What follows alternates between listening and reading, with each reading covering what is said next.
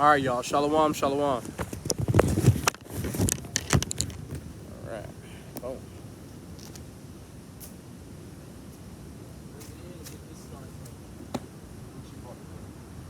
I got all the ones I had yesterday or last time, but I had to bring another Bible because, man, some of the pages make my room.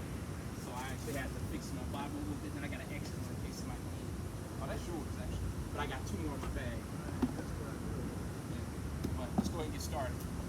All right, I like to start this by saying, Call Halal, Yahweh Bahashim Yahweh Shai. My name is Haya El, and I'm back out here with Brother Andre. Go ahead. We're here to give another lesson to blacks, Hispanics, Native Indians to let them know that they are the children of the Most High God, the Israelites in the Bible. We're going to keep it light to start off with because we have more people coming. So we basically have a dedicated lesson for them. They're driving all the way from Austin to be here. So we're going to make it worth their while, right? So while we wait for them, we're going to keep it light. The lesson that we're going to cover is going to be an old one, and it's going to be don't hate your brother, right? Because in the times that we're living in today, it is important that we gather together. And I'm going to get that in the book of Zephaniah. Because with World War III already being underway, it is integral to our, not just our survival, but our adherence to the laws of God that we gather together. That we can encourage one another and teach one another. And we're going to go to Zephaniah 2. I believe 2 or 1, if I'm not mistaken. Hold on, let me see how far it is. Yeah, we're going to go 2 through 2. So did you want to read first? Or I can start. This is Zephaniah, chapter 2 and verse 1. Gather yourselves together, yea, gather together, O nation not desired, before the decree bring forth, before the day passes the chaff, before the fierce anger of the Lord come upon you, before the day of the Lord's anger come upon you. So with all the judgment propagating throughout the earth, it is important that we gather together as a nation. See, when you gather together as a group, it signifies 2 things: who your allies are and who your enemies are, or at least who's not included, right? And that is one thing that the average Israelite or the average black, Hispanic, or Native Indian, they do not have knowledge of. And that is who is their family, right? That's one of the first things that you learn when you come into this truth, who you are and who everybody else is, right? But if you find yourself not knowing anybody in the Bible, any of the tribes, then how are you to gather together as a nation under God? Because see, if you leave it up to America, they'll tell you that we're already gathered together as a nation under God, indivisible. Even though there are places in America that we can't go. They're called sundown towns. There are institutions that we don't have access to simply because our type are not who they want to hire or who they want to recruit. So as an undivided nation, America is already fractured and splintered. But if you hearken unto the wisdom of the Bible, you can see who your enemies are and who your brothers are. And we're going to read the list of our enemies in Psalms 83. Get that? Psalms 83 and 1. If you're not warmed up yet, I can give it to you. I don't mind. Psalm 83, 1. Yeah, just keep it. This is the book of Psalms, chapter 83, verse 1. A psalm of Asaph. Keep not thou silence, O God, hold not thy peace, and be not still, O God. Verse 2. For lo, thine enemies make a tumult, and they hate thee, have lift up thy head. Stop right there. So this is saying that they that hate thee have lifted up the head. Well, who are the people who hate the Most High God? Now, to those of our people who know of this truth, know of the Bible, know of their Messiah, and decide not to keep the commandments, they hate God too. But that's not exactly what they're talking about, or at least not what King David is talking about here. What he's saying is the enemies of the Most High God that have been appointed as enemies from the time of memorial. We are not the enemies of God at our inception as the Israelites, the descendants of Israel, or the man named Jacob.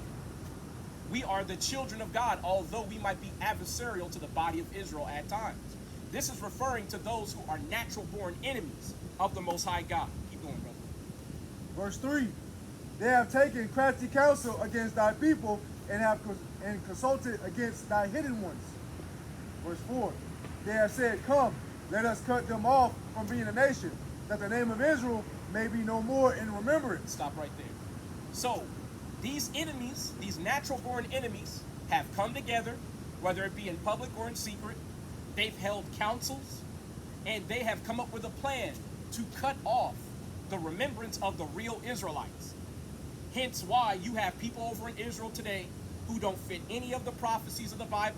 They don't fit the likeness of the Israelites. They don't even fit the position of the Israelites that they're supposed to be in while they are not put back in their land. That's right.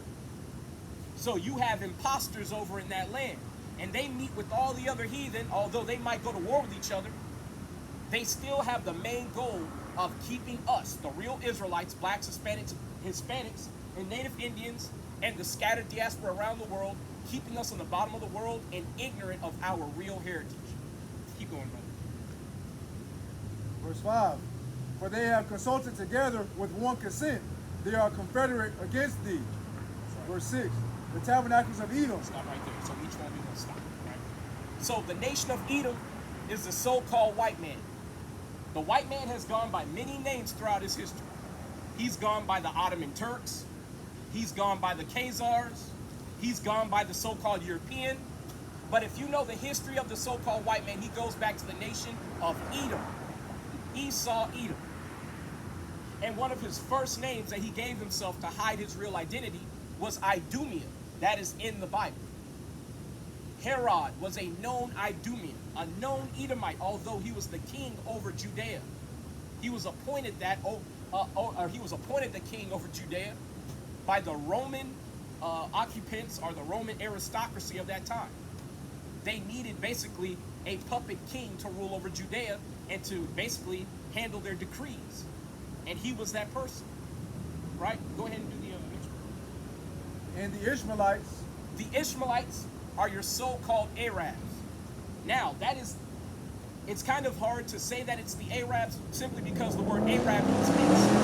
Right? So when you're talking about the people who occupy the lands of Arabia, you've got your Ishmaelites, or those who descend from Ishmael, the brother of Isaac, and you have those who descend from Elam, the so-called East Indians, right? But Ishmael is known colloquially as the Middle Easterner or the Arab. Keep going. Of Moab. Moab being one of the sons of Lot, right?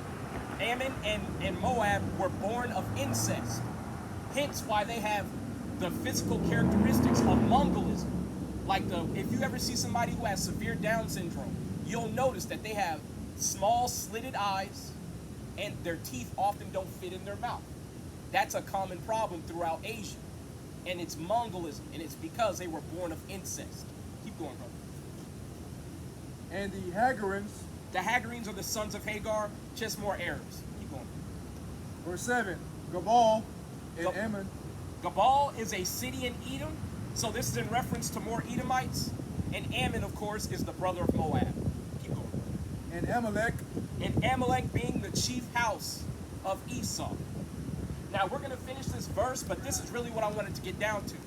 Because the Edomites who are in Israel today are the so-called Amalekites. You got time for the Bible today, sister? 5 minutes? Thou sayest, right? But the people in Israel today are who you would call Amalekites. That is why there is a pejorative that is very seldom used, but if you say it, they will cancel you very quick. And that pejorative is kike, K-I-K-E. And it references Amalekite. That's one of the reasons why, if you go back about 20, 30 years, that was a very hot button word to use. And you would immediately get accused of anti-Semitism, racism, the whole nine. And they would cancel you because you're calling them who they actually are. Keep going, brother. The Philistines. The Philistines. Now, there is a certain nation that Israel is at war with today called Palestine. Now, Palestine, its archaic form of the very same name is Philistine. Now, the Philistines are the sons of Ham. But the people over in Palestine today are not those people. They are Arabs. They are the sons of Ishmael and the sons of Elam, posing as the Philistines. Gone. You'll notice a pattern of the people occupying the lands that rightfully belong to us. They're all claiming to be somebody who they pretty much aren't. That's right. Right? You have the Iranians claiming to be something that they're not. They're the Persians or the Elamites, right? That's why Persia is mentioned in the Bible. The kings of Persia that are most notable are Cyrus and Darius. You can read about them in the book of Daniel, right? But you'll notice the trend throughout the Middle East. Everybody who is squatting on land that is not theirs is often calling themselves a modernized name in relation to the land itself. That's called a demonym. The white man in the 1990s came up with something called a demonym, where you name yourself after the land. Hence why we call ourselves here American, when we are not born of America, although we were born in America. Right. We're simply born here because our ancestors were trafficked here in slavery. But we're going to keep going. I just wanted to read these enemies because now that we see that we need to gather together, we also know that when we gather together, who are enemies amongst us? And what should we do in relation to our enemies? We're going to go to Sirach. Let me find it real quick. I believe it might be 7.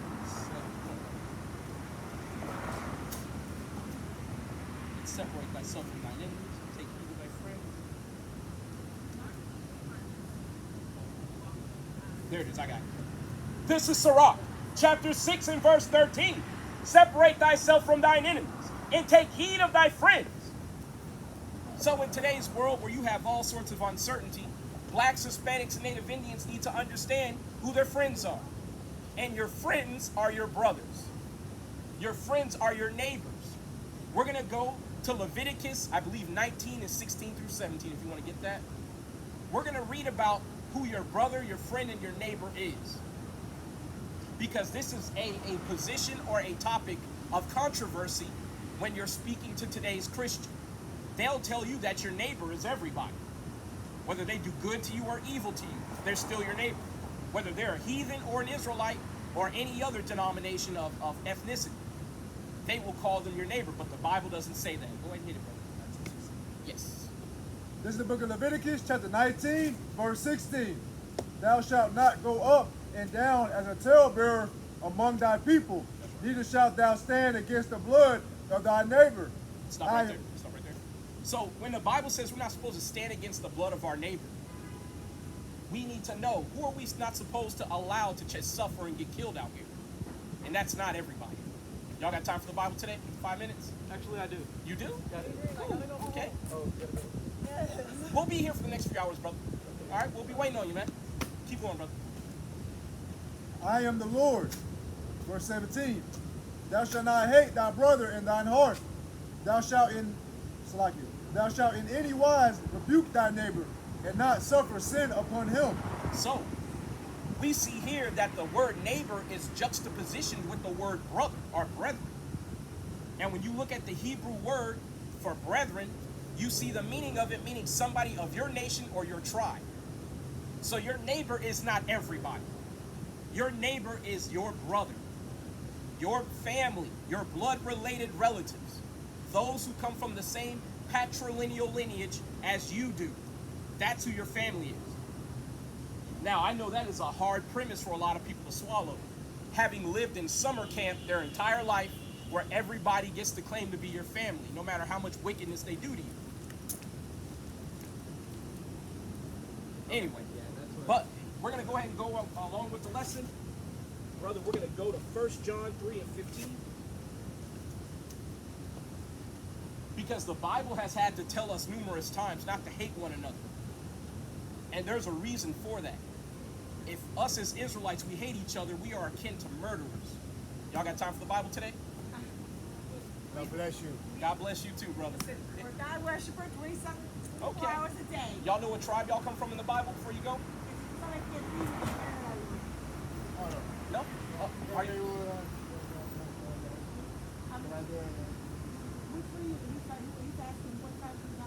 The tribes of Israel. Yeah. So are y'all Cuban, Puerto Rican? Puerto Rican? Y'all come from the tribe of Ephraim according to the Bible. That's right, Right? Ephraim was prophesied to be a fruitful bow. So that means to be like basically a very fruitful and producing people.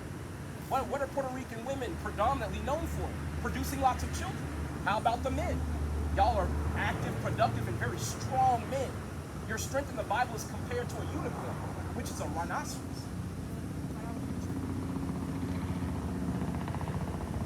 Did you get it? Yeah, so, okay, that's fine. Yeah, that's fine.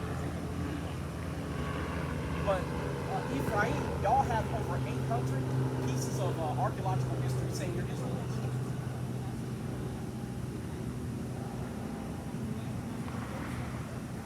Yeah, so y'all have more evidence that says you're Israelites than anybody else. Yeah, so just know y'all are special and y'all are chosen, Praise all right? God. God is good. Yes, he is. Praise All the God. time, y'all. God bless you guys. Take care. God bless y'all. Take care. All praises. Keep the commandments. Keep the commandments. We're going to read this as a need. Because our people need to know that they're special, man. We don't let language barriers stop us, man.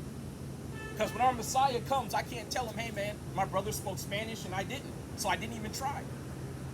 He's going to say, hey, man, you're not a profitable servant. Why did I send you out there? If the only thing that stopped you was a damn language barrier, then guess what? You didn't try hard enough. I should have raised up somebody else. I'm not trying to have that said to me in those days.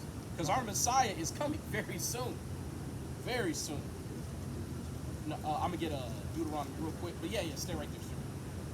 All right. So I'm going to read this for the camera and they'll hear me because they stand right there. This is Deuteronomy, chapter 7 and verse 6. For thou art an holy people unto the Lord thy God. The Lord thy God hath chosen thee to be a special people unto himself above all people that are upon the face of the earth. That's why we are faster, stronger, more resilient than anybody else on the face of the planet. That's right. But see, if you understand the curses of Deuteronomy 28, you'll also understand that despite being all those things, we're called less than everyone else. See, this book, there's layers to it. And you have to give time and attention and study to show yourself approved. Right? Y'all got time for the Bible today? 5 minutes? 5 minutes for the Bible? Yeah? So, do y'all believe in the Bible? Y'all know what tribe y'all come from in the Bible? Well, I can, yeah. Sure. Well, I'm not going to pray in public. That's not how you do it. Right? But do you know what tribe you come from in the Bible? Oh, okay. Tribu es Issachar. Mexicano, right? Yeah, Tribu es Issachar. Alright, ¿eres tú israelita? No. Okay. Well, yeah, for Jews, yeah. But y'all are the Israelites. So, when y'all first came here, y'all were called the Aztecs. Aztec means people of time. In the Bible, your tribe, Issachar, y'all told us what God was doing in the heavens when he would move the stars about to tell us where to go. So we relied on y'all to do that. That is one prophecy that y'all fulfilled to this day, right? Also, Issachar in the Bible was prophesied to be a strong donkey or strong ass, crouched down between two burdens.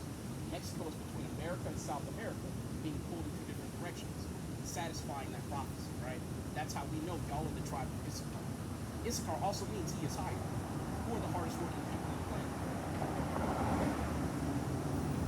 Right? Mexicans are the hardest workers in existence.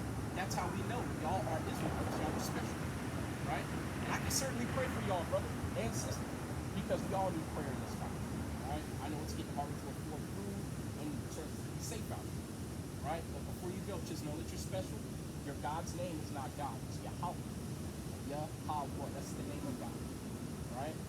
Now, do you know the real name of Jesus?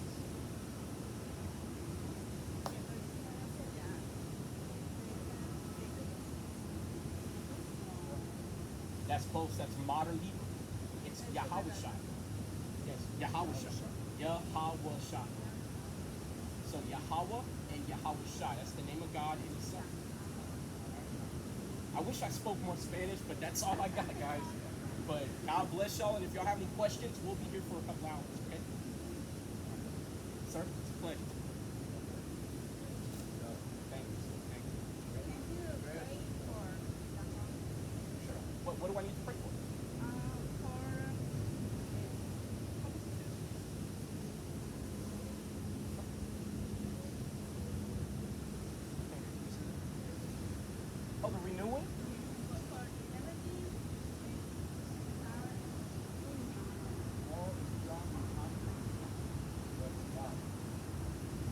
I can definitely pray for that, but just know that's only for the Israelites. Let me read one thing before y'all go, because what you want me to pray for, I pray for every day. I pray our people, blacks, Hispanics, and Native Indians, come back to God and keep His commandments. But the thing is, that doesn't include, say, like a white person. That doesn't include.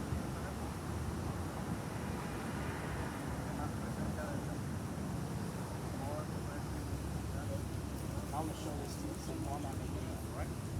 This is Amos 3 and 1. Even this part, hear this word that the Lord hath spoken against you, O children of Israel, against the whole family which I brought up from the land of Egypt, saying, you only have I known of all the families of the earth, therefore I will punish you for all your iniquities. So God only knows the Israelites, and that's blacks, Hispanics, Native Indians, and the scattered Israelites around the world.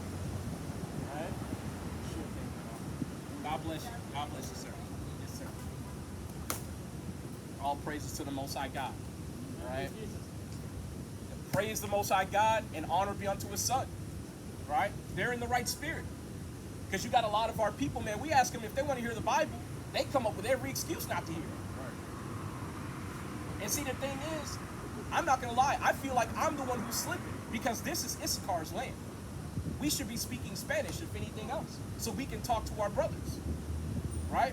That's why I always feel embarrassed when I talk to my Northern Kingdom brothers and I can't effectively communicate with them. Because there's so much to share. There's so much to learn. But the thing is, the Most High God brings people across your path to drop seeds. And He's the one who waters and increases their knowledge. So I don't have to worry about, hey, are they going to find the truth? Well, they already found it. Now it's a matter of what they do with it. Because just like I found the truth on YouTube, they can do the same thing.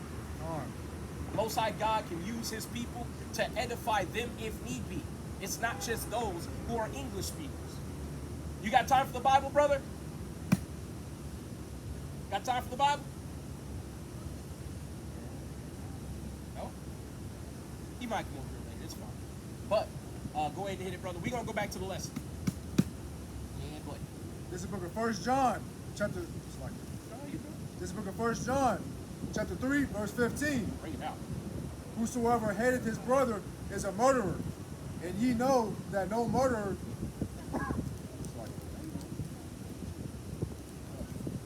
is a murderer, and ye know that no murderer hath eternal life abiding in him. Verse 16. Hereby perceive we the love of God, because He laid down His life for us, and we ought to lay down our lives for the brethren. That's all we need. So we are not to hate our brothers, even in our minds. See, when it says that you shouldn't hate your brother in your heart, that's talking about your mind, right? And you'll have a lot of our people, they'll be around their own, and in their head, they're just looking around, they're envious, they're hateful. You know, they're saying, hey, this person, they don't deserve this car. They don't deserve this family. Right. They don't deserve this, fill in the blank. But in reality, you're not supposed to be hateful and envious of your own people. How you doing, brother? Got time for the Bible today? Yeah, go ahead. I haven't seen you in a while. Yeah, I'm always here, brother. How you doing, man? Oh, it's nice to see you too, bro. I haven't seen you in like about 2 months. Yeah, it has been some time, Yeah, yeah. 4 months, something like that. You still got that Bible? Yeah, still got that Bible. That Bible. Oh, praise the Lord. What tribe you from? What do you mean, what's that? Remember, I told you, if you're Mexican, you're from the tribe of Issachar. Remember that? Issachar means he is higher, right? The reason why, and actually I'm glad you came, because I'm going to show you, this is what we were covering, right? We were telling our people in the recording to gather together, right?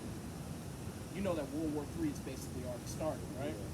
So how much more effective is it now to gather together as a nation and be there for one another, right? So this is going to be Zephaniah 2 and 1. Gather yourselves together, yea, gather together, O nation not desired, before the decree bring forth, before the day passes in chaff, before the fierce anger of the Lord come upon you, before the day of the Lord's anger come upon you. The Messiah is coming back during World War III. I don't know if you know that, right?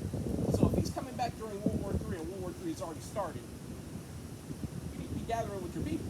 That's right. See what I'm saying? And I'm not getting on you, brother, but we're out here every Saturday. I would love to see you more often. Yeah, one of the reasons I'm a truck driver. Okay. You drive all across country? I also think that you can even see. That's why you Man, That's why when you see me, I come and try to catch you. Hmm? If I don't catch you, I don't catch you. But at least I know I took. Did I give you my YouTube channel? Yes. Okay. Yeah, make sure you're watching it, man. I'm putting them videos up, man. Yeah. I just brought this out back. My mom don't even know I'm here yet. I'm about to go visit my mom. Okay, go visit your mom, man. We'll be out here a few hours. Yes, sir. What's your name one more time so I can break? Daniel. Daniel, I need to remember your name. Can you drop a comment on my YouTube Yes, channel? sir, I will. All right, bro. I'll be looking for you, Daniel's Daniel. book. Daniel's in that book. Yes, it is. Right? Yes, it is. Oh, praise. You have a good night. You too. God bless you, man. God bless you. See, our people, man, they all over the earth. Some of our people moving all over the earth, literally all over the earth. Right. This brother say he driving 48 states, man. I don't know if y'all know, but that's that's a brave venture for our people to do that. Because I saw a video of, I think he was Jew, but he got sent to like Jasper, Texas or some, backwoods area. And basically, the people who unloaded his truck, they were like, yo, it's 7 p.m. Do you know where you at right now? They were trying to tell him, you in a sundown town, man. If you don't get out of here by sundown, somebody gonna come kill you. Y'all got time for the Bible? We read the Bible. What tribe you come from, brother? Don't read it enough. Likely from Judah if your father's a Negro. You from the same tribe that Christ came from. Now, you'll notice, Northern Kingdom all day humbly stops and listens. But it's Judah, the tribe that's meant to lead the Israelites, who's the most stubborn. And he's walking with a so-called white woman. That don't surprise me at all. But that in and of itself is not a sin. The problem is when the heathen take you away from your own people. That's the problem. And that is one of the things about so-called black men that you can say for certain. Giving them sexual access to a white woman castrates them. Come on. And if you read things like the Willie Lynch letter and the Monahan report, you will see that it is intentional. They understand to take the best and the brightest away from our people is to give them a couple of gifts. And one of those gifts being the white woman. But let's not dwell on that too much. Let's get back to the lesson. We're going to go ahead and move on. So we already got Leviticus. Brother, if you don't mind going to Ezekiel 3 and 18. So then that's why I was just like so excited about it. Because we have to correct each other.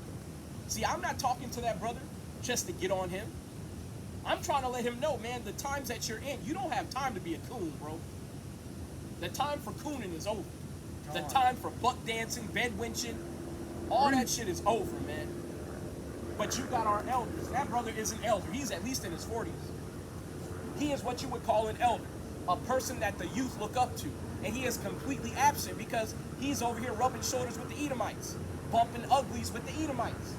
And that's what he would rather do than deal with his own people. Because he didn't even want to break stride and talk to us. He basically just said, I've read the book, and he kept it moving.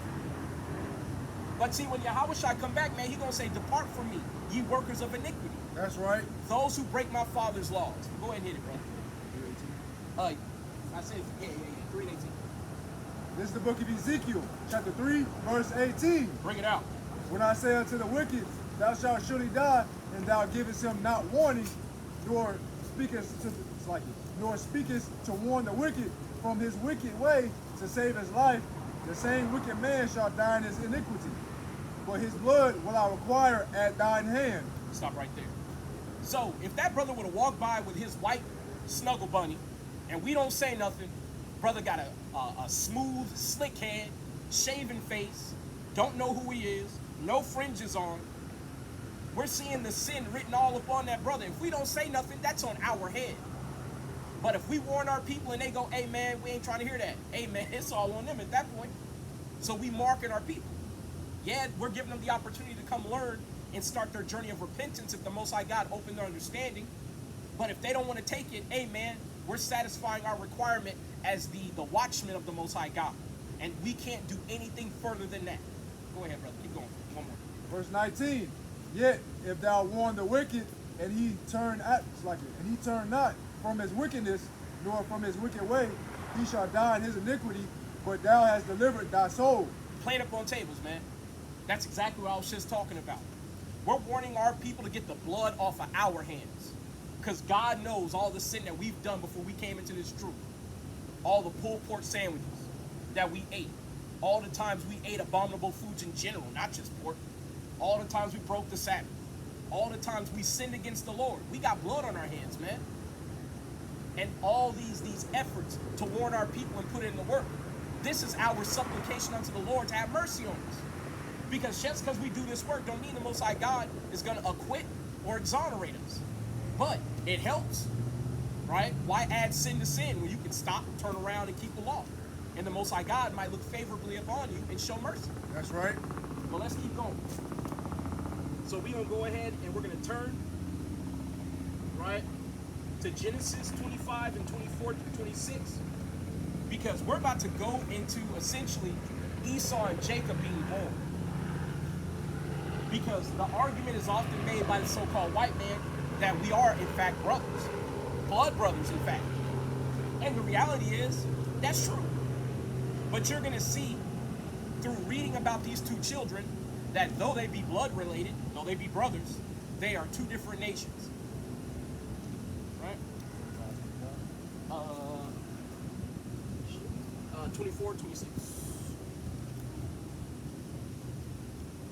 Or, I'm sorry, 25 and 24 through 26. I know I'm saying it weird, sorry. This is the book of Genesis, chapter 25, verse 24. And when her days to be delivered were fulfilled, behold, there were twins in her womb. Verse 25. And the first came out red all over like an hairy garment. And they called his name Esau. Stop right there. So you have the two children being born. The first one coming out is red all over like a hairy garment. Now when Jacob comes out, they don't describe his likeness because he's like everybody else on the planet at that time. Whether he was light brown or very dark brown, it didn't matter. They were not accustomed to seeing a red, translucent child whose blood showed forth through his skin. Now we're going to go back a few verses after we read this because I want to get the likeness of the two out of the way. But then I want to go back to the prophecy surrounding the two. Because we need to understand that though Esau was born first, that doesn't mean that he receives the double portion of the eldest. Y'all stole the land, go where you want. But let's go ahead and keep going, brother. Verse 26. And after that came his brother out, and his hand took hold on Esau's heel, and his name was called Jacob. And Isaac was 80 years old when she bare him. So now you have Jacob coming out, and as per prophecy, he grabbed hold of his brother's heel, and that symbolized something very important. Because the prophecy was already known at that time that Esau would essentially be the end, and Jacob would be the beginning that followed. We're going to go into 2nd Ezra in a second just to show that prophecy. So I'm going to have the brother go back in Genesis 25. We're going to go to 22 through 23. Verse 22. And the children struggled together within her, and she said, if it be so, why am I thus? Stop right there. So even in the womb, the enmity that's between the so-called black man and the so-called white man, it existed already. See, that's why a lot of our people, they go to these protests, these rallies, they join hands with everybody, and they make these elaborate signs, not understanding that's not going to fix the enmity that's between us. This hatred between so-called blacks, Hispanics, Native Indians, and the so-called white man, it goes back to the time where they were first born. And it happened in the womb. We don't even know what they were fighting over. Esau could have been just fighting Jacob so he could come out first. Who knows? Knowing that the Bible says one people shall be stronger than the other, and we see the white man ain't stronger than us, not in any regard. So how the hell did he come out first? I have a feeling that that's what he was fighting Jacob for. An effort in the spirit to get that double portion, not understanding he would fulfill prophecy of the eldest serving the youngest. That's right. Keep going, brother. And she went to inquire of the Lord. Verse 23. And the Lord said unto her, 2 nations are in thy womb, and 2 manner of people shall be separated from thy bowels. And the one people shall be stronger than the other people, and the elder shall serve the younger. That's it. So we see that the elder is going to serve the younger, and we see the physical characteristics of the so-called white man being embodied in this child that is just being born named Esau, the brother of Jacob. Now we see here that they're already at odds with one another, but they haven't quite come to blows as of yet. We're going to see just a couple of, we're going to read a little bit in the same chapter, because we need to go over the prophecy. You know, how he handed over the promise and all that. Right. So we're going to go ahead and cover that real quick, because we really ain't got a lesson today. We're just covering something I think is very important in these times. So we're going to go to Genesis 25, and we're going to start at, we'll go to 29 all the way down to 34. Verse 29. And Jacob sought pottage, and Esau came from the field, and he was faint. Verse 30. And Esau said to Jacob, Feed me, I pray thee, with that same red pottage, for I am faint. Therefore was his name called Edom. Stop right there. So, although Edom means red, that's not the reason why, or Esau being red himself is not the reason why he's called Esau. Right? Or Edom, I should say, because Esau actually means something else. Esau means wasted away as he. So when he was born, basically they looked at him and they said, oh my God, he's wasted away. He's born as one dead. If you've ever seen a dead body that has begun advanced stages of decomposing, you will notice that it is very pale. Our bodies turn almost a grayish blue when because they lose their melanin content. And then the blood that's underneath the skin turns black. Now I know that's a very morbid description, but imagine a live being being born, and as a live being having melanin, you would appear brown. But if you were stillborn and dead, you might be white and leprous. That is how Esau came out of the womb. And as a result, they named him essentially wasted away as he. Right? But keep going. Verse 31. And Jacob said, Sell me this day thy birthright. Verse 32. And Esau said, Behold, I am at the point to die. And what profit shall this birthright do to me? Stop right there. So now we see even more characteristics that embolize and symbolize the white man today. The white man is a very impatient creature. If you tell him he can't have something, he will do everything short of I'll say everything short of destroying the earth. I don't even want to say short of genocide, because he'll do that too. He'll do anything to have his wants and his needs fulfilled, up and into, including harming himself. This is what you have here with Esau. See, if you actually read the scriptures and you understand how things were supposed to go down, Esau was born to receive the blessing. Him coming out first meant that he was going to be the firstborn. He was going to receive the blessing of corn, wine, and oil, and the service of all his brethren. But because he sold that birthright, it belonged to Jacob. That's right. Keep going, brother. Verse 33. And Jacob said, Swear to me this day. And he swore to him, and he sold his birthright unto Jacob. Keep going. Verse 34. Then Jacob gave Esau bread and pottage of lentils, and he did eat and drink, and rose up and went his way, because Esau despised his birthright. So you see what the white man always does. If something doesn't give him immediate value or enrichment, he will cast it behind him. Right? Now, we're going to see in Psalms 50 that the Most High God talks about the wicked in the same regard. But we're going to keep going on with Esau. Yeah, I'm going to go ahead and grab that in Psalm. Go to Genesis, I believe it's 27.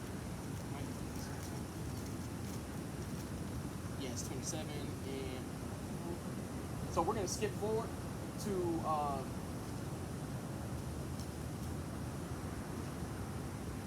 know what?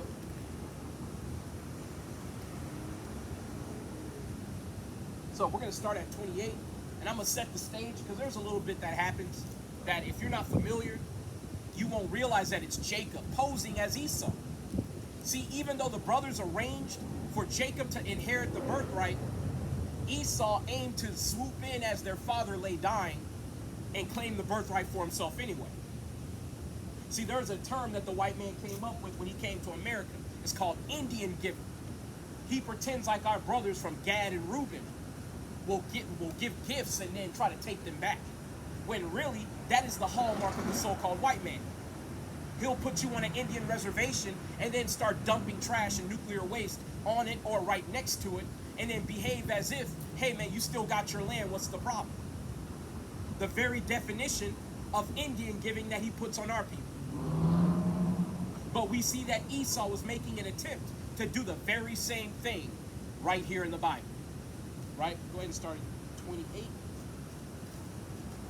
And then go all the way down to 29 and then stop. Oh, I'm sorry. 27 and 28. Yeah. This is the book of Genesis, chapter 27, verse 28. Yeah. Therefore God give thee of the dew of heaven and the fatness of the earth and plenty of corn and wine. Verse 29. Let people serve thee and nations bow down to thee. Be Lord over thy brethren and let thy mother's sons bow down to thee. Cursed be every one that curseth thee, and blessed be and blessed be he that blesseth thee. Y'all got time for the Bible today? 5 minutes? Thank you. Thou says. But what we see here is we see the blessing being given to Jacob. And he's blessed with corn, oil, and wine, are basically, you know, the natural resources of the earth. But you also see that he is blessed to rule over his brethren, to rule over the other nations. In other words, he's being appointed as the chosen. There's something that you'll see online if you listen to enough of these Edomites. You'll have a couple of them, they understand what we're claiming, that we're God's chosen by right and by lineage, basically. And what they'll say is, you stole our destiny. I've heard that a few times. But the reality is, they sold their destiny for a bowl of lentils and soup. But the reality is, it doesn't make it any more devastating to them now that they're at the end of their rulership. So now they're going to look around, and like they've always done, they blame everyone else instead of themselves and their ancestors. But go ahead and, yeah, just keep going. Just keep going. Verse 30. And it came to pass, as soon as Isaac had made an end of blessing Jacob, and Jacob was yet scarce gone out from the presence of Isaac, his father, that Esau, his brother, came in from his hunting. Verse 31. And he also had made savory meat, and brought it unto his father, and said unto his father, Let my father arise and eat of his son's venison, that thy soul may bless me. Stop right there. So, to paint the picture, Jacob got that blessing, and he got up out of there, right? Because Isaac had already picked up on the fact that he sounded like Jacob. But thanks to Rebecca's swift thinking, she dressed him basically in hairy garments, animal skins, that were basically from Esau's hunting, so he smelled like the field. So Isaac said, hey, you know, you sound like Jacob, but when I draw near to you, you smell just like my other son Esau. Must be you. You'll fit. And see, it's according to the prophecy. Because when Esau came in, he came in happy. He was like, yo, I'm about to go get this blessing. He walked past his brother in his disguise and didn't even pay it any heed, because he assumed, let me go in and get this bag right quick. I got my suit that my daddy liked. Let me get in there. But keep going. We gonna see how it go down. Go ahead. Verse 32. And Isaac his father said unto him, Who art thou? And he said, I am thy son, the firstborn Esau. Verse 33. And Isaac trembled very exceedingly and said, Who? Where is he that had taken venison and brought it to me? And brought it me. And I have eaten of all before thou camest, and have blessed him. Ye and he shall be blessed. So, what Isaac is saying is like, yo, like, so who was that dude I just blessed? But see, the thing is, Esau had his faculties still intact. He was a young man. So he saw his brother heading out. He didn't know what had happened. See, and Jacob in Hebrew means supplanter. So he got supplanted by Jacob. So Jacob received the blessing, and then soon as the words were over, he got up out of there. And then here come Esau in the nick of time with the venison, trying to get the blessing that he already sold to his brother. But we see here that Isaac, he was like, yo, I got tricked, man. But it don't change the fact that I blessed him. Right. That's like if you had cash in your pocket and you got mugged in an alley. Although they stole the money from you, it doesn't mean they can't spend it. It's still their money until the authorities catch them and recover it. And the authority in this case would be the Most High God. And the Most High God said this was a prophecy. And this is exactly how he went, or he aimed for it to go down. Fine. But keep going, brother. Verse 34. And when Some Esau, I'll give some. Keep going. verse 34, and when Esau heard the words of his father, he cried with a great and exceeding bitter cry, and said unto his father, Bless me, even me so, O my father. Verse 35. And he said, Thy brother came with subtlety, and have taken away thy blessing. Verse 36. And he said, Is not he rightly is not he rightly named Jacob? For he has supplanted me these 2 times. Stop right there. So you have even Esau recognizing that his brother is by nature a supplanter. Now, my question is, when was the first time he got supplanted? That's when he sold, or Esau willingly sold the birthright. This tells you the psychology of who you're dealing with. He views that transaction as a fraudulent transaction, although he's the one who authorized it. That would be like if I drew up a contract, you read it over and understood the terms, signed it, and then later on said, I don't agree with the terms of this contract. Hey, you good? Oh, you need a light? Okay. But, so what you have with Jacob and Esau is you have somebody who doesn't like the terms of the contract that he agreed to. So he views Jacob as a criminal. Now, one of the things about these Amalekites, I'll say that, I'm not going to say the fake J word, right? But the Amalekites today, when they talk about Jacob obtaining the blessing, they say he stole it. But the reason why they say he stole it is simply because they know in the spirit that that blessing doesn't belong to them. That the Israelites, the rightful Israelites, still possess that blessing, and they view us as criminals as a result of them giving it away. Whenever you're ready. If you need me to read, man, just let me know. Verse 36. No, And he said, like it. no, it's you're right. You took away my birthright. Now he had taken away my blessing, and he said, Hast thou not reserved a blessing for me? Verse 37. And Isaac answered and said unto Esau, Behold, I have made him thy lord, and all his brethren have I given to him for service.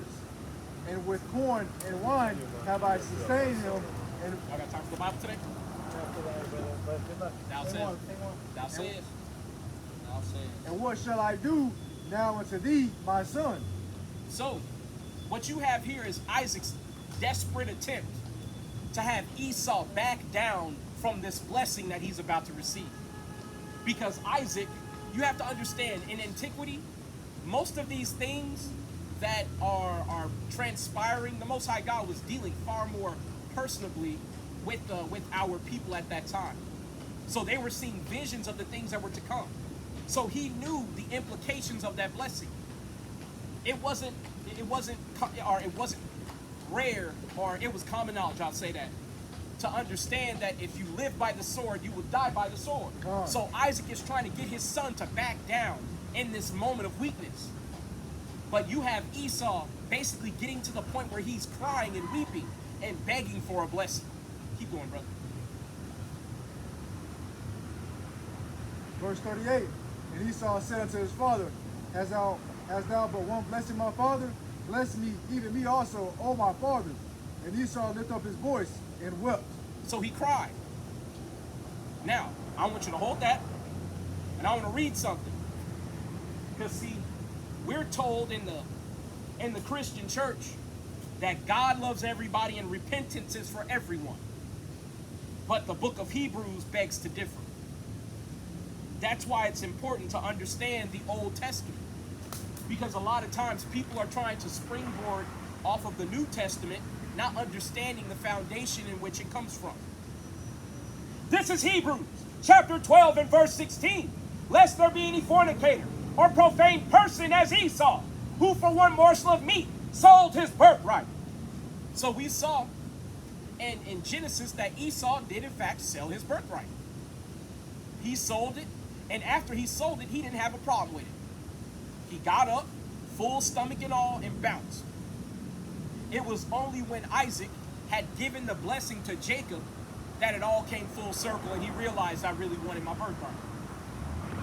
But that's how the white man get down. If you look at a place called Seneca Park, if you look that up online, you might not find too much about it. The reason for it is because it's been renamed Central Park. It used to go by the name of Seneca Park or Seneca Village, and it was given unto black people who were moving north after slavery, and they had to find places to settle. And one of those places was Seneca Park. But when the white man saw that he could kick us off that land, and he could make it available to the public and make money off of it, hey, it was already a done deal. That's just one example of how he gets down. And you see here with the blessing that it's no different, right? Verse 17. But ye know how that afterward, when he would have inherited the blessing, he was rejected, for he found no place of repentance, though he sought it carefully with tears. So you have Esau crying like a straight up baby, begging for a blessing, and he didn't get that birthright that he was looking for. He really got a curse, because now he has to live by the sword. Now, if you understand, actually, that's something totally different. I was going to mention Cain, the curse of Cain, right? See, the Most High has put many curses on Esau, and one of the curses is not just leprosy, but it's also the curse of not being able to get food out of the earth. So let me get this straight. If your blessing is warfare and the sword, but you can't farm and grow your own food, what are you going to be incentivized to do? All you got is a sword. You don't got a tractor. That means you're going to the people who got tractors, who have agricultural, culture, techniques, ways of growing food. You're going to go and you're going to conquer them and subject them to you and make them grow your food. And that's exactly what the white man does today. Let's go back to Genesis. We're going to finish it out. All right, keep going, brother. Verse 39. And Isaac his father answered and said unto him, Behold, thy dwelling shall be the fatness of the earth, and of the dew of heavens from above. Verse 40. And by thy sword shalt thou live, and shalt serve thy brother. And it shall come to pass, when thou shalt have the dominion, that thou shalt break his yoke from off thy neck. Verse 41. And Esau hated Jacob. Yep, stop right there. So it says that Esau hated Jacob. That's one of the things that we're trying to tell blacks, Hispanics, and Native Indians. The so-called white man hates you, and that will not change. That hatred goes back all the way to this point right here in the Bible. But see, you can argue it goes even further. Because if you understand Cain and Abel, that's where it really started. If you even just contemplate what the mark of Cain would be, how could you see somebody and readily identify that they're cursed? Well, if everybody on the planet is darkly melanated, how about cursing somebody to look different by their color? And if they can't go out in the sun for long periods of time, how are they supposed to work the land? So that's how we know that the curse of Cain, the spiritual successor to the Cain or Canaanites, if you really want to say it, not the Canaanites as the son of Ham, but the prototypical Edomites for the time. Preach, brother, preach. They came from from Cain, who went off to other nations and had many children. Right? But keep going, brother. Because of the blessing wherewith his father blessed him, and Esau said in his heart, The days of mourning for my father are at hand. Then will I slay my brother Jacob. And that hatred has persisted to this day. One of the things, and actually, you know what? We're not going to just talk about it. That's why I brought this book out here.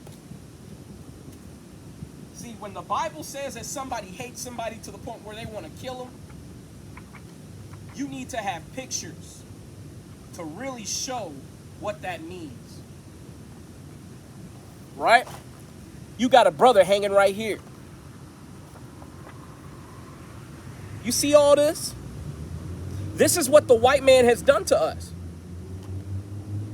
See that enmity that's between Jacob and Esau? It has never gone away. And that's just a few pictures. I'm not going to show too many. They're going to, strike the damn channel. But I want to read something in Zechariah 11 and 5. Right? And then we're going to go to Ezekiel 25, and then we might bounce to 35, because they both say similar things. But one of the things that we have to understand is that brotherly covenant that was supposed to exist between Jacob and Esau, it was frayed from the beginning, but torn when Jacob got that blessing. Right? One second. Yeah, go ahead. Zechariah 5 real quick. I have to just replace this Bible. I'm worried every time I turn a page.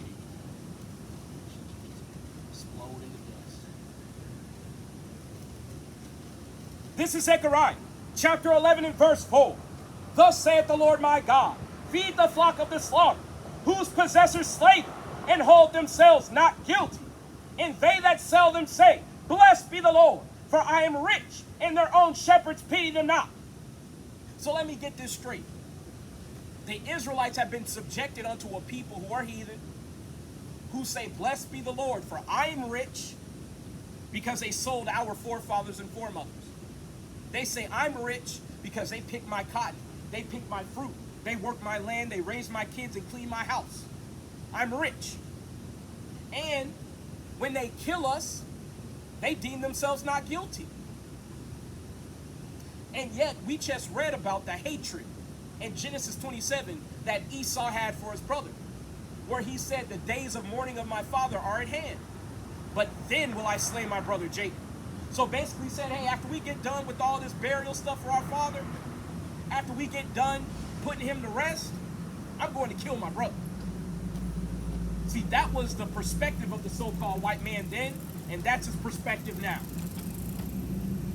That's why when you give him the statistics of all the Israelites that he killed, he doesn't even blink an eye. Because in his mind, he's saying, good, I wish I got rid of all you niggas. See, but the reality is, Israel is as the sand of the seas.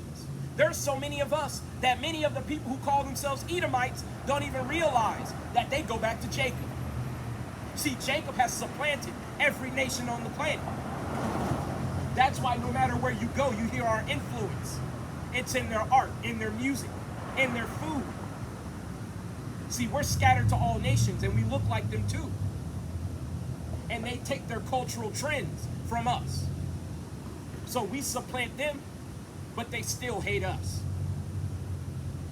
But we see that is the nature of Esau. We're going to go to Ezekiel 25, and we're going to go ahead and start at verse 12, and we're going to read down to 14.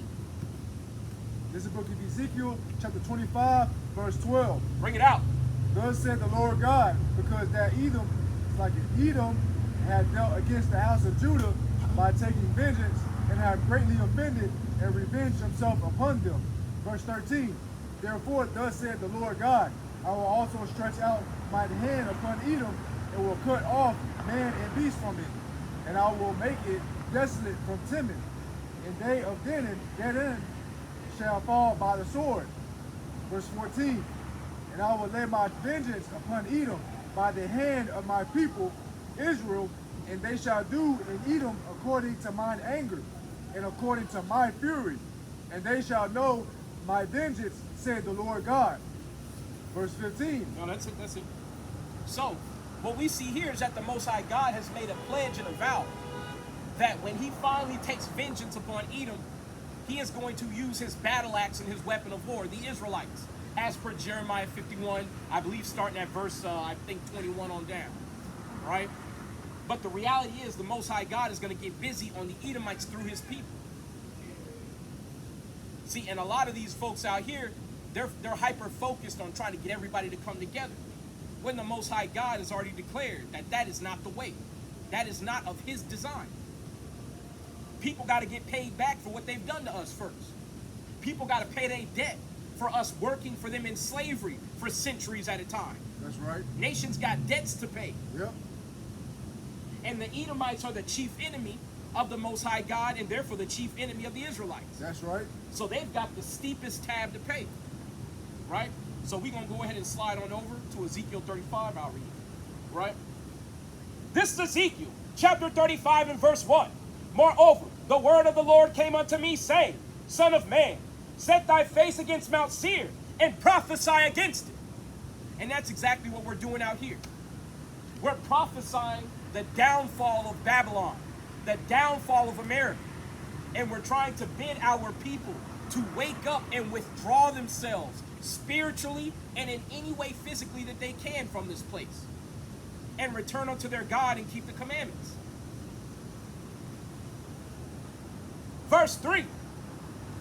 And say unto it, Thus saith the Lord God, Behold, O Mount Seir, I am against thee, and I will stretch out mine hand against thee, and I will make thee most desolate. And we see that desolation coming to America today. That's why you have food shortages taking place here in America.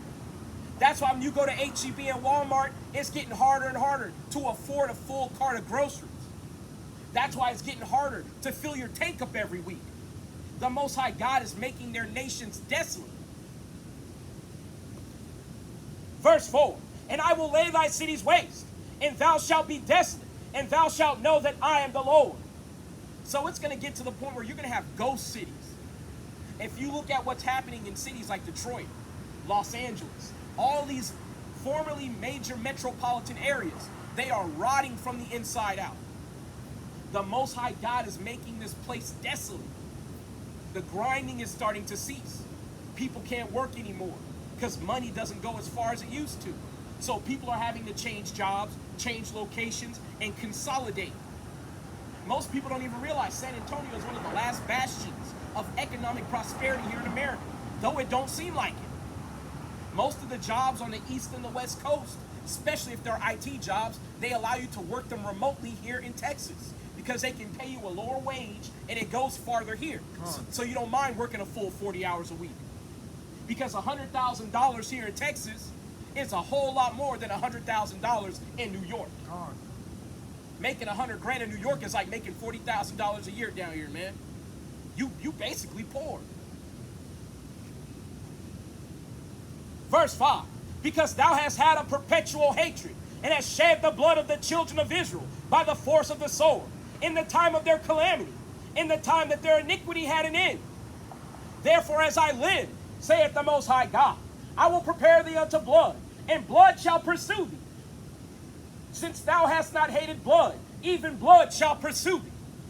So the Most High God is saying, since you like killing so much, since you like hanging folks, burning folks, raping folks so much, don't worry about it. It's going to happen to you too.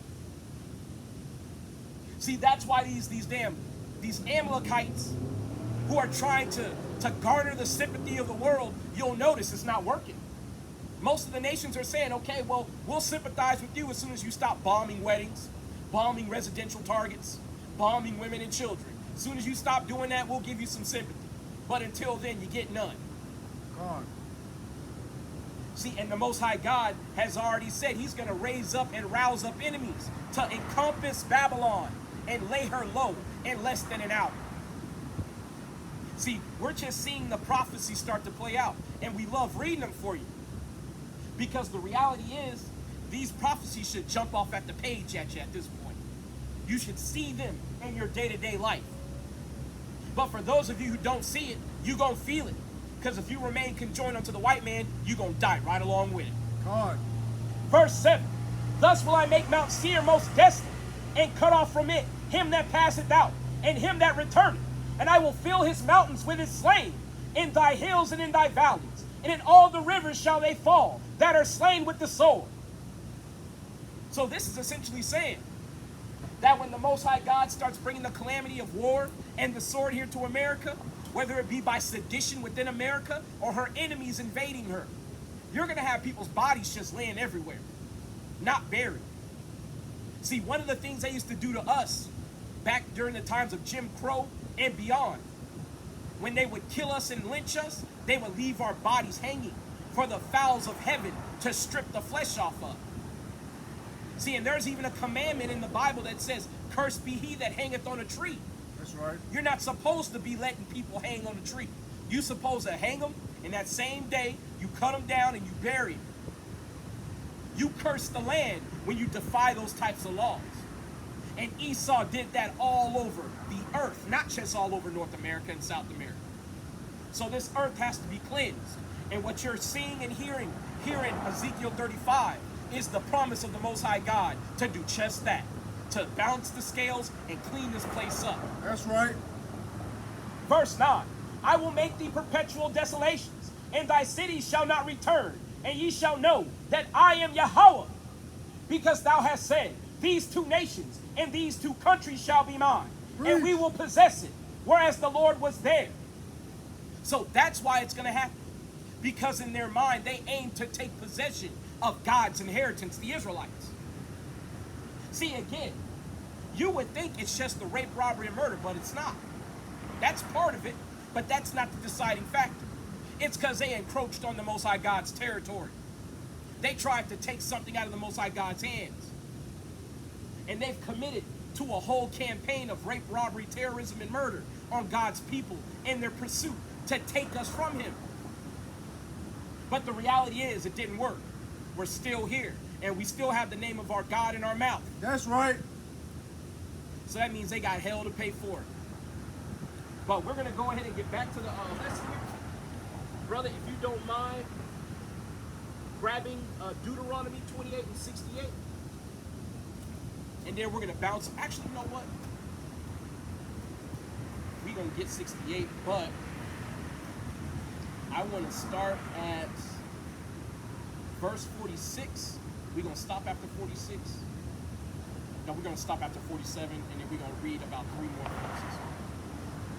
Right? So 28 and 46 to start. You back, brother? Hey.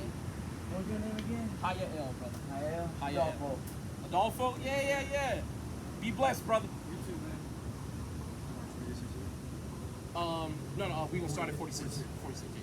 This book of Deuteronomy, chapter 28, verse 46. And they shall be upon thee for a sign and for a wonder, and upon thy seed forever. Stop right there. So, when it says that the curses of Deuteronomy 28 shall be upon us for a sign and for a wonder, the curses are how we know who the Israelites are. That's one way where you might not be able to tell what tribe you come from, but you can certainly tell if you're an Israelite or not, because these curses are very specific, right? But keep going, brother. Verse 47. Because thou servest not the Lord thy God with joyfulness and with gladness of heart for the abundance of all things. Verse 48. Therefore shalt thou serve thine enemies, which the Lord shall send against thee in hunger and in thirst and in nakedness and in want of all things. Stop right there. So we're going to break it down like each one. Hunger, and we'll go thirst, right?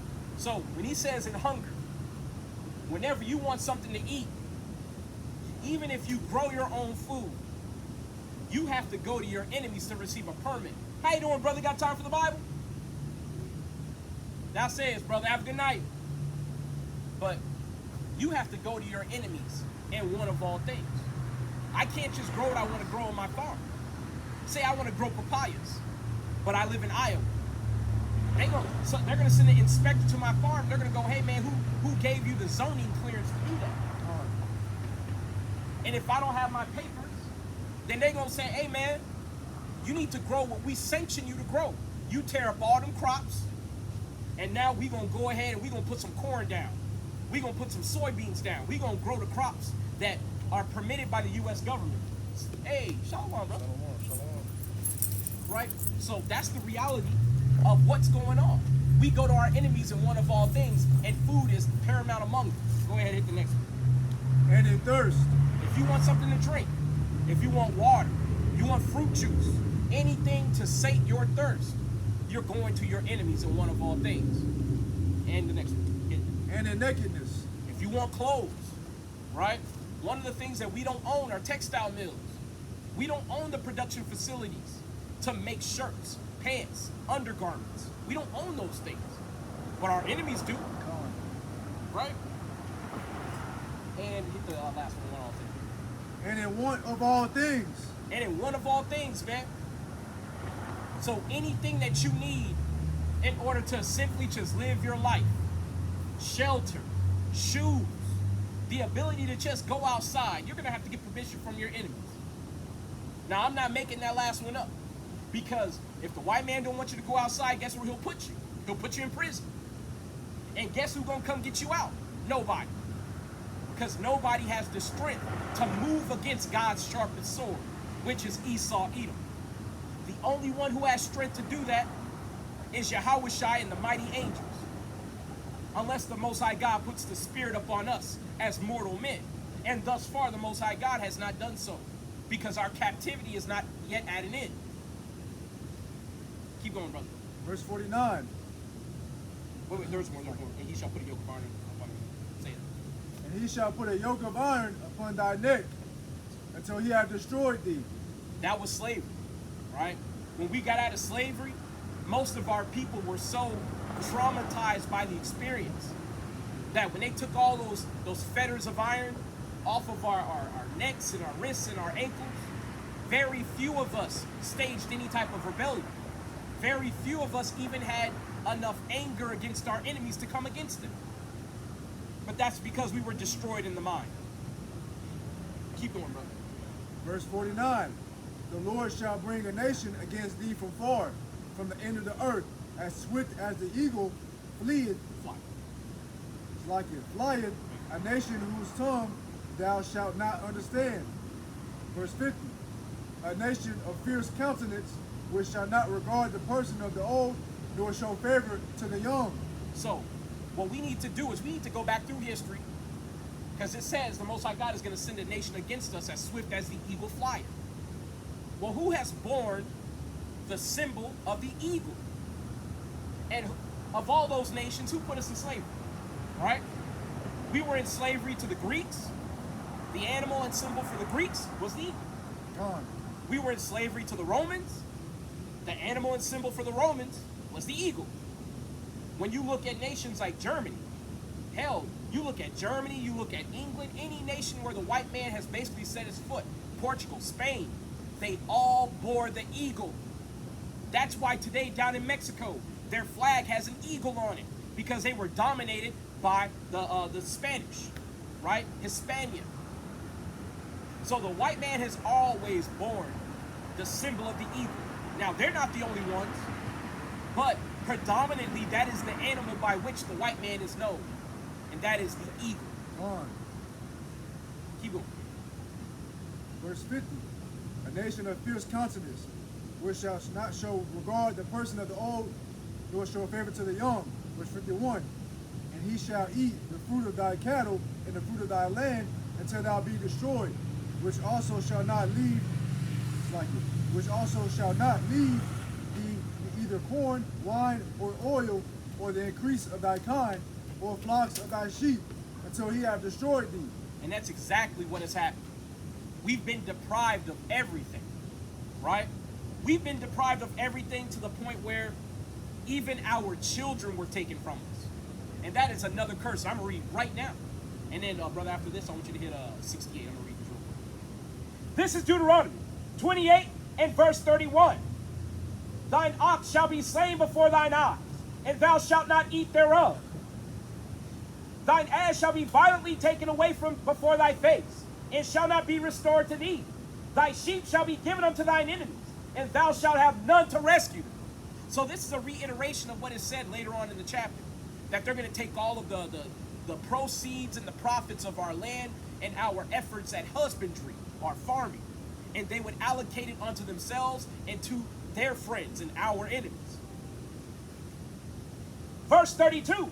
Thy sons and thy daughters shall be given unto another people, and thine eyes shall look and fail with longing for them all the day long, and there shall be no might in thine hand. And that's exactly what you see when you look at the pictures of slavery.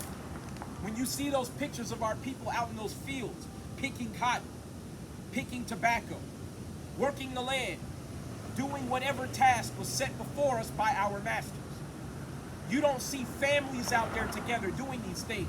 You see individuals that have been sold and traded by plantation owners from one to another. And they are basically broken mercenaries for hire.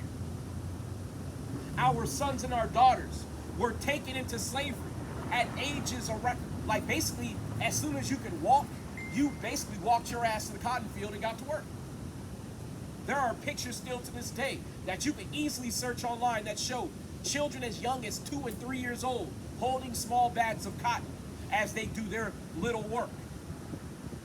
See, the white man wasn't playing. And for those that they didn't even allow to grow up, sometimes they took them and they forced them to be gator bait. So the reality is, our sons and our daughters were taken from us and they were used as literal tools. Whether that tool was a cotton picker or bait for a crocodile. Didn't make a difference to them. Right? Go ahead and hit the big one, 68. This is the book of Deuteronomy, chapter 28, verse 68. Bring it out. And the Lord shall bring thee into Egypt again with ships, by the way whereof I spake unto thee. Thou shalt see it no more again. And there ye shall be sold, and there ye shall be sold unto your enemies for bondmen and bondwomen, and no man shall buy you. So, that's the curse that we read to our people to let them know that slavery is in the Bible. Right? Oh, come over here, brother. Get closer. There. We all in frame. Cool. So that's the curse that we read to let people know, hey, look, you got to understand, man, slavery was not just a coincidence. And not to mention, it wasn't a one-time thing. Every time that we have departed from the Most High God's laws, He has sent an adversary. He raised them up to basically subject us unto their whims and authority. Because the Most High God thinks of it like this. If you don't want to serve me, you'll serve them. And you're not going to like serving them. They don't put you on the top of all nations like I do. They don't give you a full stomach and a safe family and beautiful dwellings Preach. like I do. Preach. That's like a man having a wife who wants to run off and cheat with a man down the street. It's like, all right then, so you love that nigga so much, go get with him then. And then when you start showing up with bruises on your face, tattered clothes, looking raggedy in the streets, don't look to me like I'm gonna come save you. That's how the Most High God views this. But the Most High God never leaves us completely, right? Let's go to Leviticus 26, and I believe verse 40 as well. And we will bring out just a little bit more, and then, brother, you got a lesson?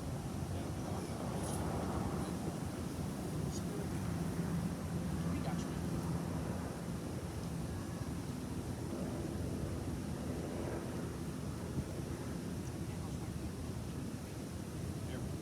Yeah, we gonna go 40.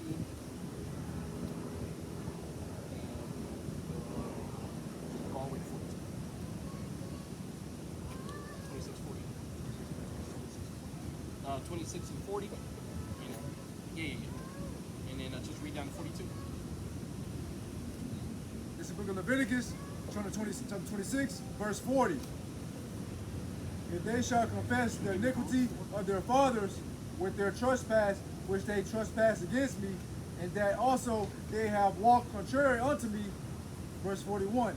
And that I have, it's like it, and that I have also have walked contrary unto them, and have brought them into the land of their enemies.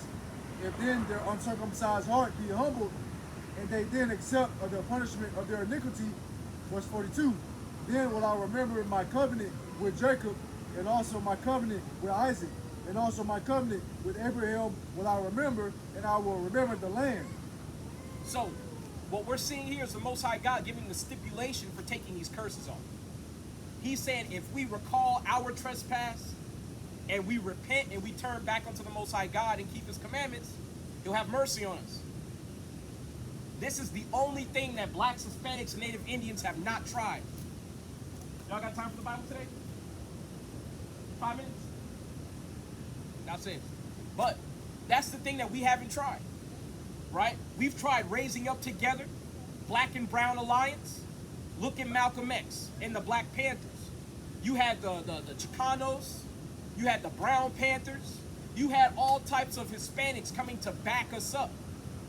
But there's another curse that we're under, that we would go before our enemies unified and we would scatter 7 ways.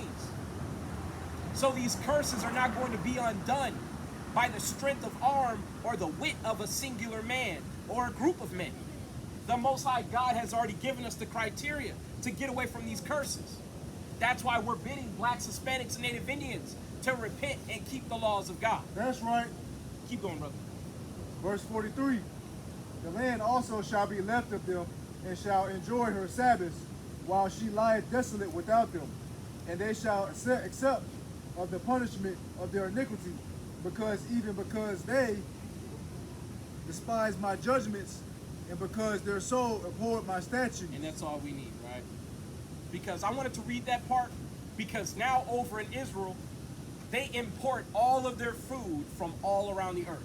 They don't grow any of their own food. I thought these were God's chosen people, who were blessed with corn, wine, and oil, who were blessed with the beauty of the earth.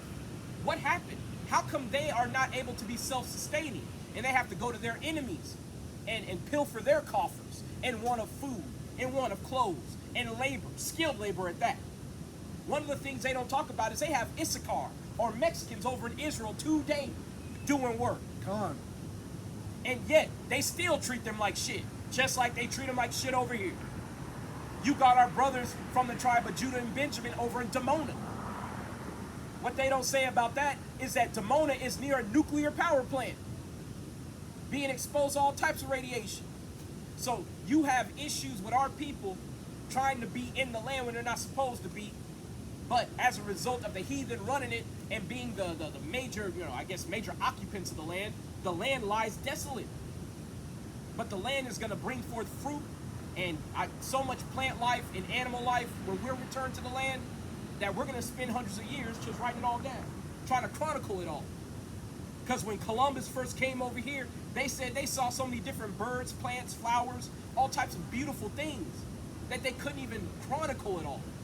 Most of it died out before they even had a chance to record it. Yeah, they're finding new animals every day. Did you see that shit they saw? It's a damn dolphin with a bunch of teeth that come out of its bill. It's like the teeth like inner. No, it's a new one. They call it a prehistoric dolphin. They thought it was extinct. The life on the earth is starting to pop back up again. It's been going on for a little while. I say maybe probably about 6 months back, roundabout, they found a remote area of Tasmania that had pictures of Tasmanian tiger. Little glimpses. Oh, they back? Little glimpses, but Yeah.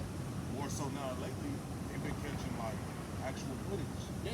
Jaguars that got pushed down into Mexico, out of Texas, Arizona, New Mexico. They're making a resurgence back into Texas, Arizona, New Mexico, around that, borderline. So, Yeah, the life on the planet is sanctioned by the Most High God when it dies to return to the earth and then to be reborn. Just because there aren't any, say, pumas left, don't mean the pumas are gone. The Most High God just got to put them back. And whenever he sanctions them to come back, they'll be back. Con. Because I know these damn mosquitoes come back every year. They come back bigger and stronger every year. I don't know how the fuck they do it. They be eating rain and pesticide. They be like, man, this shit tastes delicious. Man, this shit they don't know retarded, this is man. Texas, bro. The roaches and the mosquitoes. Man. Nuclear and destructible. Bro, Dallas is the only place I've ever been to when I cut the kitchen light on in the morning and the roaches have to scatter. They don't even move. They just sit there. They be like, yo, what's up, man? Because they can fly. They don't care. They'll fly, hit you in the face. So, I mean, like, the Most High God is doing what he wants with the animal life. If you can go to Route 41. Yeah, hit me. This is the book of Baruch, chapter 4, verse 1. Bring it Right out. now, this is the book of the commandments of God and the law that endureth forever. All they that keep it shall come to life, but such as leave it shall die. Keep going, brother. Turn thee, O Jacob, and take heed of it.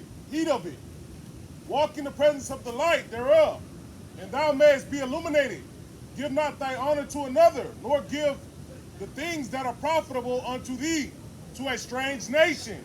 O Israel, happy are we, for things that are pleasing to God are made known unto us. Stop right there.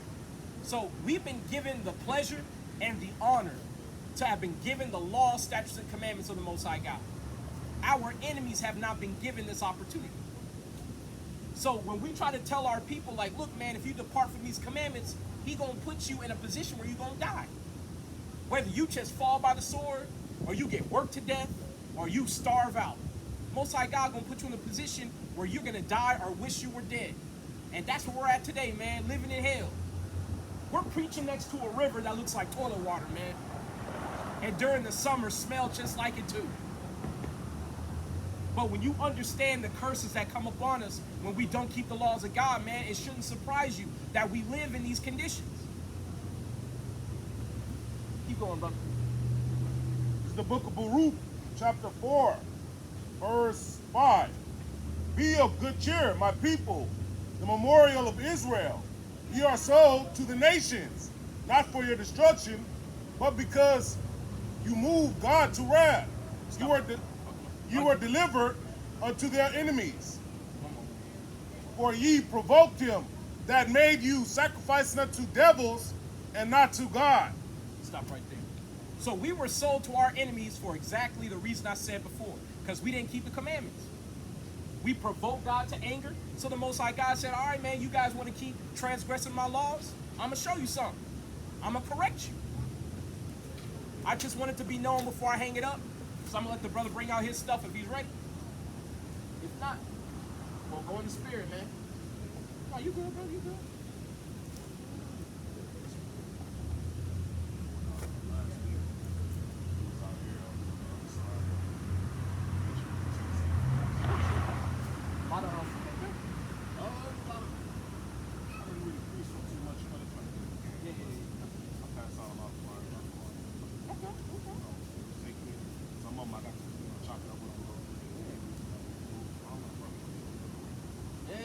All praises, bro.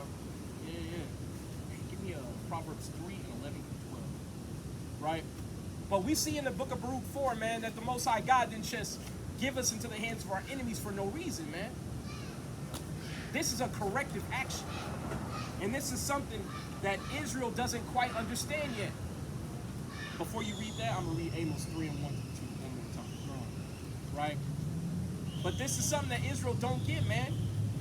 The Most High God, when he brought us under the covenant, he made sure that he gave us one of the best prophets that the Bible could possibly even talk about. The reason why I say the best is because Yahweh Shai said that there hasn't risen a better prophet than John the Baptist. So I can't say Moses is the best. That's right. But he's still up there. The Most High God gave us the meekest individual that this planet has ever seen to be our first king. See, technically, Saul was not our first king. Moses was. That's right. And even with Moses, we continually transgressed. We transgressed so much that we made Moses go off, man. We made the meekest, most understanding and patient man on the planet slam 2 tablets made of stone down to the ground that was written upon by the finger of the Most High. Most High God had to make another set. All because our people so damn ignorant, right? This is Amos, chapter 3 and verse 1. Bring it up. Hear this word that the Lord hath spoken against you, O children of Israel, against the whole family, which I brought up from the land of Egypt, saying, you only have I known of all the families of the earth. Therefore I will punish you for all your iniquities. Can 2 walk together except they be agreed? And the answer is hell no. That's right.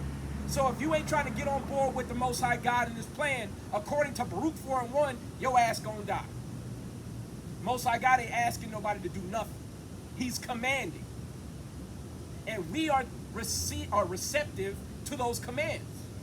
At least you better be, or he gonna get your ass up out of here with the quickness. Me personally and my family, man, I just had somebody pass away from opioid overdose. Niggas don't even do fentanyl and shit, man, until now. The Most High God is letting that plague touch us because our people don't want to repent. And when I found out all the circumstances surrounding it, I was just like, yo, how the fuck this happened? Like, y'all knew what was going on, and yet y'all let all this happen. But the thing is, though, you ain't gonna escape these curses, man. You're not gonna escape. But that's all I got, y'all. It was a short lesson. Oh, yeah, get that real quick. Yeah, 3 and 11. 3 and 12. Yeah. This is the book of Proverbs, chapter 3, verse 11. My son, despise not the chastening of the Lord, neither be weary of his correction. Verse 12.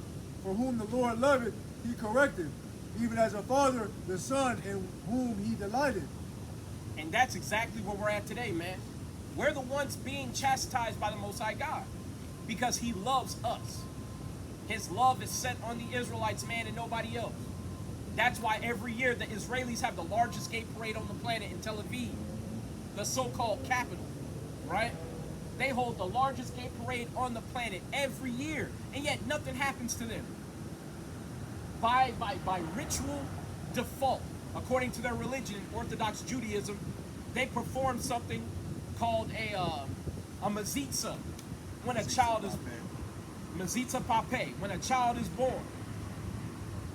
Bring alive, Mazitza Bape. There you go. Brother know how to say it better than I do. Right? But it's where they circumcise the child and the rabbi sucks the baby's member for the blood. They do that by their belief in the Talmud. By Talmudic tradition, they do these things. And man, yeah, for real. It's homosexuality and pedophilia all in one. Not understanding for blood. Yeah, because it's a bleeding member at that point. You're not even supposed to be taking blood in your mouth like that. But yet, these are God's chosen people. Returned to the land, so-called by prophecy, in 1948 by the Balfour Declaration. It's not even one point. You might even argue that being like a form of cannibalism, honestly. Yeah, actually, it is cannibalism. Because you can't get all that blood out of your mouth. And the Most High be smiting their asses with plagues. They be getting herpes and shit, be giving herpes to the kids. I can only imagine, man, I'm damn 3 years old, and I'm breaking out in herpes sores and shit. Because I've been victimized by some damn pale devil. And would you believe you got dumbass niggas trying to go to Judaism declaring themselves Jews? Meaning, if they're an Orthodox Jew, their child gonna go through the same shit when they born. Jake bugged out, man. But that's why you got to know who your enemies are according to the Bible, man. And we went over some of that today. And I hope our people have a little bit more understanding that, you know, the Most High God loves the Israelites. We got the birthright. And the Most High God don't care nothing for our enemies, man. But with that, I say shalom, and I pass it on to the next speaker, man. Yeah, that's a powerful thing. First and foremost, Mahala Yahweh Bahashim Yahweh. Call me Demo, man. I don't got my Hebrew name yet. But, I'm gonna start off with something. I'm gonna touch a point you said. When it's important to know who our enemies are, right? I went into a lesson last week where I was talking about how it's important to know who we are. Important to know who you are. You know what I'm saying? And you know, I think this kind of goes hand in hand with the lesson you brought out. I didn't bring out everything from the last lesson, but you know, move through the spirit. Brothers got precept. But real quick, I'm gonna start with this right quick. This is the book of Luke. It's the book of Luke, chapter 12, verse 47. Bring it out. And that servant which knew his Lord's will and prepared not himself, neither did according to his will, shall be beaten with many stripes. But he that knew not and did commit things worthy of stripes shall be beaten with few stripes. For unto whomsoever much is given, of him shall much be much required. And to him men have committed much, of him they will ask the more. And I thought that was a great, segue, man. I think a lot of things I'm gonna touch on is just gonna go hand in hand with what you were bringing up, brother. Because, like I said, not last week, the week before, we have issues with following these other people, right? We're either white supremacists or we're reverse white supremacists. You know what I'm saying? Where once we believe everything was white, that's the standard. Then some of us flip the script and we have a mindset where everything black is the best. You know what I'm saying? And then within that you get to lump in groups of people who don't belong. Just had an argument with a brother, Jalon. He put me on this scoffer talking shit. And I'm gonna touch on this real quick. This real quick. This is the important point, right? I'll probably pull it up so I can bring out some scriptures while we talk about it, right? But we got brothers scoffing, right? They talking about chief priests. They talking about he's a Muammar Gaddafi and all this other shit like that, and he has a white woman, and we're polluting our seed with the heathens and whatnot. What I need brothers to quickly understand is that you got to be careful what you say and the logic that you're using, right? Yahweh Shai has a Moabite in his bloodline. Moses had kids with she was Midianite, right? Moses. Yeah. No. Midianite. It was a Midianite and a Ethiopian, right? But also the Canaanites. All of our forefathers were mingling with the Canaanites. You see what I'm saying? So if you go by that stupid logic of, the woman, got to be pure blood Israel. First and foremost, you operating off of Esau's doctrine anyway. You can't put old wine in the new vessels. And if somebody can put that up Yeah, for me. I got you. Get that. You can't put old wine in the new vessels. You see what I'm saying? And it's hyper. I don't know. I can't remember the word for it, but Hyperbole? no. But I'm saying that they're being. It's still white supremacy. It's just in reverse. You know what I'm saying? It is hypocritical. Kind. I'm gonna leave that. I'm not gonna. I'm not gonna work that horse.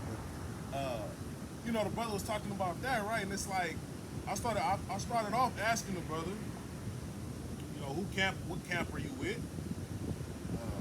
Because to be honest, I've only been in this thing for a little while, right? Compared to most brothers, they've been there 5 years, 10 years. You see what I'm saying?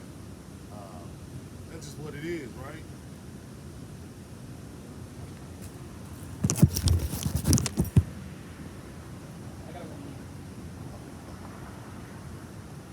But my point is, even with the little that I've seen, I noticed that, it's always somebody who's on the couch talking shit, who ain't really did shit, talking the most shit, you know what I'm saying? So, but I asked him, what camp are you with, you know what I'm saying? And honestly,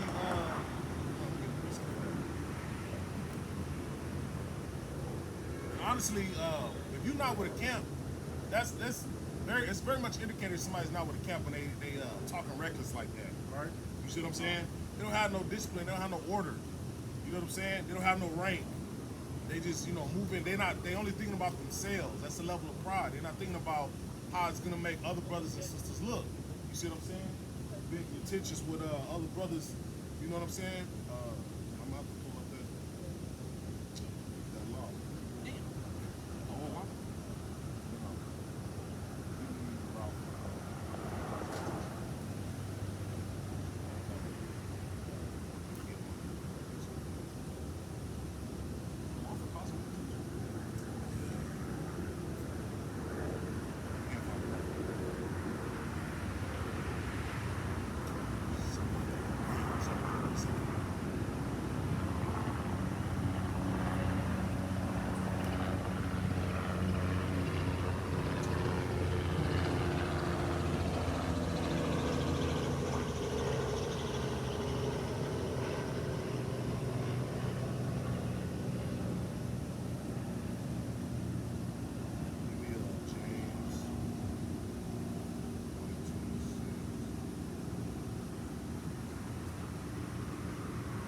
Real quick, Salakia, the spirit. There's a lot of precepts that come up with on top.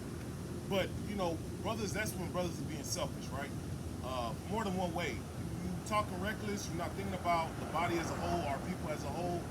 And I'm not going to go through every precept that this brother's, that was brought out when me and this brother was debating. But I'm going to definitely go through some of it, right? And real quick, give me that old wine and the new bottle.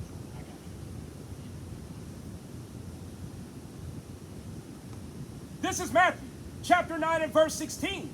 No man putteth a piece of a new cloth unto an old garment, for that which is put in to fill it up taketh from the garment, and the rent is made worse. Neither do men put new wine into old bottles, else the bottles break, and the wine runneth out, and the bottles perish. But they put new wine into new bottles, and both are preserved. And that goes into my main point is this white supremacist mindset. It's a rock. It tells us, to strive for the truth unto death, right? God said the Lord shall fight for you. God, the Lord shall fight for you, right? The Lord wasn't with this brother in the comment section, right? You getting roasted? But yeah, I was getting on his ass, bro. Hey, I was man. getting on his ass, right? But I started off with just the beginning of it. You know, I got tagged into the comment, right? Talking down on Chief, you know, Guerrilla Hebrew. You know what I'm saying? And you know, I started off I asked him what camp he was in, and then I started off and I said, I laughed at his comment and I said, I tagged him, I said, Ezra 2:59.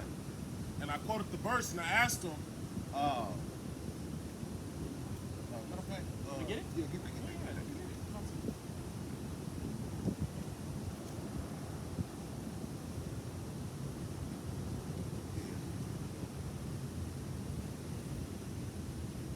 This is Ezra 2:59. And these were they which went up from Telmanah, Tel-Harsa, Cherub, Adon, and Immer, but they could not show their father's house and their seed whether they were of Israel. All right, Con. Now, real quick, a lot of brothers and sisters know Numbers 118. Even a lot of brothers know Ezra 2:59. It's not always brought out as quick as Numbers 118, but this is also another and a perfect example that is based off the father's house, the seed, the lineage of the father. They didn't come up and say, hey, man, we can't show who we are by our moms, or our moms and dads, our fathers and mothers' house. It said just by the father's house. You see what I'm saying? And I asked the brother to explain that.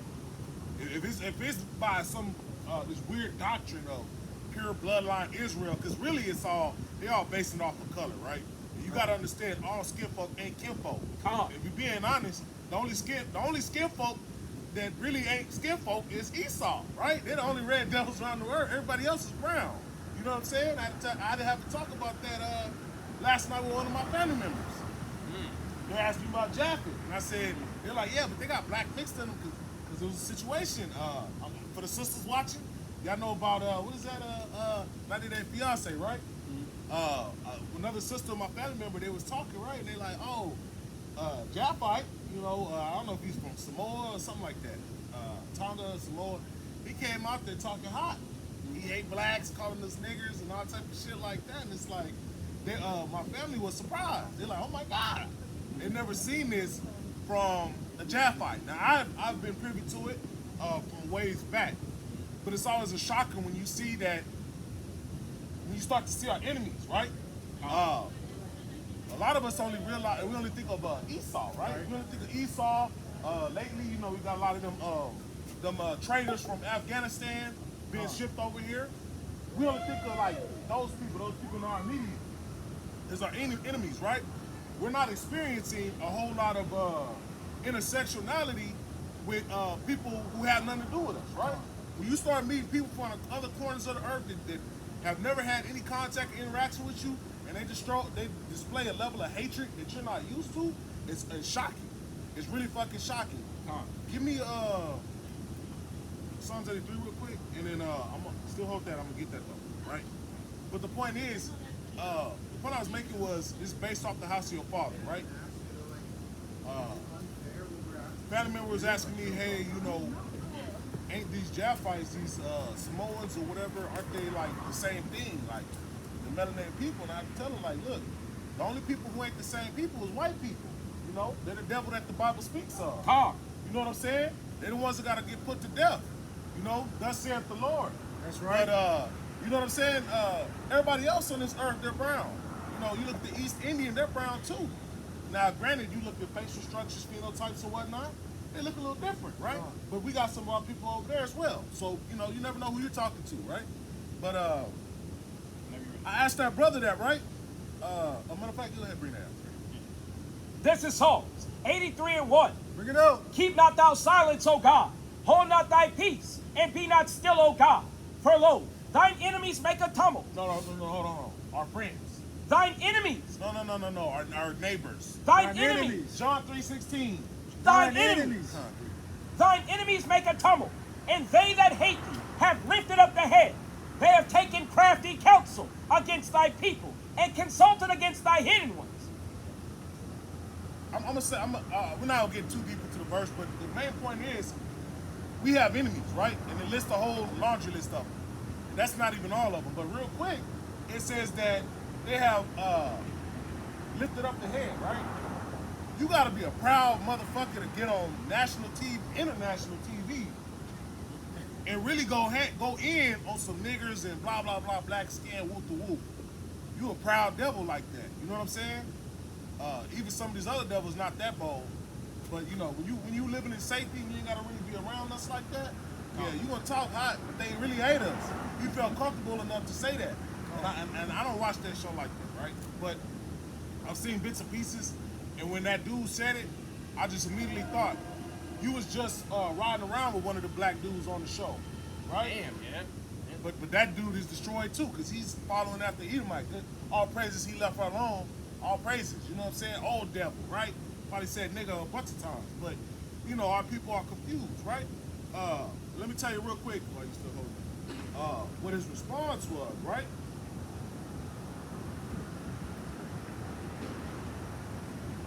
He went down in the verse talking about they didn't reckon the genealogy. And he started putting emphasis on profane. It says that they were treated as profane. You want to bring that on? Read it or no? Don't worry.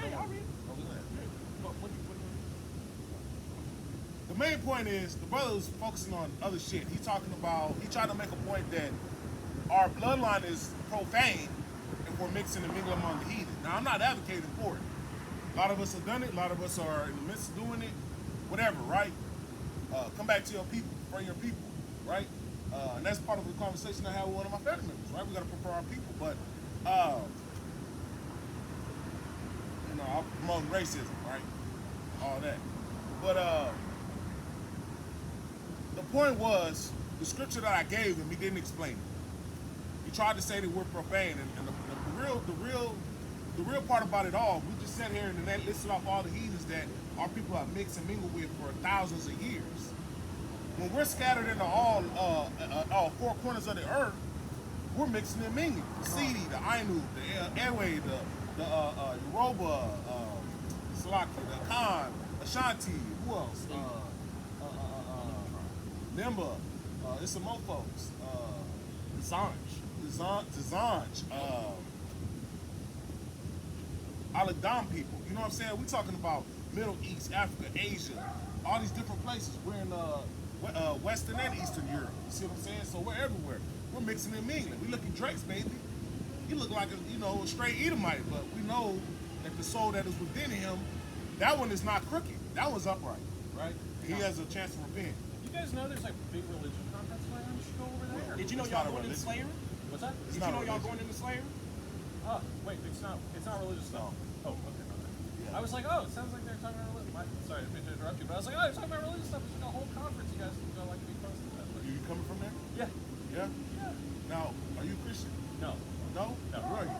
What am I? Just right here. Just this. Just what you don't see. really have like a belief system like that? Oh, of course I got a belief system, but it's not Christian per se. Tell me about it. Well, we gotta go have dinner and everything. Okay, well, give me that Revelation 13:9. I got you. Real quick, Seeing you we just guys. want to tell you that we're the Israelites of the Bible that the Bible speaks of. Okay. And for the crimes of your forefathers, rape, robbery, murder, Yeah. slavery, you guys are going to have to feel that pain. And if you're living in America, there's going to be nukes shot from Russia that are going to come here and destroy everything. And if you're not black, Hispanic, or Native American, you're going to get put to death by the Lord. You know what I'm saying? So have a nice day. Yeah, Okay. yeah. Have a good one. This is Revelations, chapter 13 and verse 9. Bring it out. He that hath an ear, let him hear. Let him hear. He that leadeth into captivity shall go into captivity. No. He should be saved. He shall go into captivity. Him that killeth with the sword must be killed with the sword. He that leadeth into captivity shall go into captivity. And he that killeth with the sword must be killed with the sword. Here is the patience and the faith of the saints. God, all praise. I love that. We over here singing like a 3-part harmony, man. Hey, I love it. I love it. We just need a beat. Hey. You know, I like having fun up here, man. I like to keep it a little, less tense. Yeah, we'll keep it light. To have fun, yeah. I can look in your face and laugh at you and tell you a piece of shit. And feel confident that you're not going to do shit about it.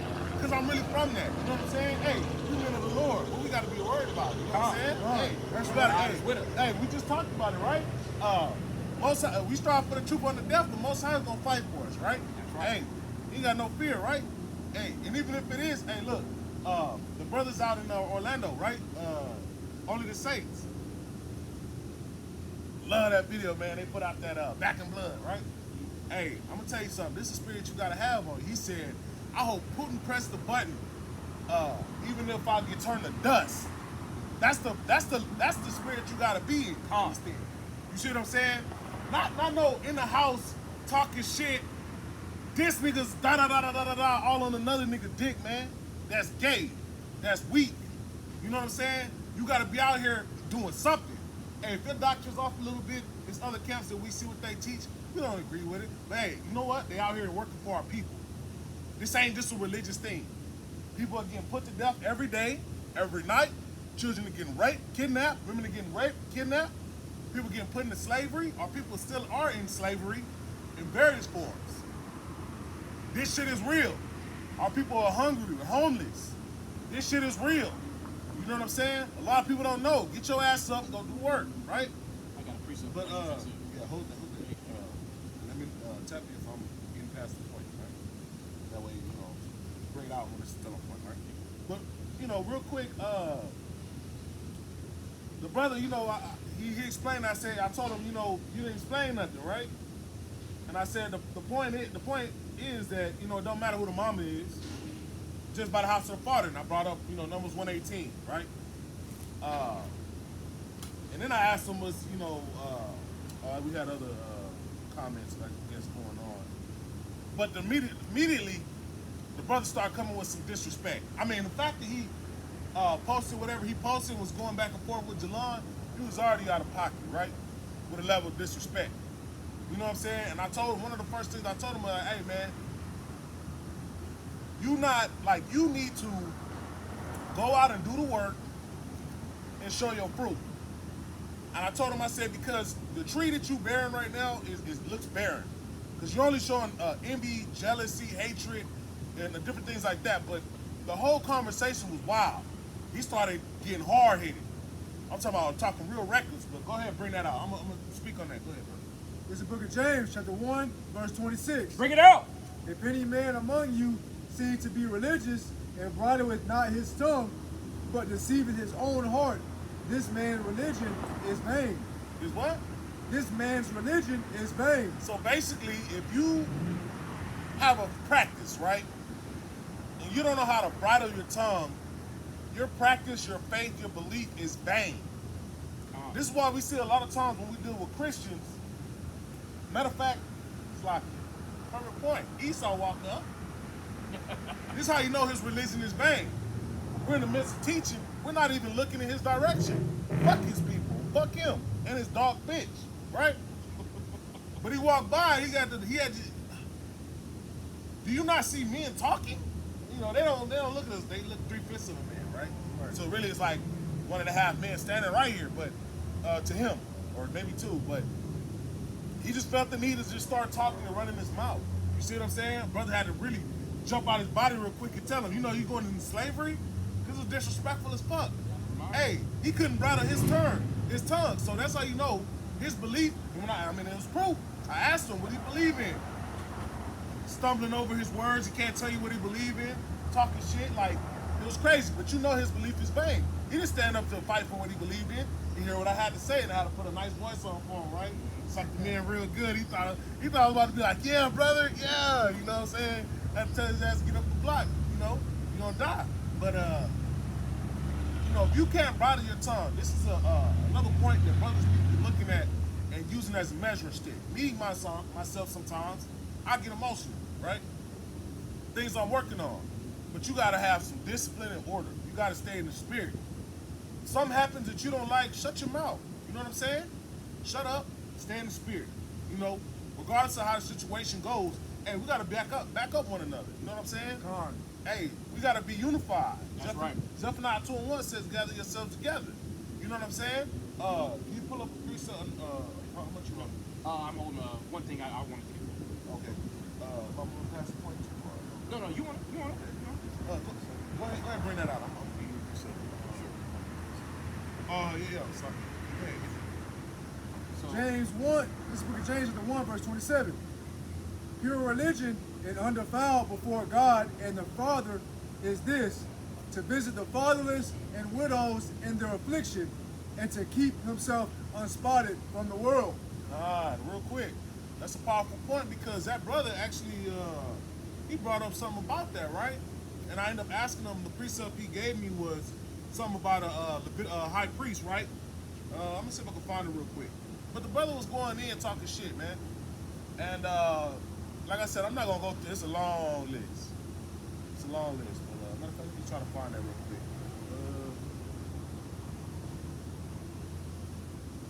He tried to say we're Christians.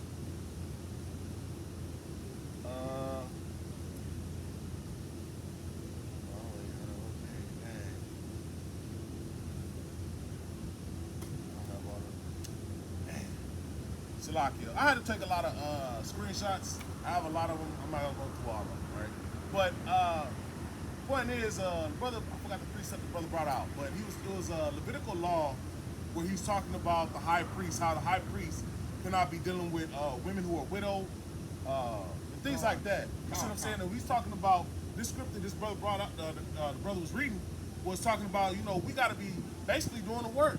We got widows and fatherless children. We got homeless people we got to be taken care of. How you doing, fellas? Doing all right? How are you? Good. I can't complain. Life's good. It is good. God bless y'all. Oh, okay. Are you reading the Bible? Yeah. Awesome. What's your ethnic background? Do you mind me asking? I'm guessing. Go ahead. Just tell me.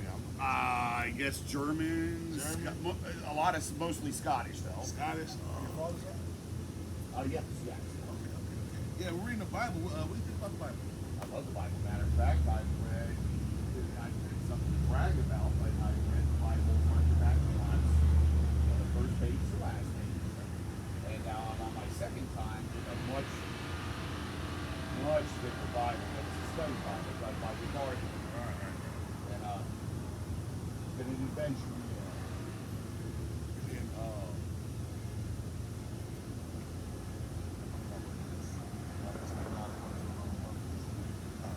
Now, real quick, with that study Bible, why did you get the study Bible? Because I am nowhere was I able to really understand. I grew up with Catholicism, the whole word, which the Bible really is not using Catholicism. Right. So I did not have the wealth of knowledge that I needed to understand. Would you say? Yeah, I was going to say. Would you say it's not hard to understand? You know what I mean? Sure. Right. The study Bible has helped me out great. Amos 3 and 1 and 2. So, what is your overall like thought process? Like, what do you think the whole point of the Bible is? It's a lot, right? To lay down the road that I should follow. Right. For who? For you or God or Jesus? For me to follow. Oh, okay. So you know, but I mean, like, if you read the whole book, what do you think the end conclusion is? Both in the I would have to say for me, it's just so that I understand it, that I can live a better life okay. in His name, so that I can hopefully have a place up there in the field. Okay. So real quick, I just gotta ask you on that one. What does like you living a better life? What does that entail? You can give me like quick, short, Being general. kinder, sinning much less, denying sin, denying the temptation. Okay. Yeah. Now, real quick, when we read the Bible, right? We come up with certain points of wisdom because us too, we came out of certain religious systems where we're like, man, Bible just don't make sense because we're seeing certain things. You know? But give me the Ecclesiastes. So, this is the book of Ecclesiastes, chapter 12, verse 13. Let us hear the conclusion of the whole matter. Fear God and keep His commandments, for this is the whole duty of man. Right. So we're out here for men, right? We gotta fear God and keep His commandments. You gotta ask yourself, okay, well, what are His commandments, or how do we fear God, right? How do we love God? How do we fear God? You know, things like that. These are some of the concepts that came up. Isaiah 8:20, and then Amos 3 and 2. Okay, give me that. This is Amos, chapter 3 and verse 1. Hear this word that the Lord hath spoken against you, O children of Israel, against the whole family, which I brought up from the land of Egypt, saying, you only have I known of all the families of the earth. Therefore I will punish you for all your iniquities. Can two walk together except they be agreed? Okay, and then read this out. I'll explain what. This is the book of 1 John, chapter 5, verse 2. By this we know that we love the children of God, when we love God and keep his commandments. Verse 3. For this is the love of God, that we keep his commandments, and his commandments are not grievous. Right, so when we read Ecclesiastes, it's talking about, you know, we got the whole duty of a man is to fear God, keep his commandments. So right here we're reading that you got to fear God and keep his commandments. And if you love it, give me, go ahead, give me Deuteronomy 7:6. Yeah, so right here it's talking about how we love the children of God, right? And how we love God, how we fear God is by keeping his commandments. And we just read two scriptures where it's talking about keeping his commandments. Now this brother brought up something about you didn't hit 3, did you? Yeah, You did? Okay, yeah. The two walk together except they be agreed, right? So we gotta understand it. You got it? Yeah. Okay, so when we gotta understand is we can't walk around having, you know, one ideology, another ideology, right? And we also gotta understand that I'm gonna get this precept right here that talks about God has a chosen people, right? And we gotta love his people. Go ahead, read that, and then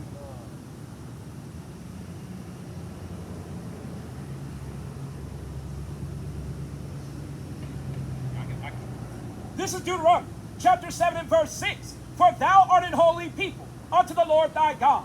The Lord thy God hath chosen thee to be a special people unto himself, above all people that are upon the face of the earth. That's right. That's right. I'm gonna have to bring out one more thing. Because this is important, right? Okay. You gotta love God, and God has chosen people that are above everybody on the face of the earth. You gotta love God, you gotta fear God. You gotta uphold his divine ordination. You get what I'm saying? We also have to keep his commandments. You know, not fornicating, committing adultery, not stealing from one another. What's some other thing? All right? Halloween. Good job. Yeah. Yeah, coveting, idolatry, things like that. You got that? Go ahead, bring that out, brother. This is Genesis, chapter 12 and verse 2. And I will make of thee a great nation, and I will bless thee, and make thy name great, and thou shalt be a blessing. And I will bless them that bless thee, and curse him that curse thee. And in thee shall all the families of the earth be blessed. Hey, family, you want to get a flyer?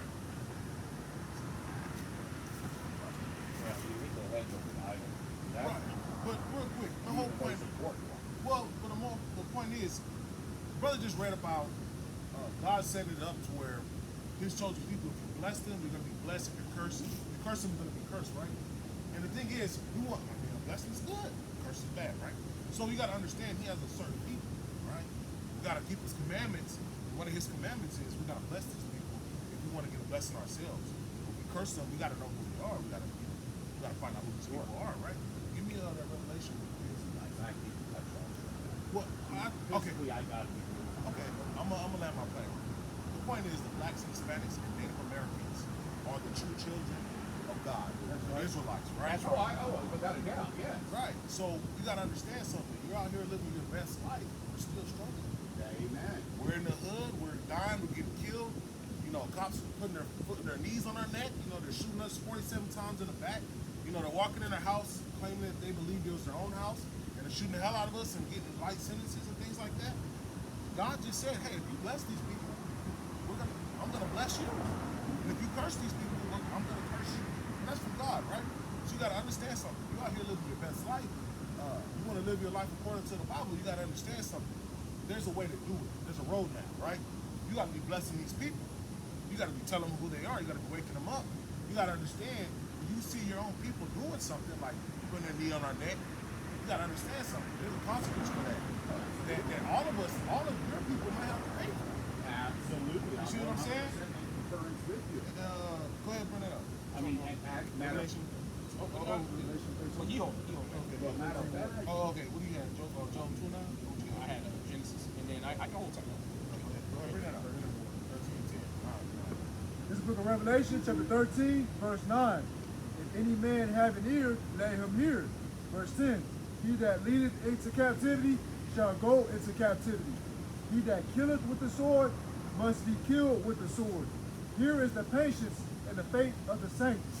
And real quick, the brother brought out Amos 3 and 1, verse 2, he went all the way to 3 as well. The point we got to understand is, if you're not an Israelite, God doesn't know you. The only way for you to get a blessing was when he read in Genesis 12 and 2, when you bless God's chosen people, he's going to bless you, right? And on the individual level, that might be a situation, right? I see you're in a wheelchair. Hey, he might bless you your legs to walk again, possibly. If you're doing, you're blessing his chosen people, that might be a thing for you. But, right here, brother just read Revelation 13 and 9. If you lead somebody into slavery, you're going to go into slavery. Your people led my people, blacks, Hispanics, and Native Americans, into slavery, but we're still in slavery today. A lot of people do not care about our plight. They're not doing nothing systematically against it. They're going about living their best life. You see what I'm saying? oh yeah, absolutely. It's like, it's hard to judge that when you're talking to somebody from the community, because I can also tell you anthropology and control is you understand where, if you were to trace back the Jews all the way back, as far back as you can go, has nothing to do with Israel or anything like that. Where does the actual DNA, human structure of Judaism exist? It's Africa. Okay. It was Africa, without a doubt. Well, Was Christ white? no, he was black. He was dark skin black. Right? We read that in Revelation 1:14, right? Yeah. So you gotta understand something. It's not Judaism, right? You gotta understand that back then, God, he divided. Well, Judaism is both, being a Jew. Hold on, let me land my plane, right? Israel was a name. His name was Jacob first. Got his name changed to Israel. Anything that came underneath him, he, look at it. They became Israelites, right? He had 12 sons and a daughter. Unfortunately, the daughter didn't have a tribe. It all grew eternally, right? Just going into it. 12 sons. So anybody who was progenited from those 12 sons, they'll be literally Israel. They had cultural practices that had nothing to do with what do you call that? It's called like Catholicism. It's not, it wasn't a universal faith thing. You know what I'm saying? It wasn't ecumenical, right? So what you gotta understand is, when you went to the Ishmaelites, they believed in 364, 65 gods. When you went to the Elamites, they had, you went to the Moabites, they had Chemosh. Different people had different religious systems. This is why when you look in the western side of the hemisphere, there's more of an ecumenical movement. You have largely Christianity, Catholicism, and then Islam. But when you go into the other parts of the world, all the parts that seem to be turning against America right now, to blow America up, they all have you can literally ethnically determine what they believe in by their ethnic background. Yeah. So you gotta understand, this book is not for everybody. It's only for the children of Israel. Well, I understand that. It's also got to remember that being quote unquote Jew is both a religion and ancestral and a DNA ring up. So you could be a Jew, literally, they can do your DNA, your ancestral history. Yep, you got the descendants of a Jew, but you're not Jewish. Well, the problem with that is when you get into DNA, you gotta understand there's a certain group of people who own it and curate that. And they're the same people who claim that identity. Give me Revelation 2 and 9. Give me Revelation 3 I and 9. love to talk about it. I'm gonna just tell you real quick, being a Jew, because I don't think you fully understand what a Jew is. Jew is for Judah. It's a slang word for Judah. But if you even talk about kingdom-wise, you had the kingdom of Israel and Judea when they split, right? Northern and southern kingdom. So at the very least, you could say Jews are Benjamin, Levi, and Judites, right? There's a whole house of sheep that, a whole nother fold that Jesus came for, right? But if I told you, They're not Jews. If I told you I was Jewish, what would you say? I would say Tyler Yehudi. You know what I'm saying? Hey, Tal Mamzir. yeah, Tyler Mamzir. And you got to go in the change for that. Bring that I got out, you. brother. This is Revelation chapter 2 and verse 9. I know thy works in tribulation and poverty, but thou art rich. And I know the blasphemy of them which say they are Jews and are not, but are of the synagogue of Satan. Of what? Of the synagogue of Satan. Go ahead, bring it out. This is the book of Revelation, chapter 3, verse 9. Behold, I will make them of the synagogue of Satan, which they are Jews and are not, but do lie. Behold, I will make them to come and worship before thee, before thy feet, and to know that I have loved thee. All right, go ahead, start it over. We're going to read it, we're going to get it all together. Yeah, Revelation 3 and 9. Behold, I will make them of the synagogue of Satan, which say they are Jews. We say that who? Say they are Jews. And are not, but do lie. Behold, I will make them to come and worship before thy feet, and to know that I have loved thee. God. Most High's loved us. The House's loved us. Fuck them people, man. Hey. Man, I want to tell that nigga. I know you do. But you got him, man. You got him. Boy, I was like, hey, I'm gonna tell y'all something. You catch more bees with honey than with shit. hey, man. You thought it was all good, right? You talking about DNA, man? That Cohen gene, they got it from his people. How you gonna say? How you gonna say the template for determining who a Jew is by the genes of the people who stole the religion, who stole the heritage, man? It's madness. It's madness, man. I got them right here. I can make some more, man. That's why the Most High got his ass rolling around like Hot Wheels out here, man. I got some more. You gonna put them in the pocket right now?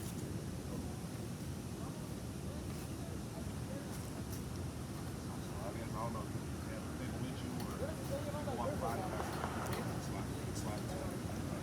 Come. Hey. I saw you, man. You was like, I wanted hey, Judah's a lion, man. Hey, in that day, he's gonna, what does it say? In that day, he's gonna go forth as a lion Among the beasts of the forest, yeah, man. Hey, Sheep. that man wasn't ready. He thought it was all sweet. This is how we gotta deal with these people, man. You gotta be as wise as a serpent and harmless as a dove. They may come and talk to you. You get to get it all on footage. A Tyler Yehudi, a Ty Memphis, you know what I'm saying? He was a devil, a Ty Goyim, you know what I'm saying? You're not them people, man. He's a bastard, man. He has no father. He has no God. And it's crazy to think, man. We talking about, and this is cold, right? You talking about knowing who your enemies are. I'm talking about knowing who we are, right? That's the main important thing, right? We got motherfuckers out here. He's not even walking, bro. I got a hurt ankle, but he's not even walking. Man, rolling and he's around rolling on through here, living his best life. You see what I'm saying? And I had to do it like that because here's a right point. I start telling them, hey, God got a chosen people because I had to read it out. It was a little scattered how I had it, right? You'll get it. You'll streamline. But he read it, right? I'm thinking the scriptures a mile a minute. I'm trying to set it up, but he heard the scriptures and he was like, raised the eyebrow. I didn't get on his ass real quick. I just gotta, is that a drone? What is that? That's a plane. Is that plane? It's a helicopter? He's going quick, though. Probably a helicopter, man.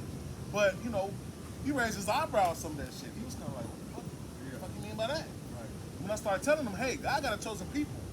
And then I really quickly displayed the fact that if you're not an Israelite, God doesn't know you. And the only way for you to get a blessing is to bless his people. Oh, right.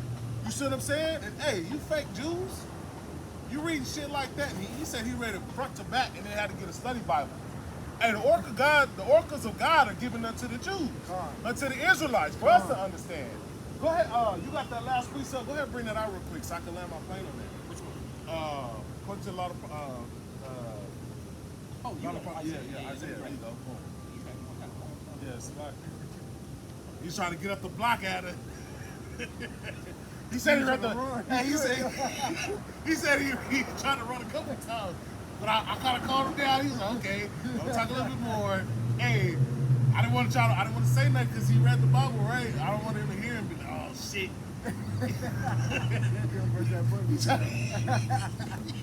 He tried to get up the block. Hey, you see me rolling. Damn, that's fucked up, man. All I have to do was this.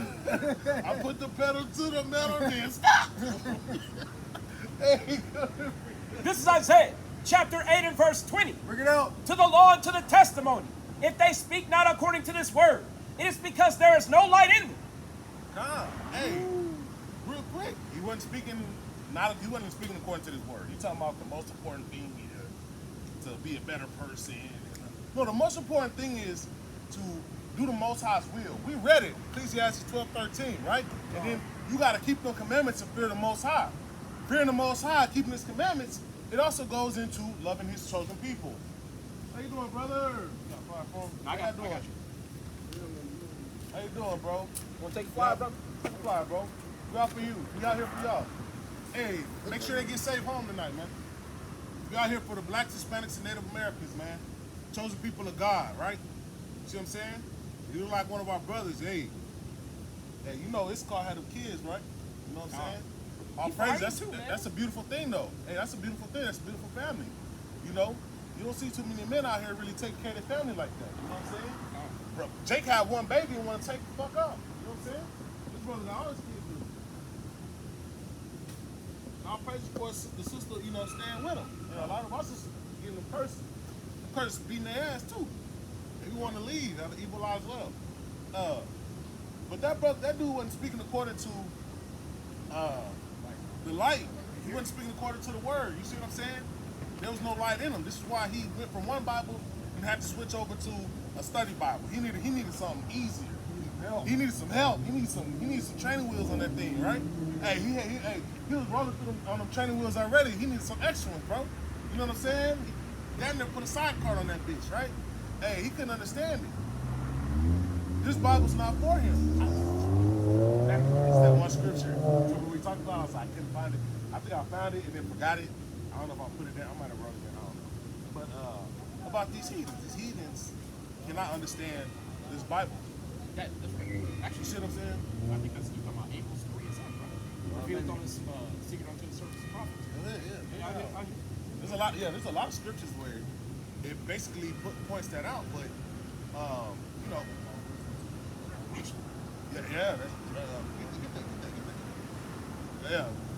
It's one because there's one specific scripture that I love, but I forgot it. I couldn't remember it. I think I looked it up, wrote it down. I don't know. I'm not going off through my phone too much. No, not that one. No. That's Romans, I think. Romans 3. But yeah, you know, there's a lot of scriptures that prove that the Most High has only given His word unto us. As a matter of fact, talking about Psalms 147. yeah. I was just about to say, somebody get that. I might pull it over myself. 147 and 19. Got it. Okay. But it's one scripture. It's one I learned. I'm talking about before when I was really coming into the truth. It was like, you know, yeah, I'm gonna have to find it. But when I was coming into this truth, man, because I think I want to say it was I saw Bishop Nathaniel. It was hard to hear, bro. Hey, it was hard to hear, but I just kept listening because I was following them devils. You see what I'm saying? I was following them devils for the truth, right? And I was lost as hell. I wasn't keeping no commandments because they said certain things to do, but they wasn't really, you know what I mean? Telling you can eat bloody steaks and all type of weird shit. Hey, you doing the same shit you was doing in Israel. You just hating on your brothers, right?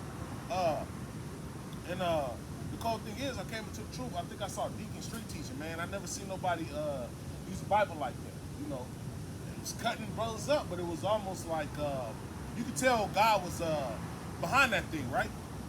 I'm gonna put up a precept for that as well. But I got that song. go ahead, bring that song up. This is Psalms 147 and 19. He showeth this word unto Jacob, his statutes and his judgments unto Israel.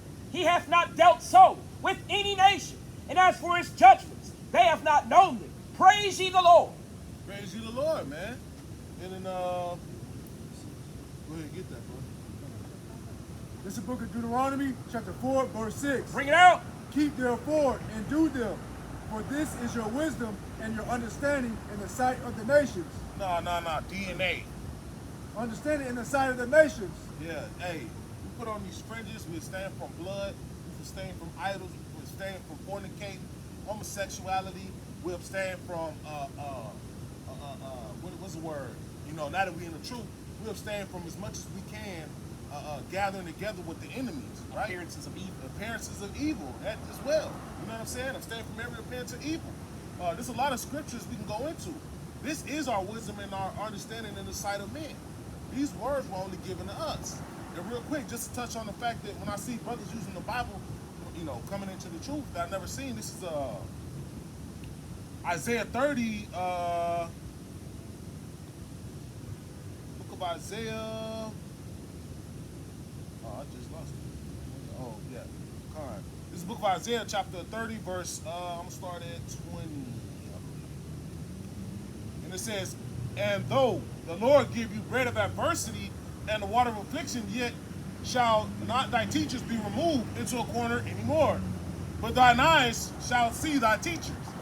And just on that point, hey, we're out here. You know what I'm saying? We're out here. We're loud. Don't give a fuck. Bringing it raw to you. We telling you how it is. Hey, we on this block putting in work. We not on Facebook talking shit about the next man. See what I'm saying? But this is the verse 21.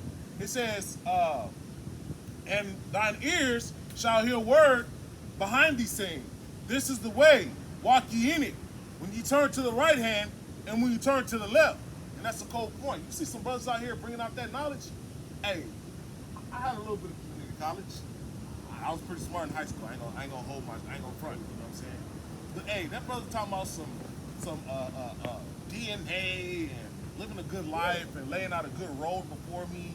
Hey, that brother's only talking about roads because he's got those Firestone tires on his shit. You know what I'm saying? Hey, we're not worried about laying out a good life for ourselves. It ain't about just one of us. It's not about the selfishness of Higher L. It's not about the selfishness of Demo. It's not about the selfishness, what's your name, brother? Andre. It's not about the selfishness of Andre. It's not about the selfishness of any one of us. Although we got to work out our own salvation with fear and trembling, it's about the nation, man. And some of the precepts I brought out, I'm going to bring them out right now. Was it, Isaiah, lift up that voice like a trumpet. Oh, yeah, I got you. Yeah, 58:1. Get that. Give me,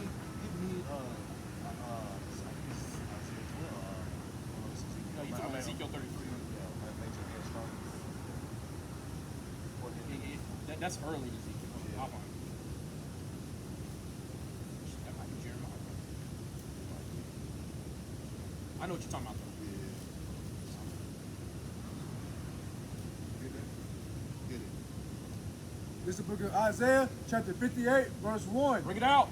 Cry aloud, spare not, lift up thy voice like a trumpet, and show my people, show my people their transgression, and the house of Jacob their sins. Verse 2, yet they seek me daily and delight to know my ways as a nation that did righteousness and forsook not the ordinance of their God. They ask of me the ordinances of justice. They take delight in approaching to God. And then,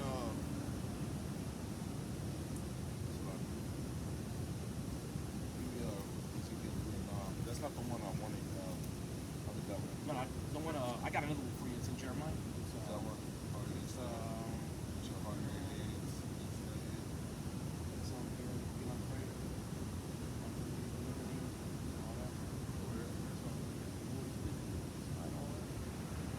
I know it's later too, because I made that forehead hard against theirs. Yeah. I'll find. But let me get this real quick. You said 3:8? This is Ezekiel, chapter 3 and verse 8. Behold, I have made thy face strong against their faces, and thy forehead strong against their forehead. As an adamant harder than flint have I made thy forehead. Fear them not, neither be dismayed at their looks, though they be a rebellious house. God, and real quick, our forehead is gonna get hard against anybody. And not just our people. You know, our people, they hard-headed as hell. But even them devils, when they come up here, you know what I'm saying? Talking that shit about DNA and all that other bullshit. He tried to correct me as if he had some knowledge, but he just admitted he didn't understand the word. He had to goddamn go get some training wheels on the book. You know what I'm saying? He needed a study Bible. Bitch, all you need to do is read.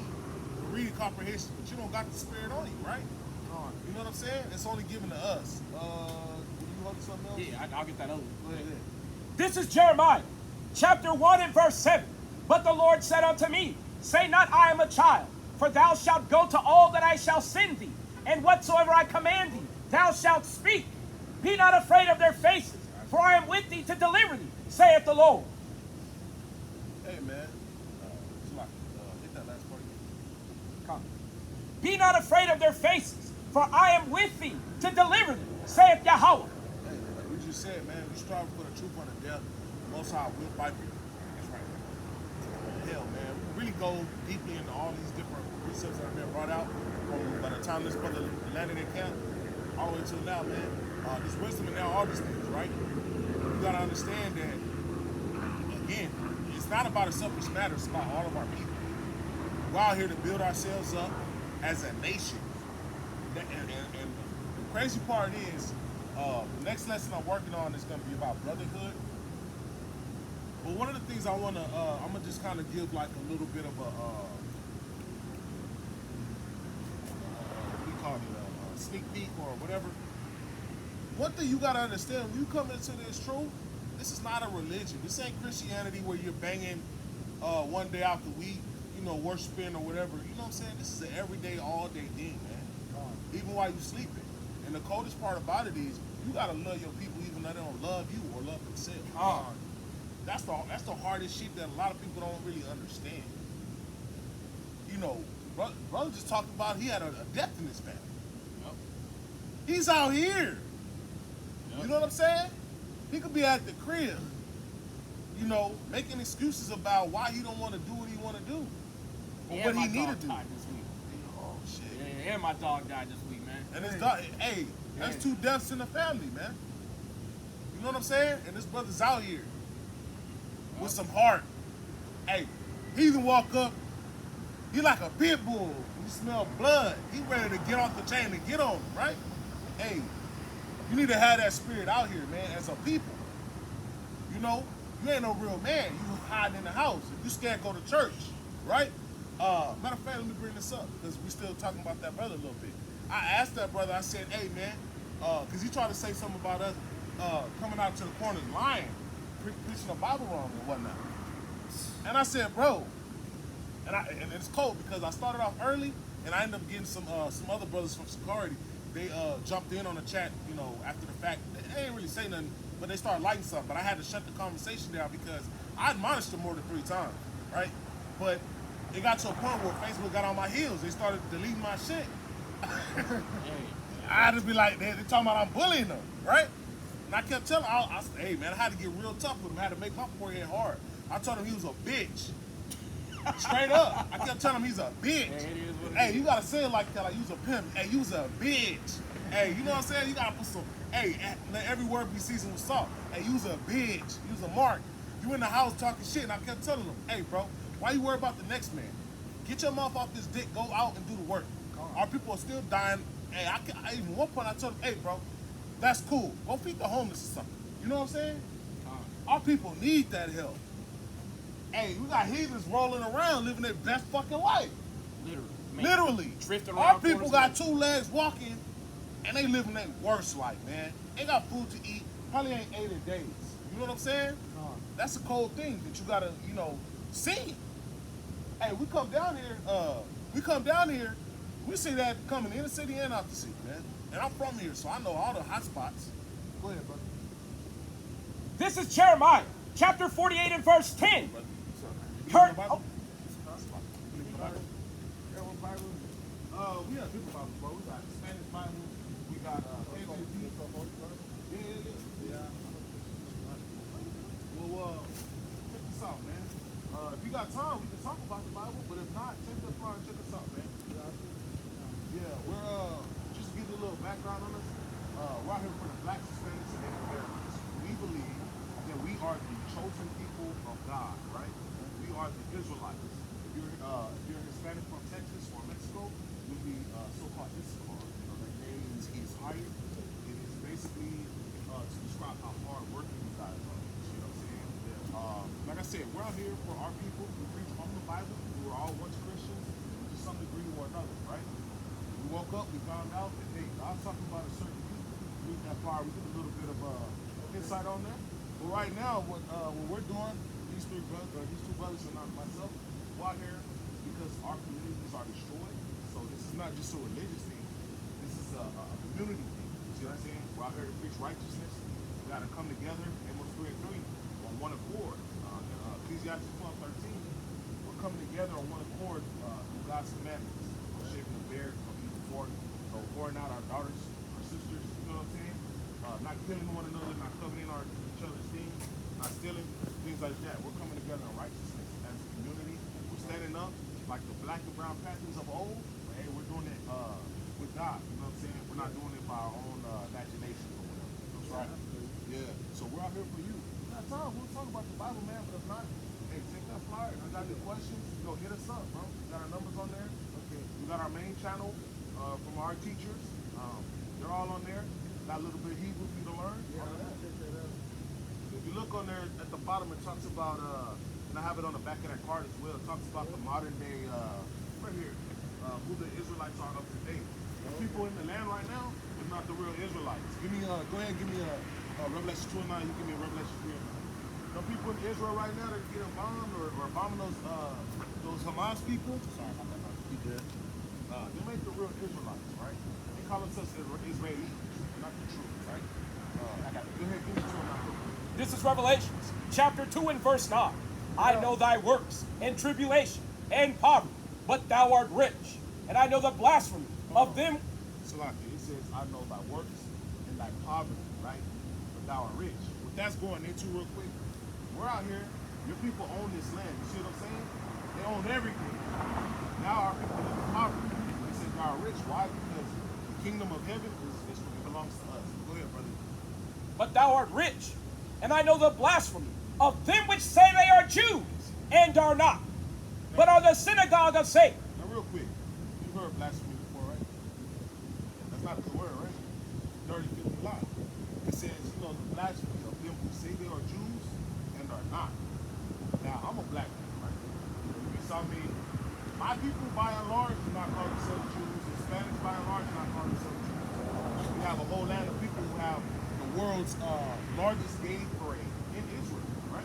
Every year in Israel. Go ahead, bring that out. Revelation 3 and 9. It's the book of Revelation, chapter 3, verse 9.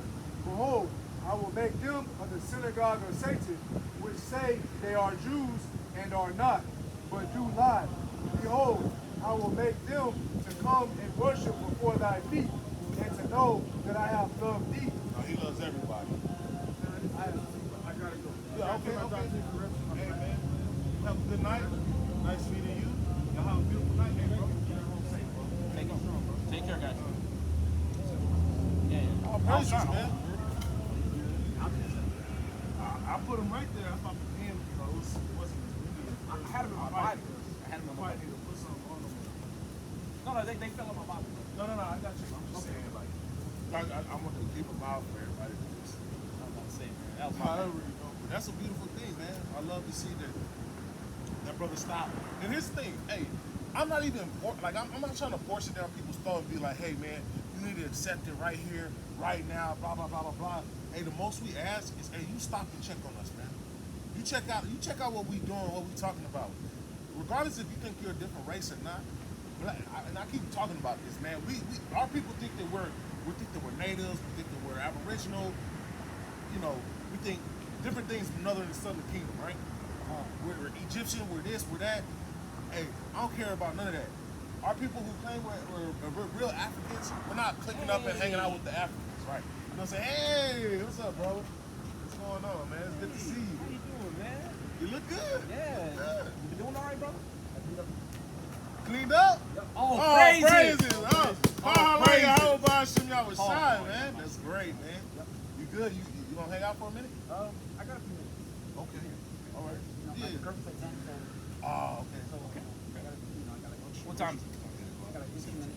Okay. I gotta walk back. Yeah, no problem, man. Let's give him a commandment. Hey, yeah, go ahead. And real quick, man. This is what we're talking about right here. This brother's been coming out here, man. This brother's been coming out here, man. Hey, He's been coming out here. This is what we're talking about. We're standing up for our people. You see what I'm saying? This brother's been having the problems, you know? But he's out here. He got 15 minutes before he got to go. He got curfew, but he's out here. This brother, he had 2 deaths in the family. He's out here. You see what I'm saying? A lot going on. This ain't a game, man. We're not playing a game out here. This ain't for fun. This ain't for fashion. This ain't a fad, a trend. We're out here for our people, for real, man. You know what I mean? We gotta love our people, and be willing to die for our people, whether they love us back or not. A lot of our people gonna kill us. You know what I'm saying? I'm gonna get a precept for that. You holding something right now? that's yours, man. No. So what I'm gonna give you now is I'm gonna just give you some of the dietary laws, right? So say like if you go to a function, they got a bunch of pizzas.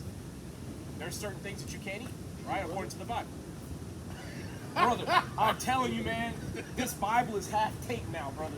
I'm telling you. But this is Leviticus chapter 11 and verse 3. Bring it up. Well, actually, we'll start at 1. And the Lord spake unto Moses and to Aaron, saying unto them, Speak unto the children of Israel, saying, These are the beasts which ye shall eat among all the beasts that are on the earth. So this is basically the ordinances of our diet, right? Whatsoever parteth the hoof, and is cloven footed, and cheweth cud among the beasts, that shall ye eat. So what's a beast that has like hooves that we can eat? Beef, that's right. But there's something that has cloven feet that you can't eat. So say like a pig, they have hooves, but you can't eat pork. But what's something that's like a horse, but doesn't have cloven feet? Or like a cow, like a camel. So I'm going to well, you can eat antelope. Yeah, okay. You can eat those. Deer, antelope, venison, things of that nature. Hey, we can eat giraffe, man. Yeah. Well, actually, yeah, you can, because it's just a big ass antelope, baby. Something like that. Yeah. Okay. It's weird, like, Yeah. it's like a weird in-between I'm thing. thinking of. I'm like, yeah, you can, yeah. Yeah. But anyway, verse 3: Whatsoever parteth the hoof, it is cloven footed, and cheweth cud among the beasts, that shall ye eat. Nevertheless, these shall ye not eat, of them that cheweth the cud, or of them that divide the hoof, as the camel, because he cheweth the cud, but divideth not the hoof. He is unclean to you. So you get the distinction. He eats what a cow eats. He chews cud, like, chews grass, swallows it, throws it back up, goes to another stomach. Does the same thing a cow does, but it doesn't have hooves. 3 parts. You know what I'm saying? Right? They have toes, basically. Right? Verse 4. Well, actually, verse 5. And the coney, because he cheweth the cud, and divideth not the hoof, he is unclean to you. And the hare, because he cheweth the cud, but divideth not the hoof, he is unclean to you. A coney is another type of rabbit, like a hare. So you've got the rabbit and the hare. You can't eat those. Yes, Right? we call it, I looked it up with other terms because I'm studying on that, right? We call it like a rock hyrax. Basically, they look like groundhogs and all those little prairie dogs and stuff like that. Yeah, that's how they look, like that. But apparently they're all the same family. Yeah, rodents. Yeah, they're rodents. They're bigger rodents that our brothers be eating them capybara and guinea pigs. I didn't know they ate those, man. That's wrong. Yeah, it's a delicacy, but that's Peru. nasty, But man. they be eating capybaras. That's a big thing now. It's here in America. Like they grow them on farms.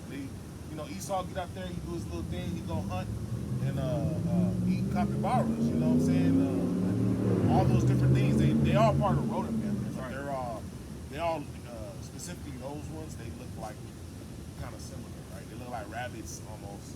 But but don't eat them though. Right. So, in verse 7, and the swine, though he divide the hoof, and be cloven footed, yet he cheweth not the cud, he is unclean to you. Of their flesh shall ye not eat, and their carcass shall ye not touch. They are unclean to you. So you're not even supposed to touch a dead pig. So what if you were walking through a kitchen, you're working in the kitchen, and somebody drops a raw pork chop, or even just a cooked pork chop? Can you pick it up? No, because you're not supposed to touch a pig, a dead pig. Whether it's cooked or uncooked, it's still the carcass of a dead pig. You can't touch it. But what if somebody drops some shrimp? You can't eat the shrimp, but you can touch it. You see the distinction? So pigs are so filthy and contaminated, you're not even supposed to touch them according to the laws of God. Right? These shall ye eat of all that are in the waters, whatsoever hath fins and scales, in the waters, in the seas, and in the rivers, them shall ye eat. And all that have not fins nor scales in the seas, and in the rivers, and of all that move in the waters, and of any living thing which is in the waters, they shall be an abomination unto you. So what is in the water that we typically eat that doesn't have fins or scales on it? Like, think delicacies and like expensive dates. Think about that. Oysters, lobsters, crabs, shrimps, catfish. Because you got to remember, it has the fins, but no scales. It looks like, you know, the jelly body with the fins. You can't eat eel for the same reason. Octopus or calamari, squid, all that. So whenever you have a question about that, it's Leviticus 11, right?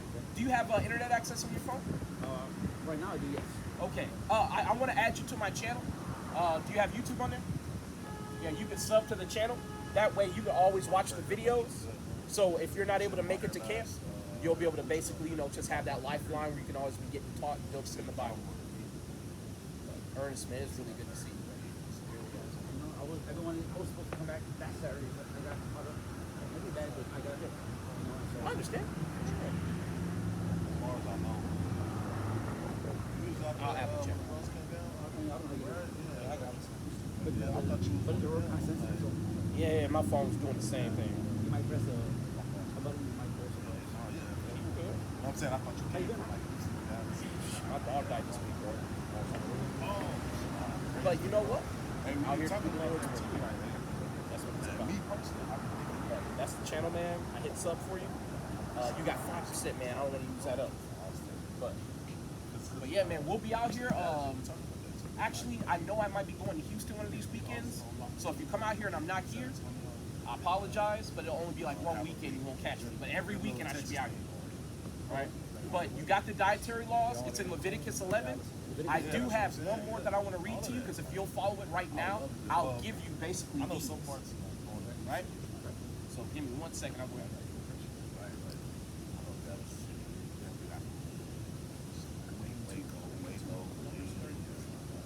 there's some food out there, but I don't know. I think some of the brothers, you got brothers from East Texas.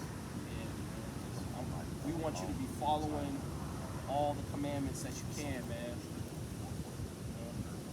What is that? What the phrases in the Quran you from? It's Deuteronomy 22. How's it 12? 1038. Yeah, 1530. But that I want to get the ones for the corners on your. While he looks for that, get up here. I got you. This is the book of Leviticus, chapter 19, verse 27. Bring it out. Ye shall not round the corners of your heads, neither shalt thou mar the corners of thy beard. And real quick, just so you understand. Now, if you're in a situation where they're making you shave, hey, it is what it is. We're in slavery. I'm not going to tell you that, you know, just do it however, you know, and be cool with it, but understand that if you're in a position where you have to do it, do what you got to do for that moment. Make sure you make up your exit plan, so once you get out of that, you stop shaving. Me personally, see my beard is kind of patchy. I'm working on that. But it doesn't have to be a super long beard. This brother has a thicker beard, longer beard than mine. You got different brothers, different styles. Brother Kyle right here, he shaves kind of low. That's cool too. It almost looks like he's got his shave, but it's not. You know what I'm saying? He still got some little, right there. So that's okay. And with your head as well.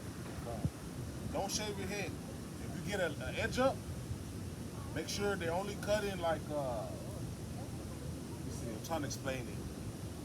You don't want them cutting into your natural hairline and pushing your hairline back. Right, you know what I'm saying? So if you get an edge up, make sure, because a lot of, I used to hate that too. You used to go to barber had your head like, you know what I'm saying? Like all back here and shit. Yeah, cutting the skin. It literally destroys your hair follicles to where it won't grow back. You know what I'm saying? So that Hey, what's going on, y'all? You having a good night? We got a flyer for y'all. You got a flyer for me? I got it. You want a flyer, bro?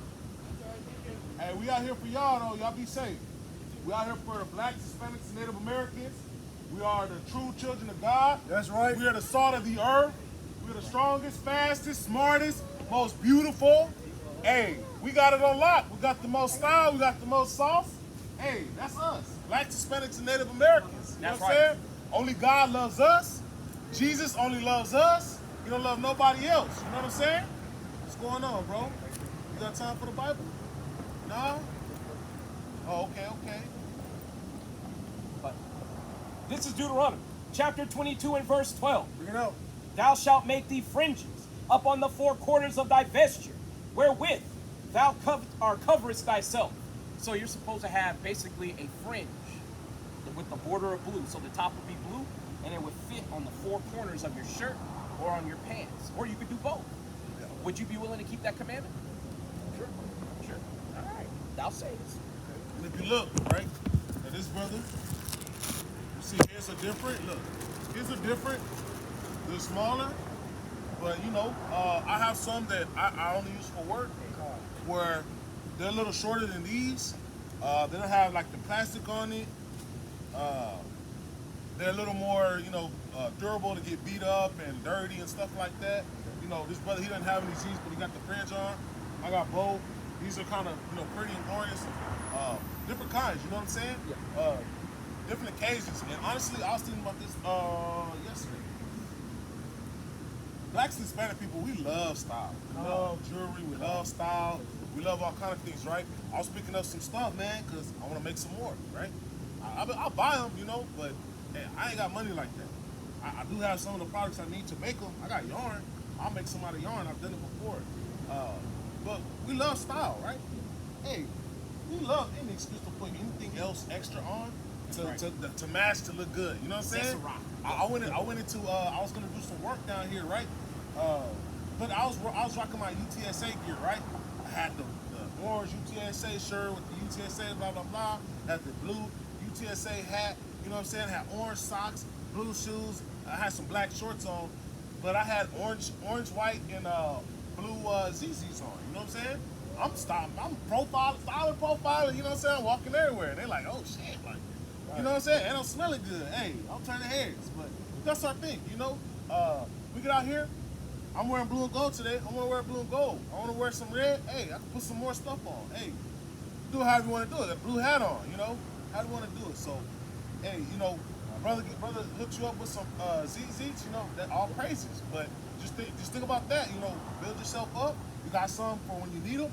You get a little better. Hey, man, maybe brothers can make something for you. And, you know, get you a little style, you know, so whenever you wear a red shirt, maybe you got some red fringes. You got a blue shirt, maybe you got some blue fringes. You wear a black shirt, maybe you got some black, you know, whatever. So, you know, all praises. Got you the dietary, got you a lot of fringes, the beard, the head, you know, I'm going to give you that. Any brothers want to put anything else? Well, I do want to keep it at that because I know you got to go. But But if you need a reminder, I'm going to put the video up either, if not tonight, tomorrow. That way you'll be able to go on the channel, get a refresher, read it in the Bible, see for yourself, and know for certain it's in there, man.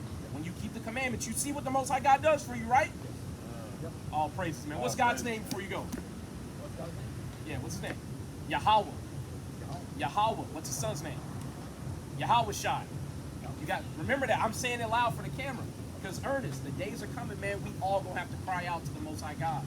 We gonna need to know those names. So when you watch the video next time, listen for those names. Make sure you write them down. They sound exactly how they're pronounced. Yahweh Shai. Yahweh. Those are his names. Alright? All praises, brother. Glad to see you, man. Glad to see you. All praises to the Most High God. keep coming, man. We'll be out here for you. This is the book of Revelation, chapter 22, verse 14. Blessed are they that do his commandments, that they may have right to the tree of life and may enter in through the great Slakia. May enter in through the gates into the city. And that's, you know, as you walking away, just tell you, hey, that's what we talking about, man. This ain't a game out here. We're not just talking about, you know, some religion and all that. Hey, we want to be blessed out here, you know? Ain't nothing wrong with ever getting blessed. I want to get blessed. You know what I'm saying? We've been getting the curses beat on us. I mean, you had a hard time. Hey, we do these commandments because we want to love God, fear God, and be blessed. You know what I'm saying? And we love our brothers and sisters, so I'll praise you. Love you, brother. Love you, man. Take care. Next weekend. Let me read this as a king, because he gonna hear you. Deuteronomy 7 and 6. Yeah, get that. This is Deuteronomy chapter 7 and verse 6. For thou art an holy people unto the Lord thy God. The Lord thy God hath chosen thee to be a special people unto himself above all people that are upon the face of the earth. Our brother's That's right. Our brother's special, man. And to see him cleaned up like that, I ain't gonna lie, man. Had to hold back tears, man. Hey, man. Man. Hey, you noticed it immediately. Yeah. Immediately, I'm like, oh, shit. Well, I almost didn't recognize him for a second. I'm gonna tell you, man, when you see people and them spirits are off of them, it's like their countenance changes. Yeah. When they come up to you, you like, damn, man, what happened? You feel lighter in my presence. Yeah. You don't walk up and I feel like, I'm tight, because that spirit can make you lash out. But when that spirit is gone, you like, yo, brother, you free. And that's what Yahweh Shai came to do, man. He came to set us free, set us at liberty. That's why when he stood up in the synagogue in the book of Luke and he read out of basically Isaiah 61, he read about his mission statement, and that is to set the captives free. And that brother was set free, man. So all praises to Yahweh in the name of his son, Yahweh Shai. That's the strength of the Lord, man. That's the strength of the Lord. All praises. Hey, real quick, I wanted to bring this out, man. Just because all of this is still touching upon the same things, right? We gotta love our brothers and sisters, even when they don't love us. That's right. And sometimes that means that they might walk by, they might ignore us, but you never know. We're just dropping those seeds, and it's the Most High. One drop of seed, another waters, and the Most High gives you increase. So you never know. They might show us disdain or hate when they come by, but hey, we still gotta show them love. And I want to explain something, right? This is the book of Matthew, chapter 24, verse 9. Get out. Or Salakia. I'm gonna go. Get that loud, man. Should I get This is the book of Matthew, chapter 24. I'm gonna start at verse 7. For nation shall rise against nation, and kingdom against kingdom. And there shall be famines, and pestilence, and earthquakes in diverse places. All these are the beginning of sorrows. And I'm going to just say this real quick. There is wars right now. There is rumors of wars. There's some pestilences, but it ain't really came to the forefront, like really out like that yet. But there is pestilences nonetheless. Crops, animal diseases, COVID made a resurgence. But it's going on, right?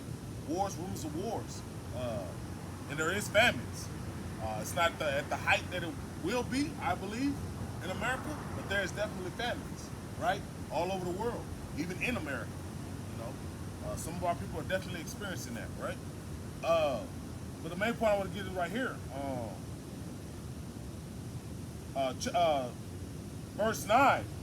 Then shall they deliver you up to be afflicted, and shall kill you, and ye shall be hated of all nations for my name's sake. And then shall many be offended, and shall betray one another, and shall hate one another. And many false prophets shall rise and deceive many. And because iniquity shall abound, the love of many shall wax cold. But he that endureth unto the end, the same shall be saved. And this is a cold point, right? It just gave you a list, right? We're going to be betraying one another, deceiving one another. They're going to give you up to be afflicted. Matter of fact, let me go point for point. Salakia. It says you shall be hated of all nations for my name's sake, for Yahweh Shai. And I forgot to tell that couple that. I was thinking of that. Hey. Revelation 2:9, I meant Jesus talking, but yeah. Salakia. We're going to be hated for Hamashiach's namesake, right? And again, touch it to that brother scoffing online, because one of the things he said was, I don't go out to the corners and lie to people. I just get on here on Facebook and tell the truth. Armchair Israelite, man. I don't know. And it's funny because through the Spirit, I told him before he even said that, go out and do the work. That's cool, brother. You don't agree with us, go out and do the work. Our people still need help. And we're out here for the blacks, Hispanics, and Native Americans. We're the true Israelites, the real children of God. That's right. It is high time to return to the Lord again and repent, for the kingdom of heaven is at hand. They went the other way on purpose. Yeah, they came by here earlier. But you know, real quick, man. But that's the hate I'm talking about, right? Some of our people gonna hate us, you know, and it might be the Most High's will that she go fuck his partner and break this nigga's soul to where he wanna come out here and do this work. Hell, if we're being honest, I had similar situations that broke my spirit. And it was just a level of chastening after chastening after chastening after chastening. Them Christians was beating my ass, right? Most High was leading me down a path. And I see now, you know, hindsight 2020, that I had to go through those things for a reason. Because how would I relate to Deuteronomy 28, where another man should take your wife if another man didn't take my wife? You know what I'm saying? And I was treating her like a wife. You see what I'm saying? I went through a lot of different afflictions that, don't get me wrong, prior to that I had other things going on with the curses and whatnot. But it was at that point in time where it started a long journey, man. I couldn't get a break. I didn't get no ease. My heaven and my earth was bronze and silver. You know what I'm saying? It was hard for me. I wouldn't be able to relate the same way. I'd probably still be a Christian had it not been for that. You know what I'm saying? That's the Most High making a way. But Salaki, just talking about that brother, right? Salaki, it says many shall be offended. And we out here offending people, man. We don't give a damn. You know, Brother Reddit, lift up our voice like a trumpet. How y'all sisters doing today? Y'all believe the Bible? Y'all Hispanic? You're Hispanic? Hey, y'all are beautiful sisters. Hey, God loves y'all. Right, yeah. Hey, we're out here for the true children of God, and that's the blacks, Hispanics, and Native Americans. So y'all sisters be safe tonight, and just understand y'all are Israelites, and we gotta return to God, right? Show us some love, right? Hey, Most High will drop that seed, they come by, maybe hear something again. Maybe they run into some other brothers and sisters, and they get some more of that information. You know what I'm saying? Hey, and most of us can testify. We went through probably a series of events where you're like, man, I heard something about the Israelites. I heard something about. Nope. No? Not for me. Not for you? The Okay. first time I heard it, I was like, that's the truth. Well, I'm saying, like, you ain't never looked back and, like, you know what I'm saying, like, maybe you heard somebody say something like, oh, they're not. No, nothing. So you just straight Christian? I was an atheist, bro. Oh, Yeah, I was out, bro. I was out there, man. For real, for real. and then, so, real quick, give a testimony. Yeah. So like when the way I came into the truth, I was an atheist. I was doing a bunch of like hardcore psychedelic drugs. Man, I believed in the white man's science. I believed everything that basically somebody can just talk about and live. I was out there, man, and then when I saw the truth, something in my spirit said, "That's what you've been looking for, man." So wait, you saw like a video or like Yeah. you saw Yeah, so you just on YouTube Yeah. saw a video like, oh shit. By chance, I saw a video from Bishop Yelter in One Body, man. Okay. Oh yeah. Yeah. And when I heard him, Y'all believe in the Bible? No? Hey, we're out for blacks, Hispanics, and Native Americans. If you're not any one of those, you're probably going into slavery and getting put to death. all praise. You know what I'm saying? Look like Ishmael walking by, you know what I'm saying? She had that big beak as a He had that nose. big beak, but he had that proud look on his face. Like, y'all slaves, y'all don't even talk to me. Hey, fuck Palestine, you know what I'm saying? Hey, fuck the Israelis too, you know what I'm saying? All praise. Just straight like that. Hey, I'm not advocating for the children dying, but hey, them people ain't supposed to be in our land. Hey, the Most High is visiting y'all right now. You know what I'm saying? Get the fuck out that land, man. Ain't nothing good for you. Well, Salakia, I know Hamas, they kind of trapped. So, Yeah. hey, that's Amalek, right? Amalek set it up for the Most High to really visit him. You know, spin the block on him. But, yeah, man. That's your story, right? Yeah. I've heard some of the things like that. Brothers got different testimonies in this thing, right? I've heard certain people say, and that's literally kind of my testimony, because I look back and I used to see the Most High was talking to me. He was saying little things, showing me little things. You know, I was working with Benjamin, had a lot of ins and outs with Benjamin. You know, and I overhear conversations with Benjamin talking to another Benjamite or a Judite, and they're like, yeah, man, the real Jews are black. I used to go to a Jamaican club. Bro started pushing Haile Selassie, but some of the things he was saying was factual. Just when he got to that false whatever he is, that Ethiopian, right? But Did you know that Haile Selassie, they don't even know who his father was? Did you know that? I didn't know that. Yeah, I found that out. So it seems like every tribe, they have like a pitfall. Judah, we just out there. We don't believe nobody because we stubborn and stupid. But the brothers in Benjamin, they know they Zion, but they believe Haile Selassie is the Messiah. So that's their pitfall. Yeah. And then Northern Kingdom, they be doing like cutting heads off of chickens and bruhia and all that other shit. So Yeah, they that- still serving their idols, man. Yeah, but they getting a lot of that from Levi, though. Yeah, Truth be told, well, I can't even say just Levi. It's Levi, In West Africa. but some of it's Judah too. Truth be told, but a lot of Louisiana, voodoo, Santeria, Santa Muerte, brujeria, all types of manners of all of that witchcraft. But yeah, some of us, they hear little things, and they probably off a drink or two. Hey, they might run across the video and be like, hey man, I see some guys out there, and they're talking about we're Israelites and we're beautiful, and he was kind of sexy. Hey, there was 3 handsome brothers out there. You know what I'm saying? Bold brothers in the Lord. You know what I'm saying? They might have been choosing a little bit. Hey, but if they're not, all praises. The Most High will's got to be done. Hey, give me that precept where this will run to and fro. And knowledge shall be increased. When they looking for the prophets, but they should not find them. Oh, you talking about? Yeah, I got you. Get that Family from of the me. word. Yeah.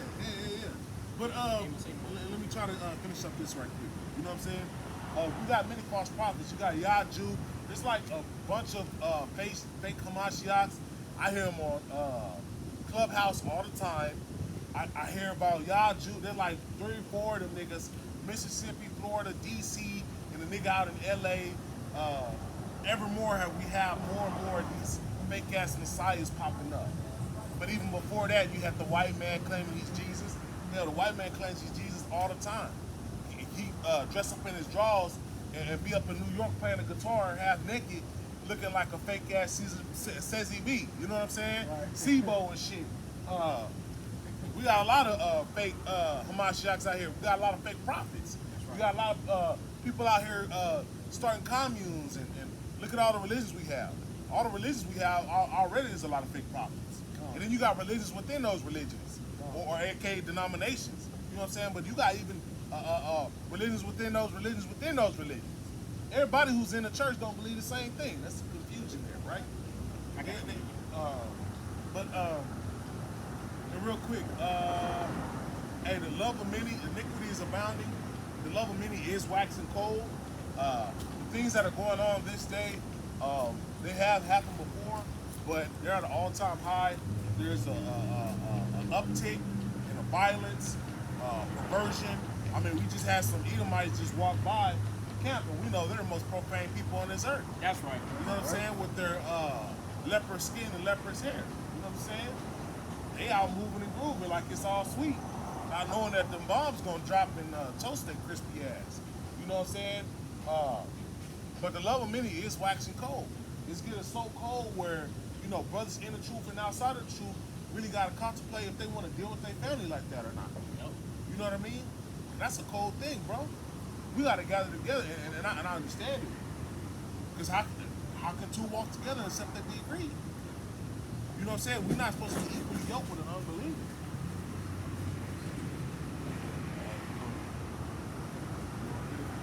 Me and my family, we argue every time anything involving the Bible comes up. We arguing like cats and dogs. Bro, I'm gonna tell you like this. It always comes back to the Bible with me. Yeah. It's damn near almost an argument all the time. I stopped going over my parents' house. When you get people giving you advice or telling you what to do, it's always, you gotta understand that's instruction, right? Sometimes it's even the criticism they give you. That's instruction, right? We gotta examine ourselves whether we be in the truth or not. And sometimes they're telling us things that are contrary. Trying to tell me to go to a turkey trot. Nah, I don't think so. Well, you can just eat. Nah, I'm good. I don't eat food polluted. Abstain. Tripping. I don't eat food sacrificed unto idols. You get what I'm saying? I don't rock with that. I don't rock with these holidays of America. We don't deal with that. You know what I'm saying? Yes. Are we going this way? Yeah, we're going to cross. You're reading. The Bible. Oh. Yeah. You ready for slavery, Susan? White man's going into slavery, and it's well deserved. I ain't gonna stop. You got Maylene. The hell with it. You got Ling Ling, Maylene, and then Brady Bunch. I got that precept. But yeah, I don't want to, brothers might want to deal with that. I don't want to deal with that. I don't really like arguing with women and shit like that. But I mean, don't get me wrong, I'll tell them some shit. Fuck that. No, give them their judgment. Keep them the fuck moving, man. Yeah. I don't want y'all cackling and interrupting the word of the Lord. But the love of many is waxing cold. Iniquity is abounding. We're out here telling our people what we shouldn't do, and they even double down on the wickedness. You know what I'm saying? And we just see all manners of wickedness to this day. You got mothers leaving their children at home so they can go on a fucking trip and slut themselves out or get slutted out. Coming back to dead babies. Brothers and sisters killing literal blood brothers and sisters killing each other because they were in the wrong and got in trouble with the law. You know what I'm saying? Regardless if they told or whatever. Hey, I'm not advocating for people dealing with 12. The only 12 I believe in is the 12 tribes of Israel. That's right. You know what I'm saying? But hey, sometimes you gotta, find an amicable way to give room for peace, right? It's supposed to be peace officers. I do understand when as soon as you dial them 3 numbers, you might be putting a death sentence on somebody, right? But the scriptures also tell us that we should go to our enemies and one of all things. So if you don't want to sit there and be having a battle and fight and potentially getting in a situation where you have to kill or defend yourself against one of your literal blood brothers or sisters, I understand calling the police on some matters, but my point is that love is waxing very cold. It's a glorified thing these days to either rap about, sing about, and uphold a moral code of being a slime, sliming people out, backdoor gang. You know what I'm saying? Backdooring people, being a triple crosser, being a double crosser, and being a triple crosser. That is a badge of pride these days. Well, you got to understand, when I was coming up, we had standards where it was like, hey man, you don't touch women and children. Nowadays, it's like, we don't give a fuck. We'll kill your mama if we can't find you. We'll kill your daddy while he's working at the grocery store. We don't care about his hard life. We don't care that he got cancer and he's just barely making enough money to buy medicine. We don't care. We're going to kill him because you said or did something, or we hating on what you might be or doing that's successful for yourself. We can't get a hold of you. We can't get a hold of you. We're going to kill your brother, your best friend. We're going to kill your whole family. We're going to kill your children who ain't got shit to do with shit. I heard a case recently, motherfucker stood over a nigga while he was walking with his child. Hey. So shot him, he failed, and He then stood lit him over up. his ass, bro. Now, and even beyond that, I heard a case out of LA. Now, I know how the gangbanging is out there. Let me get the curse. Let me get that curse. But out in LA, this lady, she was walking up to hug a brother. I forgot what gang, some neighborhood Crip gang. They ride through the A-trays because one brother was talking shit to another brother, talking about he don't put in work. So to prove his manhood, they set out on a mission to go kill some A-trays. saw the sister walking to hug the guy, shot her, I believe, 11 times. Damn. And her daughter was in the car. Her last words was her trying to point and saying, the car. An older man saw that. That's who she was talking to. He took the girl's daughter around the corner to a friend's house and came back. The lady was dead. She got hit in the head a few times. And the thing is, that's some cold shit, man. Because I'm listening to this case. The daughter saw everything. And while brothers was getting convicted of the shit, the daughter was at trial. She had a statement, and then they had her give a statement to the news. When they interviewed her, which is probably like heartbreaking thing. She said the men were mean to her and her mommy. Like, this is how the little girl's talking, man. To the news.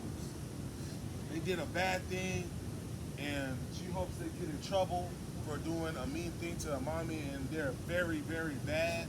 This is the language that this little girl's using. She ain't talking wild. She probably, I forgot her age, but she was, had to be like 5 or 6. Can't be older than 8. And she, here's the cold thing. When they were doing the conviction and all that, the little girl spoke on the stand. And she used the same type of language like that of a kid who cannot express themselves properly. You know what I'm saying? Using very, very and bad men and mean and you hurt my feelings. And and I'll pray that's an articulate little kid, but that's a heartbreaking situation for me to have to hear that shit. She watched her mother die, man. That's cold as fuck. Love of many is wax cold, but go ahead and bring out your precept, bro. This is Deuteronomy, chapter 28 and verse 54.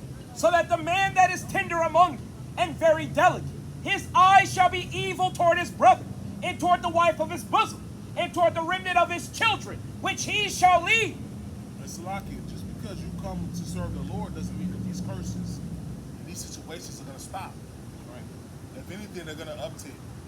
You're going to be tried, you're going to be tested. And then the next verse, or the passages I just read, the verses I read, was Matthew 24. This is verse 13. And it says, but he that shall endure unto the end, the same shall be saved. Right? The same shall be saved. You have to deal with all of these situations, these curses. Love of many waxing cold. You have something right?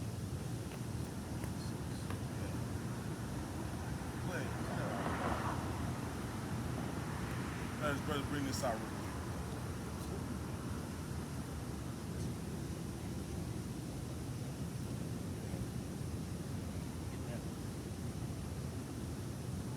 This is the book of 2 Corinthians, chapter 6, verse 14. Bring it out. Be ye not unequally yoked together with unbelievers. For what fellowship have righteousness with unrighteousness? And what communion hath light with darkness? Verse 15. And what concord hath Christ with Belial? Or what part hath he that believeth with an infidel? Verse 16. And what agreement hath the temple of God with idols? For ye are the temple of the living God. As God has said, I will dwell in them and walk in them. And I will be their God, and they shall be my people. Verse 17.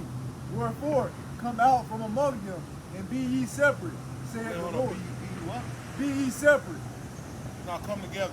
Be ye separate, saith the Lord, and touch not the unclean thing, and I will receive you.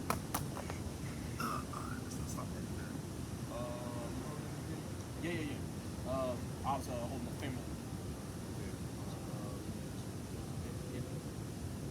Read that last part again. Or be separate. Sorry, be separate. Verse 17. Wherefore, come out from among them, and be ye separate, saith the Lord, and touch not the unclean thing, and I will receive you. Verse 18. And will be a father unto you, and ye shall be my sons and daughters, said the Lord Almighty. All right. I got a piece of that. Real quick.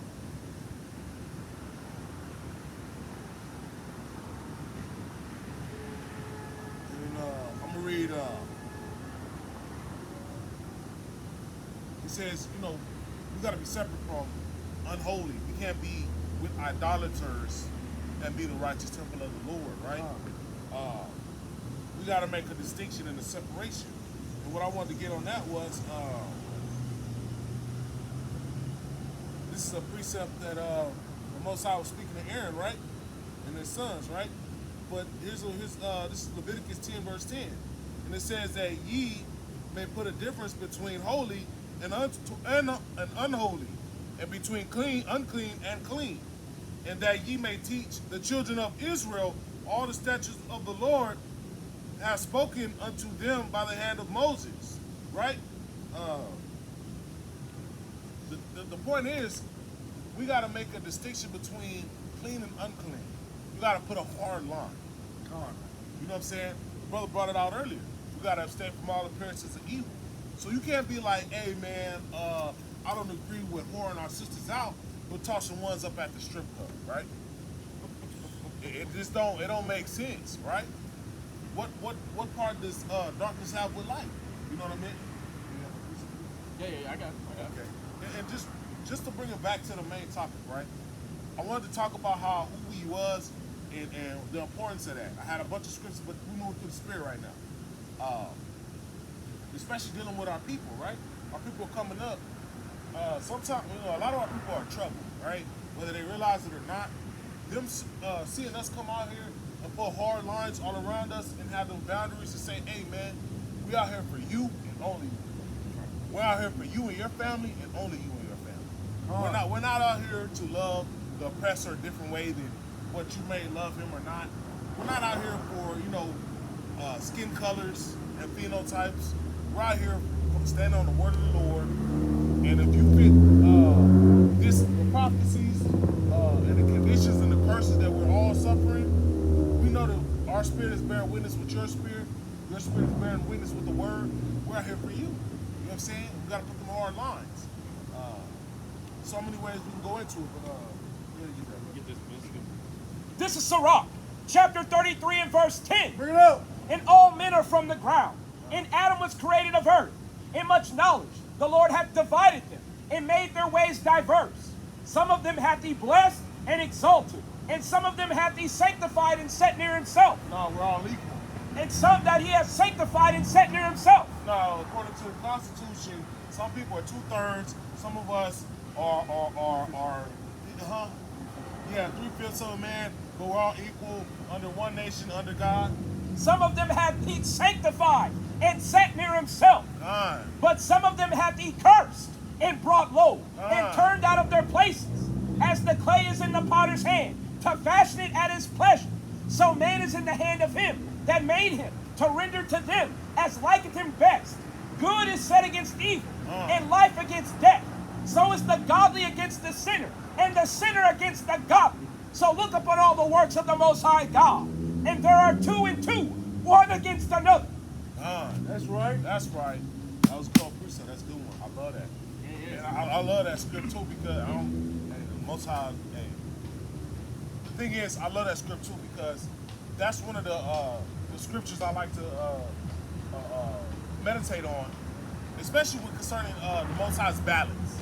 One of the things I struggled on early on with was when I first heard, oh, God's only here for blacks, Hispanics, and natives. I heard brothers say that, and I was coming into the truth. I'm like, oh shit, nah. But when you hear a scripture like that, right? You also hear that a just balance is the Lord's delight, right? He hate every false way. You gotta understand that there's people that he loves and people that he hates. And that scripture right there, it was a cold precept because any brother or sister hear that, it's gonna start exciting devils or exercising them coon spirits out. You know what I'm saying? Real talk. You gotta understand the Most High is, you can't say he's just if everything's all good. You can't say he's just if he loves all people. It don't make sense. It does not make sense. Even by just some of the things that you read. We talk about Deuteronomy 7:6. Just starting off in the Bible, he's telling you he has a hierarchy. Why did he only choose Abraham? Right? A lot of people only think Adam did. Why did he choose Adam? You know what I'm saying? Adam wasn't the only man, but hey, why did he choose Abraham? Why did he choose Moses? The Bible tells you. But if he loved everybody and he loves all his creations, he wouldn't be goddamn stepping on shit. You know what I'm saying? Hey, you out here crushing ants. You gotta understand that. He made us that way. He made different peoples. Hey, that's some diverse trees in the garden.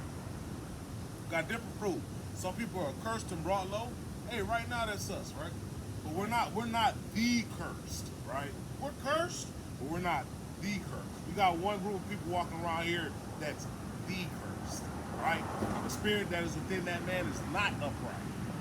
You know, hey, who can make straight what God has made crooked, right? We know that. You know, these people out here doing their shit, they can't stop, right? Can I have something?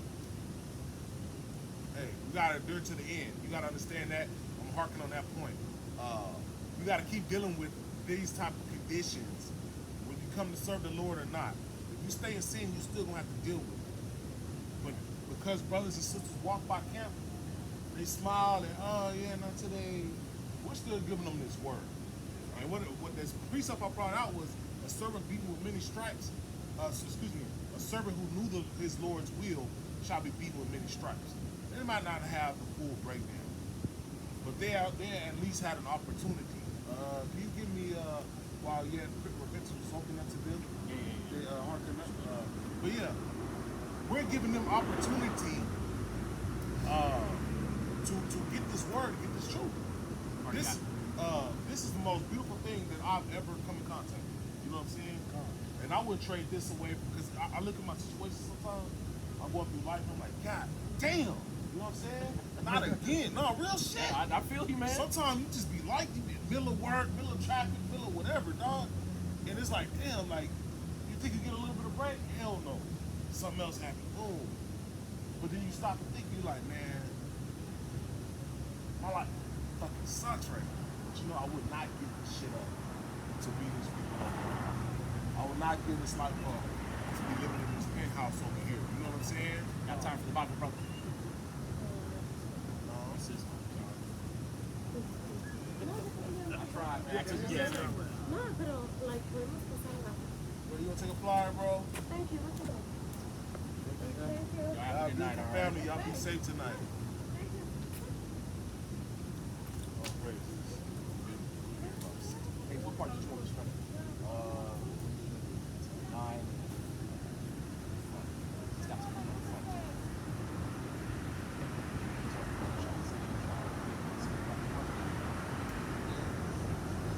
This is 2nd Ezra, chapter 9 and verse 7. And everyone that shall be saved, and shall be able to escape by his works, and by faith, whereby ye have believed. Whoa, hold on.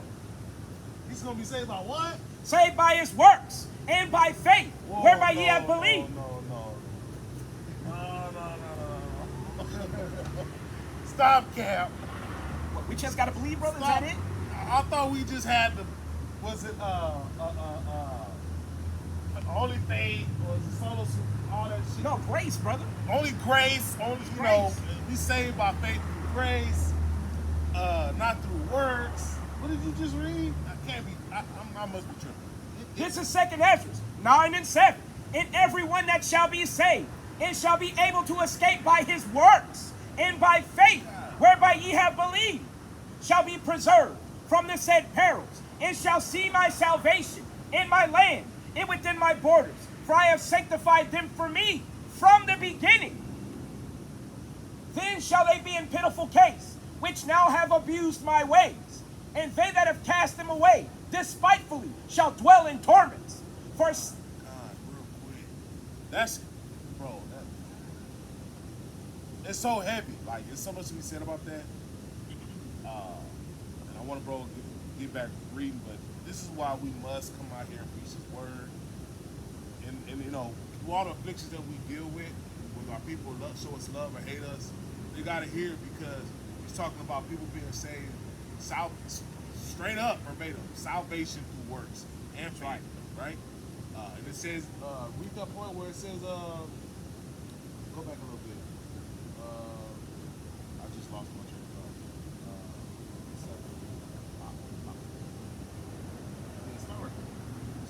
this is 2nd Ezra 9 and 7.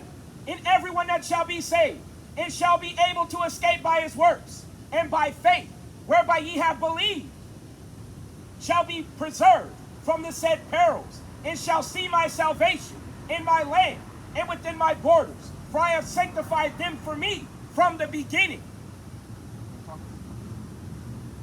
Then shall they be in pitiful case, which now have abused my ways, and they have cast them away despitefully, shall dwell in torments, for such as in their life have received benefits and have not known it. And they that have loathed my law, while they had yet liberty, and when as yet place of repentance was open unto them, understood not, but despised it. The same must know it after death by pain. And that's the whole point, man. It gets real goddamn descriptive. These scripts that when I sit there and like meditate on some of these things, man, we just talked about, like, we kind of get some testimony about like family, like not really believing, and I know brothers really going through tribulation concerning that. That's like an ever-present thing, like always. And I'm gonna get to a point right quick, but I'm gonna let my plan on this one. We gotta do this work. One, do the Most High's will, right? Because we believe, we have faith. Brothers and sisters walking through here, hey, the Most High said he was gonna visit Israel first. You know what I'm saying? We gotta be with them in the stripes first, right? The heathens got at least 1,000+ years for eternity to get them stripes. You know what I'm saying? So he got to give it to us. He got to visit us first. So us telling our people about this thing, they're gonna get beaten with some stripes. Now, granted, I do believe within the community of Israel who knows the truth, there is people within that body who are definitely going to get more stripes than others, right? Most High has a hierarchy with a lot of different things. He has structure, right? But this right here is talking about they're going to give us up. I just read about in Matthew, some of them are going to give us up. You know what I'm saying?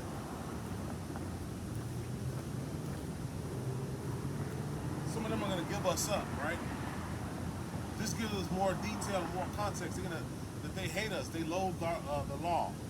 They had a space open for repentance. They could have changed. They didn't want to change. And hey, as I'm talking about this guy on Facebook scoffing, this is the point you got to understand. While brothers have opportunities to get out here and labor with their brothers, because we all know the scripture. We learned this in Christianity where it talks about the work is plentiful, but the laborers are few. We all knew that. We knew that before the truth, whether we believed in it or not. You know what I'm saying? And for brothers to have the nuts to sit on the couch, you know what I'm saying, in their draws, to fix their mouth against brothers out here literally doing things is beyond me, right? But that scripture right there, I believe that's going to be talking about people like that. And why I say that is because you got enough of a hating spirit to do nothing but watch videos all day. So you got to get on social media and battle with brothers and sisters who are actually functioning within these bodies that you're talking about. You ain't did not a thing. That's gonna be the people that deliver you up.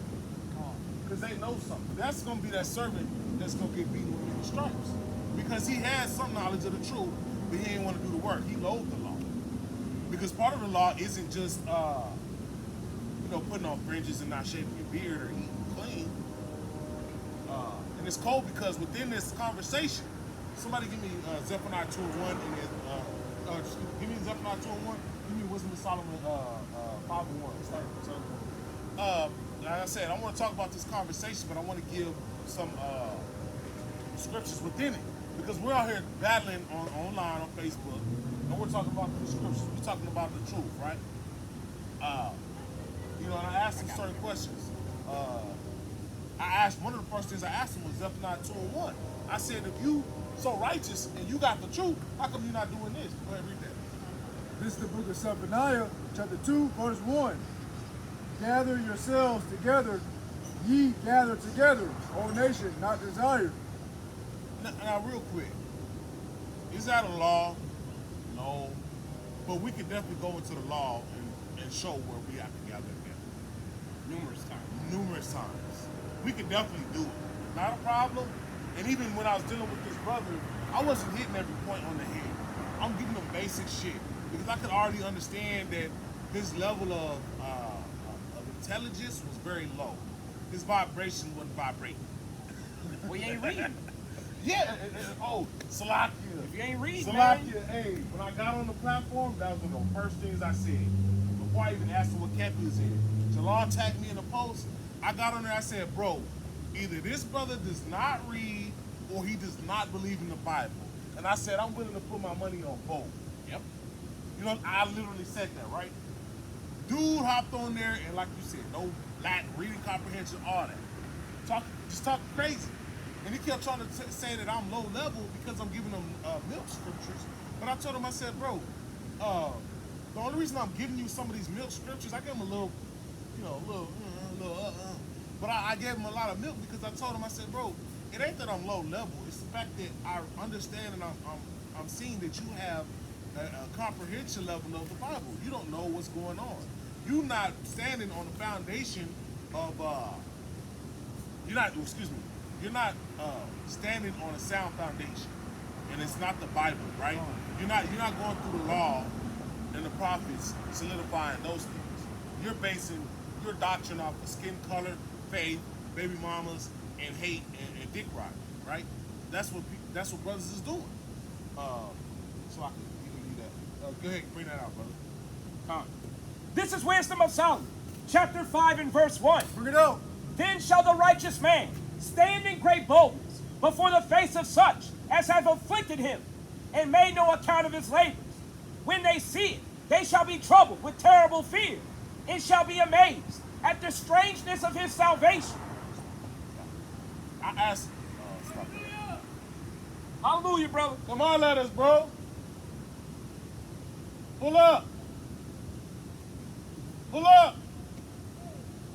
Come talk to us, bro. Come have a talk with us, bro. All praise. All praise. Now, and what's cold is, I asked that brother, I said, why he ain't following Wisdom Solomon 5 and 1? You know, the scriptures talk about us standing in great boldness of those who afflicted us. Yeah, I see. The scriptures talk about us standing in great boldness in those who afflicted us. You know what I'm saying? And we're supposed to be doing this and telling them the truth. This is what's got to happen. I mean, hell, we go throughout the Bible. I forgot. The prophets of old stood against was it kings, princes in many countries, and they prophesied of wars, famines, and pestilence. Roughly paraphrasing, right?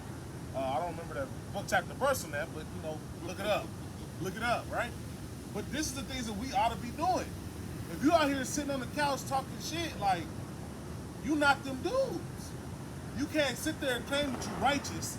They said the righteous man is going to stand in great boldness, right? You're not doing the things that line up with this description of a righteous man, a mighty prophet. And I told that dude, I said, hey, the men of the Lord was dying, getting killed, all type of shit. Going to prison, all type of shit for the Lord's sake, right? Brother kept, he was running off with the mouth. I had to laugh that nigga to scorn, I swear to God. Hey, Salakia. No, swear to God. But, yeah, right, swear to Jesus. SIBO. Says he be, right? Swear to Caesar. Says it. But, I tell dude, I said, I don't think you be outside. I told him that. And then when he started, like, declaring that he don't do that and whoop the whoop, I started laughing. I was going crazy. Everything he posted after that, I was laughing my ass off. And I said, I fucking knew it. It's always some in the house, don't want to go out and do the work type of Israelite who think they know some shit and don't do nothing. You know what I'm saying? You supposed to hit the highways, and I asked him that too. That's another precept. You know that's precept, you got your phone on you or something? Get to the highways and hedges, chief corners, chief places of commerce. Get them. But I told him, why ain't you following these laws? And it almost seemed like, and he was a Negro only. It almost seemed like he was a Negro only. It almost seemed like he was an Old Testament only, in which a lot of times them brothers be like interchangeable because they have to like, you can't be Negro only and be believing in the Like at some point you have to only believe in the Old Testament and like, or something vice versa. You know, one of them two. Like you can't just believe the whole Bible and only believe like, you know, like we're saying a lot of cult shit, blacks only, and I'm like that's dumb as fuck. And this is why we gotta understand who we are. Because again, we're talking about all skin folk and kin folk. Yeah, get that man.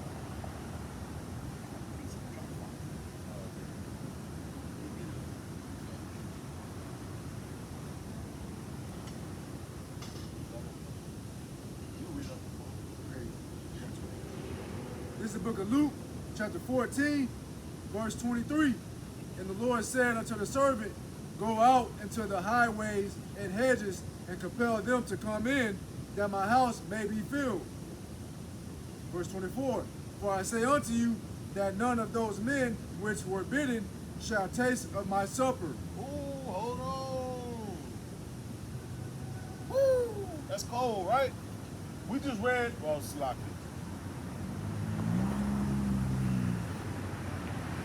I have to read that one more time, right? But that's a cold point, right? It says none of those men that are forbidden. Hit that point again? I'm gonna have to read the whole thing. Hit that point. That none of those men which were bidden shall taste of my supper.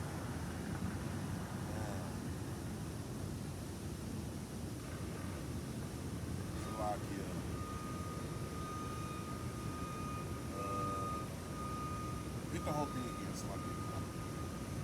Verse 23. And the Lord said unto the servant, Go out into the highways and hedges and compel them to come in, that my house may be filled. Verse 24. For I say unto you, that none of those men which were bidden shall taste of my supper. And just a cold thing is, you gotta understand something, right? We trying to fill up the house of David, right? We trying to reclaim that legacy and bring that back. You know what I'm saying? Will it come back again? Amen. We trying to have the tabernacles of David risen up. So we got to bid people to the marriage. We got to bid people to the feast, right? Real quick, I'm going to read this. This is Psalms 23:5. It says, Thou preparest a table before me in the presence of mine enemies, and thou anointest my head with oil, my cup runneth over. We got to be bidding our people to this, right? To this marriage ceremony. We got to bring our people to life. If not, that blood is going to be required at our hands, right? We got to warn our people. They don't want to listen. And that's a cold point. I got that precept. Okay. I was telling this brother, like, throughout the conversation, I'm lacking them to sworn, but I'm still telling them, look, man, why ain't you just doing the work? Why ain't you, he over there battling like a Christian, and he's trying to go skip the script, or what about this, and what about that? Bro, you're not even dealing with the text. You low level. You're not dealing with the milk. I say you don't even, you probably must not have read this script. I'm dropping script. You probably never read this script. I'm dropping script. You probably never read this script or even lived. I asked him at one point, I said, why you not living by this? You got all the nerve in the world, all the nuts in the world, and all the unmitigated gall to sit there and talk about a man who's literally my age, who learned the truth and risen up a whole camp all over the country. In Central America, I believe in South America, in Europe, and in Puerto Rico. Shikari is getting deep now. This brother is my age, and he's done all of that. You see what I'm saying? And he wasn't in the house hiding. You know what I'm saying? We got a war to fight. We got a war to win. We have a king to serve, and we have a God to honor and love and respect and fear, right? And we used to talk about in the world, if you don't stand for something, you're going to fall for anything, right? The same is true within the truth. Like, you got to stand for something. And all praises if it be for the Most High. You die and be a martyr. The dead shall rise first. Whereas you not standing for, you're going to fall for anything, right? We know about, was it 2 Thessalonians, it talks about a great delusion? That's already upon us, right? We got to understand that. We got to understand our people are already being deceived. We have already been deceived. And we're still being deceived as time goes on. with new and reinvigorated lies by the devil that the Bible speaks of, right? But we're out here to, tear down these false doctrines. Go ahead, bring that precept out. But I just want to say that real quick. You can't be in the house and not fighting for your people like that. Come. This is Jude 1 and 15, 1 and 14. And Enoch also, the seventh from Adam, prophesied of these, saying, Behold, the Lord cometh with 10,000s of his saints to execute judgments upon all, and to convince all the ungodly among them of all their ungodly deeds, which they have ungodly committed, and of all their heard speeches, which ungodly sinners have spoken against him. These are murmurers, complainers, walking after their own lusts, and their mouths speaking great swelling words, having men's persons in admiration because of advantage. So, just to say, like, we have people literally just speaking their own words. They scoff it. You've had prophets. This is literally talking about Enoch, the seventh generation from Adam. And literally, we've been prophesying of our Messiah coming and us being basically brought back into the fold and put back on top since those days. And we still got armchair niggas, people sitting on the sidelines scoffing, talking noise, man. And they be the ones who be in the worst conditions, man. When you find out what their life is like. Whole life fucked up, talking shit, man. But then you let them know. That's why the Most High God keep drop kicking your ass, man. And he gonna keep kicking you right in your ass every time you keep scoffing. That's cold that you say that. Yeah. That's immediately what I thought. When I read that, I'm like, oh, this nigga don't keep no commandment. Yeah. This nigga do not keep no commandment. Right, and that's a cold point. I wanted to ask about Moses and Miriam, right? Because this brother was so fixated on color, it's like, he kept saying, the cracker, the cracker. I mean, I'm not tripping on that. Y'all follow the white man. Y'all got the white man doctrine. Y'all follow crackers. Y'all crackers. Y'all fake niggas and y'all crackers and He kept saying this bullshit, right? And I'm like, bro, you over here having a low-level conversation about skin color. I say you must not have read about Israel being the Lord's heritage being a speckled bird. Hell, the prophecy surrounding Ephraim alone. He a cake on you know what's turn. called? Yeah. I think he even put that shit. And it's like, you are dumb as fuck. He didn't put that part. He put like, I think right after where it talks about they profane themselves among the heathen. Yeah. Yeah, you know what I'm saying? But how the fuck do you read something like that and then automatically assume it's talking about race? And they have the nerve to talk about other brothers, right? And this brother, I'm laughing at his ass. And I know I got to him because I kept calling him all types of bitch. I called him a scary ass. I said, you in the house, you scary ass. Get in this fucking field. Put some work in. Right? I asked him, I said, hey, bro, you ever bled? I said, you keep talking about crackers. You ever fight one? You know what I'm saying? You ever bled for Fight one? one. And he didn't want to answer. He said some bullshit. So blah, blah, blah, blah, blah. It's irrelevant. Nah, fuck that. Nah, fuck that. Have you ever bled for the Most High and it's true? That's right. Well, I don't need to answer that. Nah, don't worry about it. I fucking knew it. You one of them. You's a bitch, right? And I kept telling him off when he first started really going hard, and I started telling him, you's a bitch. You don't go outside. You ain't out here fighting. You ain't out here doing nothing for your people. You's a bitch. No, they You talk gotta say it like that. Yeah. You's a bitch. You wanna be in the echo chamber. You wanna be a Facebook Israelite. You's a bitch. You wanna be on social media and not get out in the field and serve your people. You's a bitch. I mean, I keep going, right? And I ended up telling Jalon, because Jalon started asking questions too. He started off a conversation with him. I didn't read it, but I told the bro, because he started saying it's a sin to be with the other nations, right? I said, prove that to me in the law. Stop making it up, man. Tobit 4. No, sir. And I hear other camps saying this. Tobit is not the law. The New Testament has commandments in it, but it's not the law. Stop making shit up, right? I said go to the law. You know what he went? Deuteronomy 23 and 2. what I'm saying? Matter of fact, let me read that. But while you get that, I do want to say this, right? A lot of brothers, that's why when they go to the writings of Paul, they get tripped up. It's not expedient to go with a woman from the other nations, but it's not a sin. Because if she's worshiping another god, something gonna give. Either she gonna come to your side or you gonna go to her side. So why put yourself in that position where you gotta try to butt heads with somebody over doctrine when really, what can that woman from another nation give you that the women of your nation can't give you? Hey, Salaki. We know how that's gonna. You said it's gonna go by either we're following their God or they're following our God. That's right. Is it possible for a heathen of another nation to follow our God?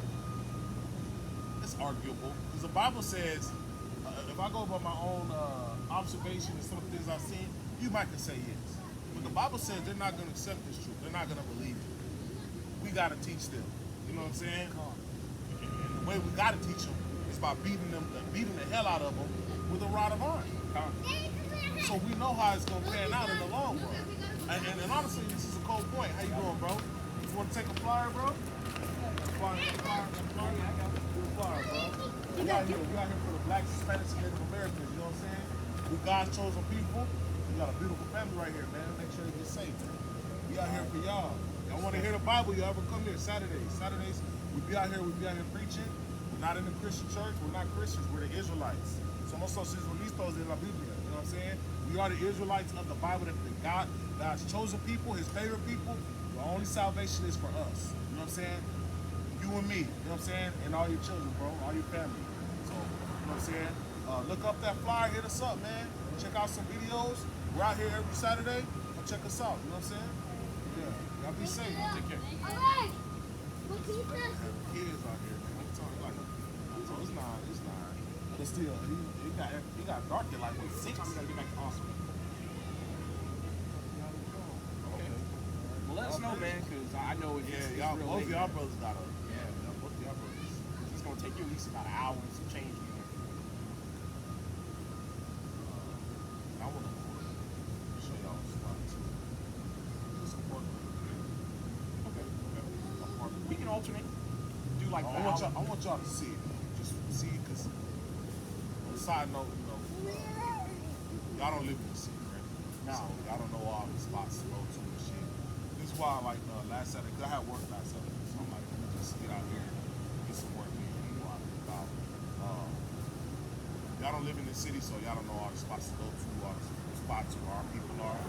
Most I can make a map or something like that and put all the specific locations where, you know what I'm saying? Y'all see it on the map, like, all right, I can pull up here, you know what I'm saying? Whatever, check it out, whatever. But there's a spot, there's a park right up here. We all know that this city downtown, there's a lot of different spots down here. People are coming and going. Obviously, outskirts of downtown. You know, you got gang wars and all type of shit like that. You know, brothers want to be safe. But you know, there's places that we can go to where our people are congregating and moving. You know what I'm saying? So most of we out here to drop an apple. You know, get a flyer going where it's like addresses and stuff like that. So brothers that want to, you know, just whatever, do some check it out on the wedding camp or whatever. You know what I'm saying? Around or whatever. We do need a home base. Still or not. We need a home base. But me personally, I see some brothers in Houston. Well, I mean, even Dallas. They move around. They follow events. You know, they go where the people at. They go to beautiful gay parades and all type of shit like that. So, you know, most I will, you know, shit like that.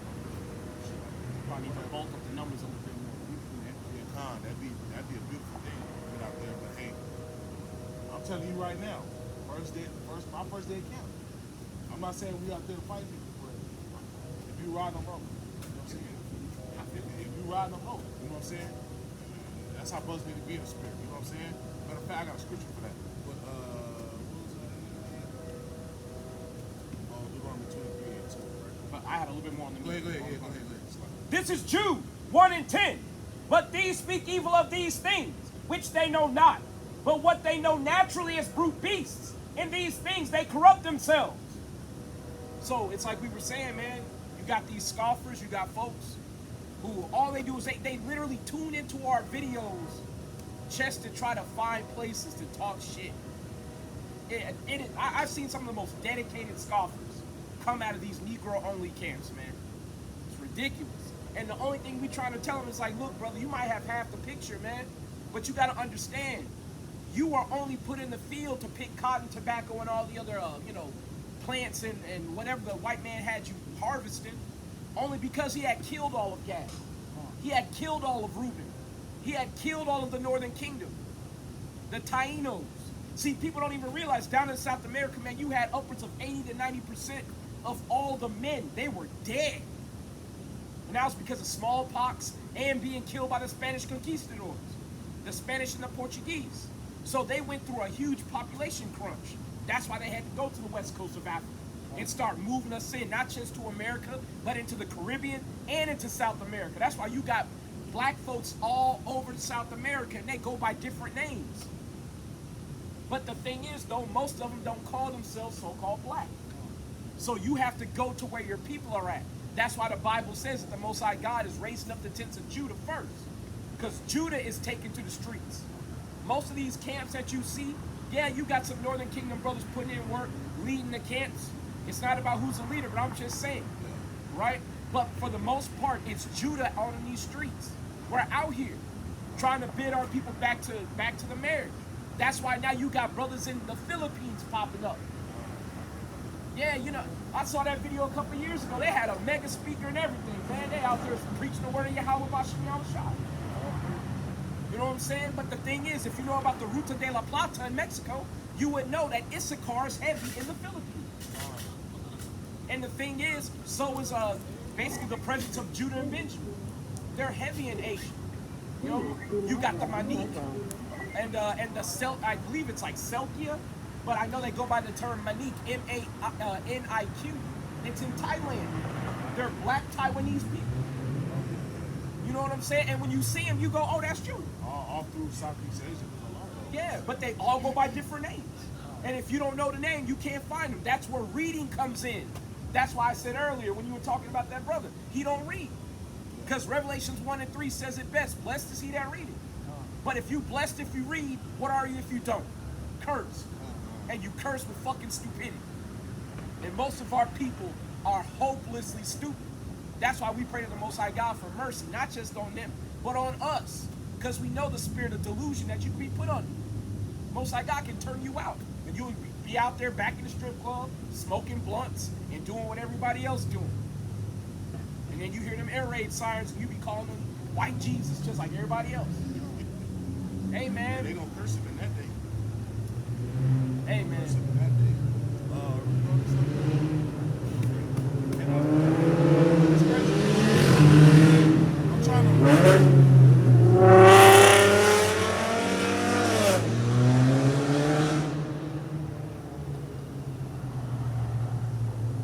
It's crazy because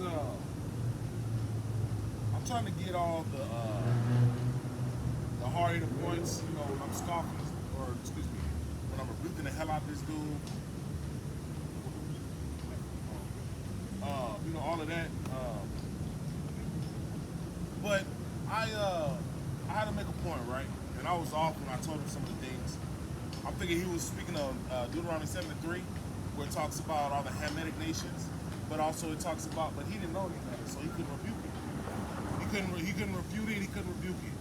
And I'm going off of thinking of Deuteronomy 7:3, but he gave Deuteronomy 23 and 2, where it talks about a bastard should not enter the congregation, or son of a Moabite or an Ammonite.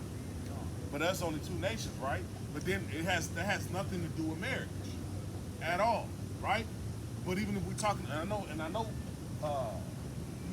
I think he even meant 7:3, because when I made the points I made, he was arguing from that position. When you talk about Deuteronomy 7:3, it only lists a few nations, right? And these were all within Ham. It's not even all the children of Ham. What about the Japhites, the Ammonites and the Moabites? And if you say that, they're an abomination and having children with them is polluted, now you're saying that all of us are polluted. You're saying Yahushua's polluted. Moses' sons were polluted, and many other strong men in the Bible.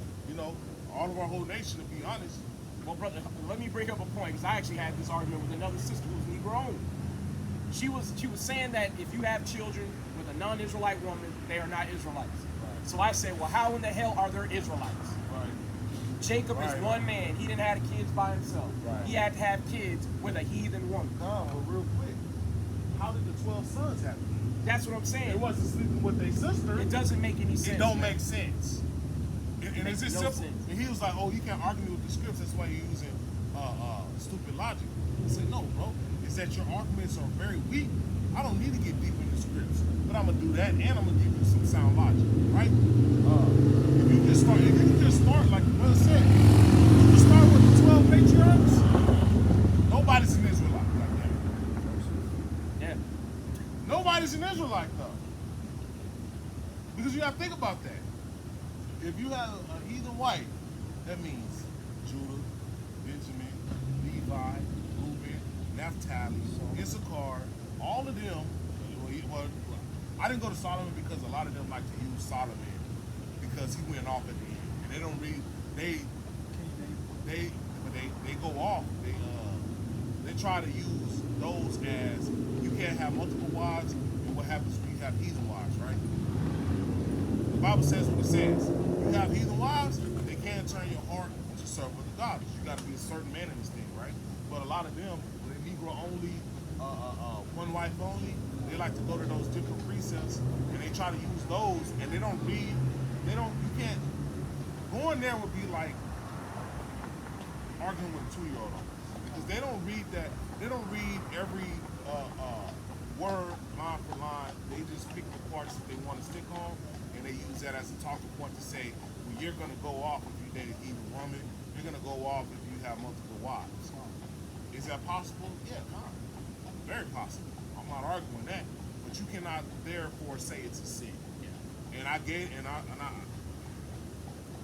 I went to Deuteronomy 4 and 2. I was selling, or excuse me, Deuteronomy 4 and 2, because I was like, this brother at this point he's lying. You know what I'm saying? He's lying on the Bible. He's lying on the Most High. He lied on us, and he's adding unto the law. And this brother has no problem. He has no problem being in sin like that. And I told Jalon, I said, hey, we just got to leave bro alone.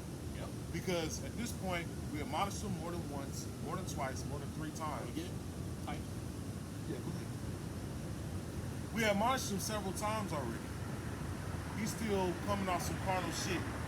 His problem, after I started laughing at this dude and asking him real ass questions and telling, in the midst of this, I'm telling him, bro, go feed the homeless. Go take care of fatherless children. Go do this, go do that. Go hit the streets, tell the truth. Where's your fruit? Where's your army? How come nobody's backing up you? Who the fuck are you? You know what I mean?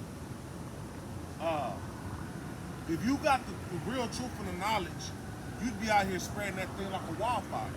And then you would probably have blue flocking, trying to get some of that. You know what I'm saying? And get what you got.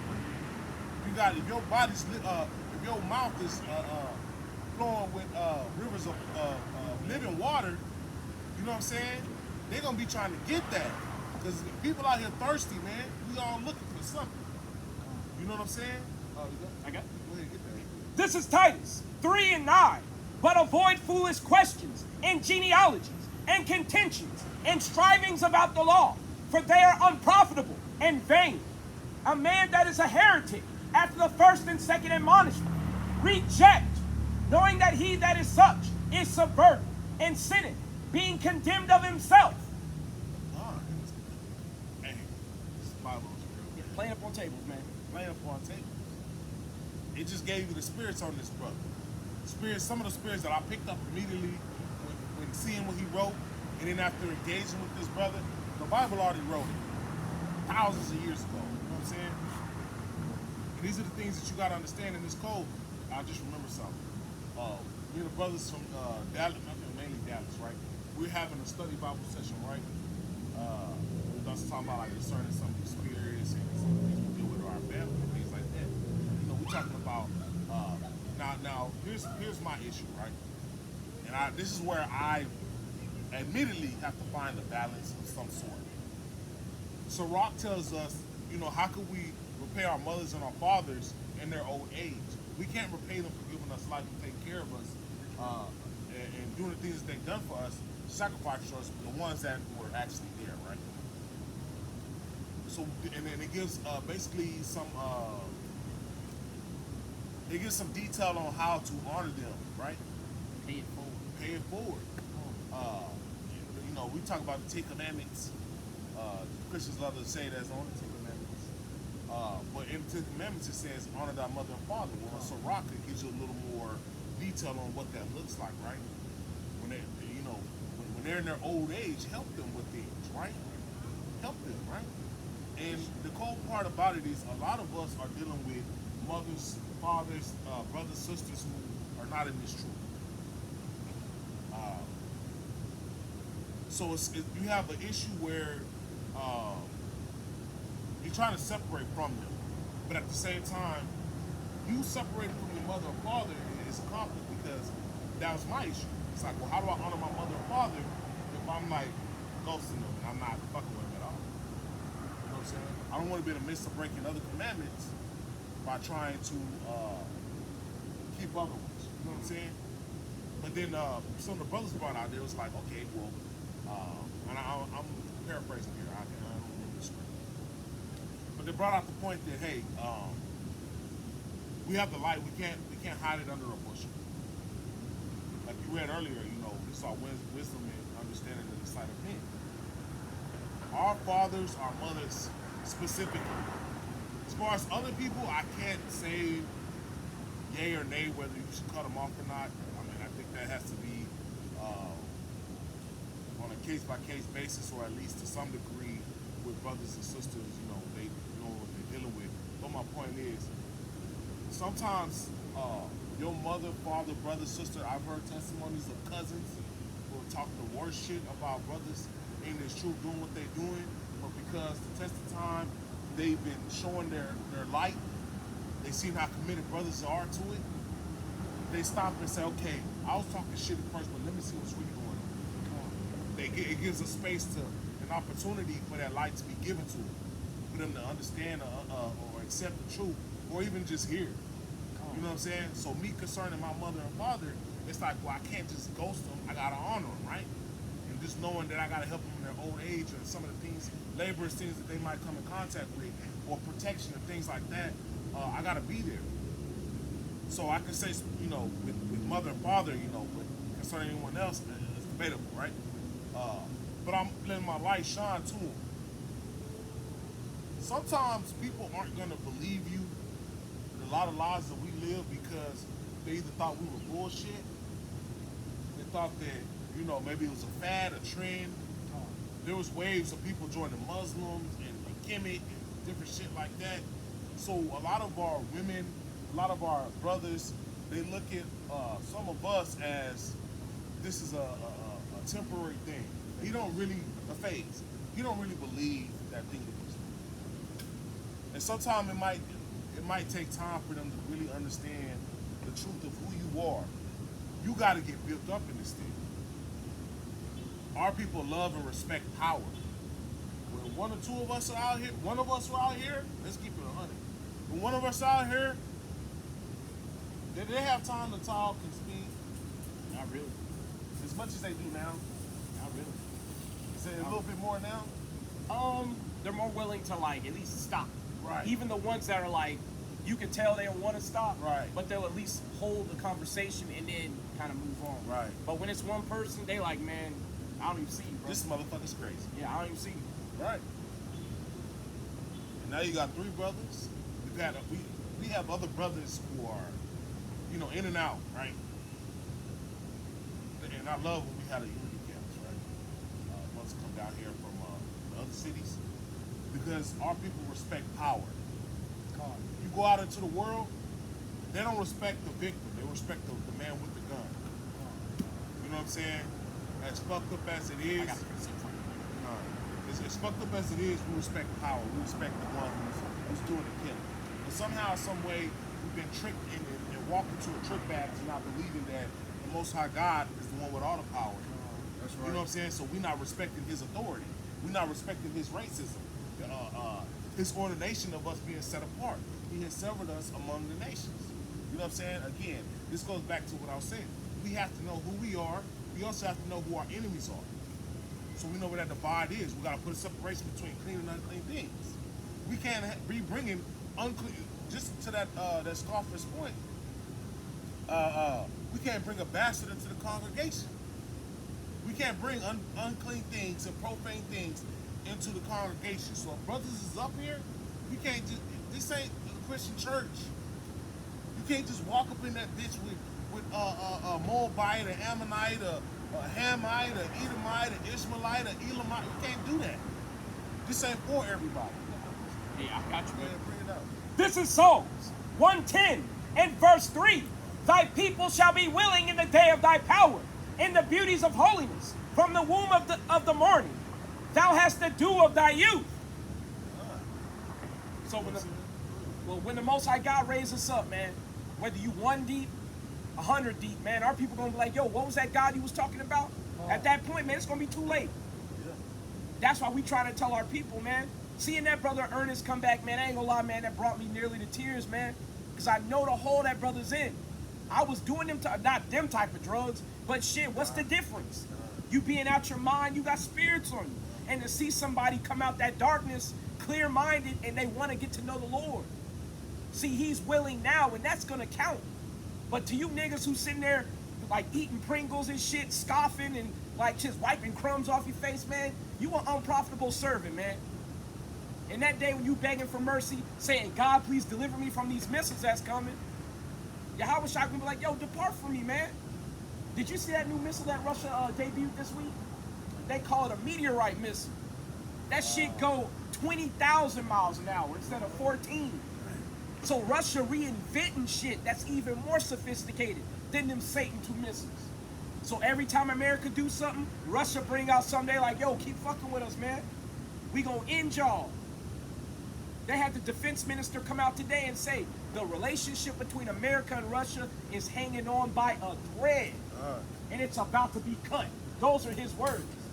He said, y'all keep messing around, man. We gonna go all out on y'all. And they got a preemptive strike policy. People don't realize what that means. They're not gonna go on TV and go, hey, we fighting y'all. Yeah. They just gonna launch the missiles and stand back and go, well, it is what it is. They've been saying that from the beginning when they got in that mission with Ukraine. Yep.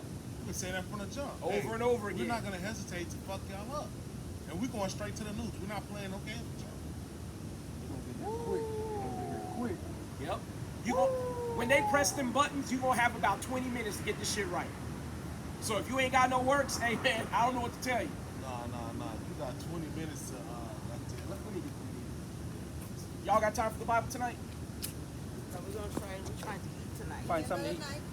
Y'all ought to be ashamed walking with that damn white devil. Y'all ought to be ashamed. You ought to be ashamed of yourself. After all that raping, robbing, and murdering, you ain't gonna talk to us if you don't walk with that damn cracker. You ought to be ashamed of your damn self.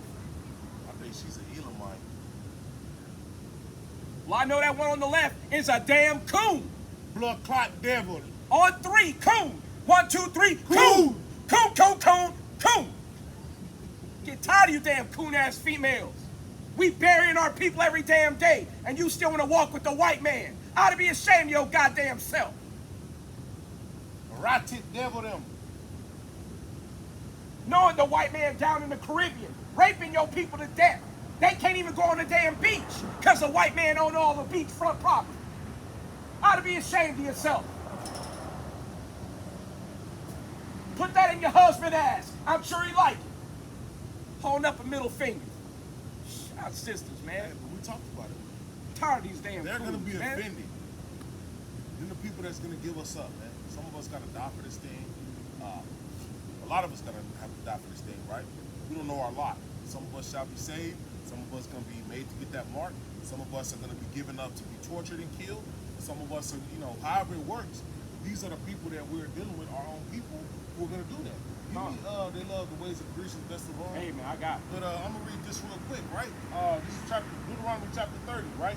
To the point the brother made, we see the brother Ernest come up, he knows the hole that brother's in. Some of us don't have that lot. And we didn't have the serious strides that needed to be made the same way as this brother. Some of us might have had short strides. Some of us might have had a decent enough life where we didn't have nothing holding us back. But this is the point I want to make, right? This is Deuteronomy chapter 30, verse 1. And it shall come to pass, when all these things are come upon thee, the blessing and the curse, which I have set before thee, and thou shalt call them to mind among all the nations, whither the Lord God hath driven thee. Oh, shit.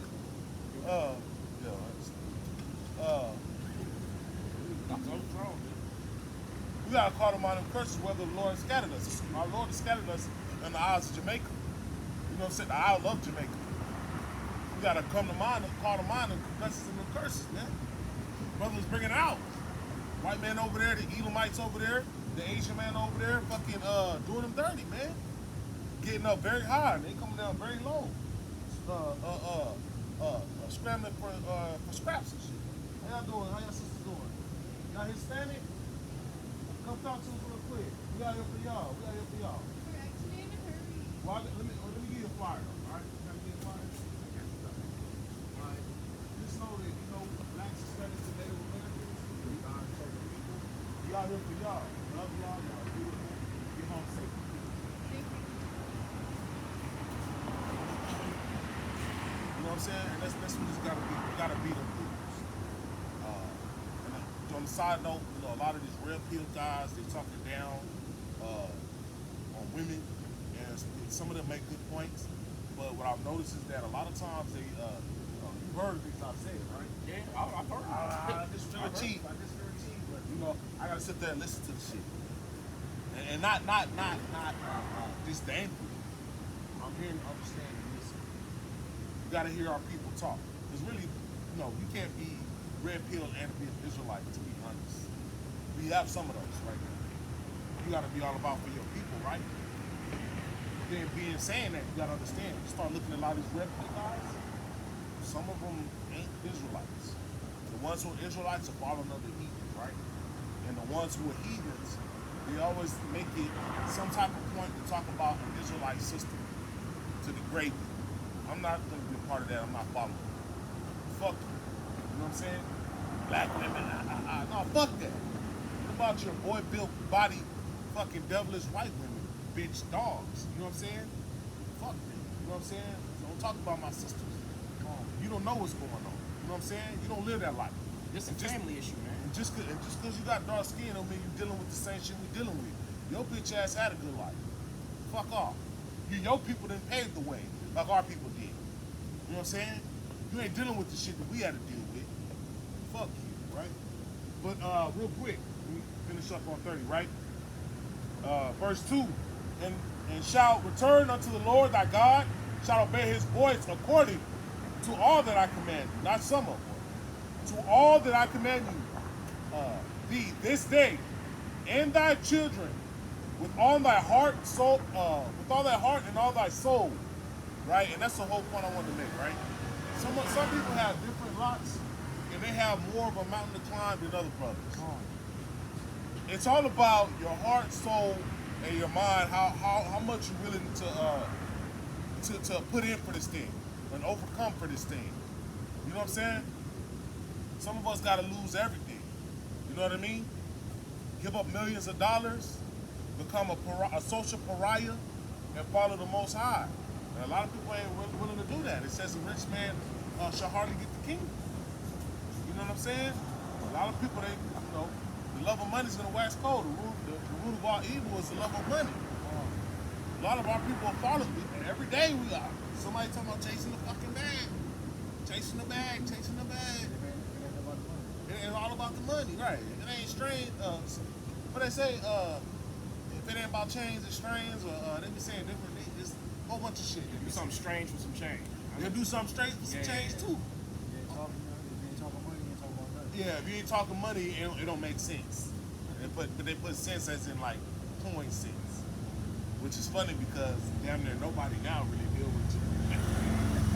Actually, I've gone to some places you hand them change, they tell you they don't take it. They'll give you change, but they don't really. They won't even take the change. They're like, yo, because I can't give it to you back. Yeah. You know, it's shit like that. And the point is, the brother said, hey, that brother he has mountains that he has to move to come back to the Lord and start serving, but he's making the effort. And that's what a lot of us gotta understand and do.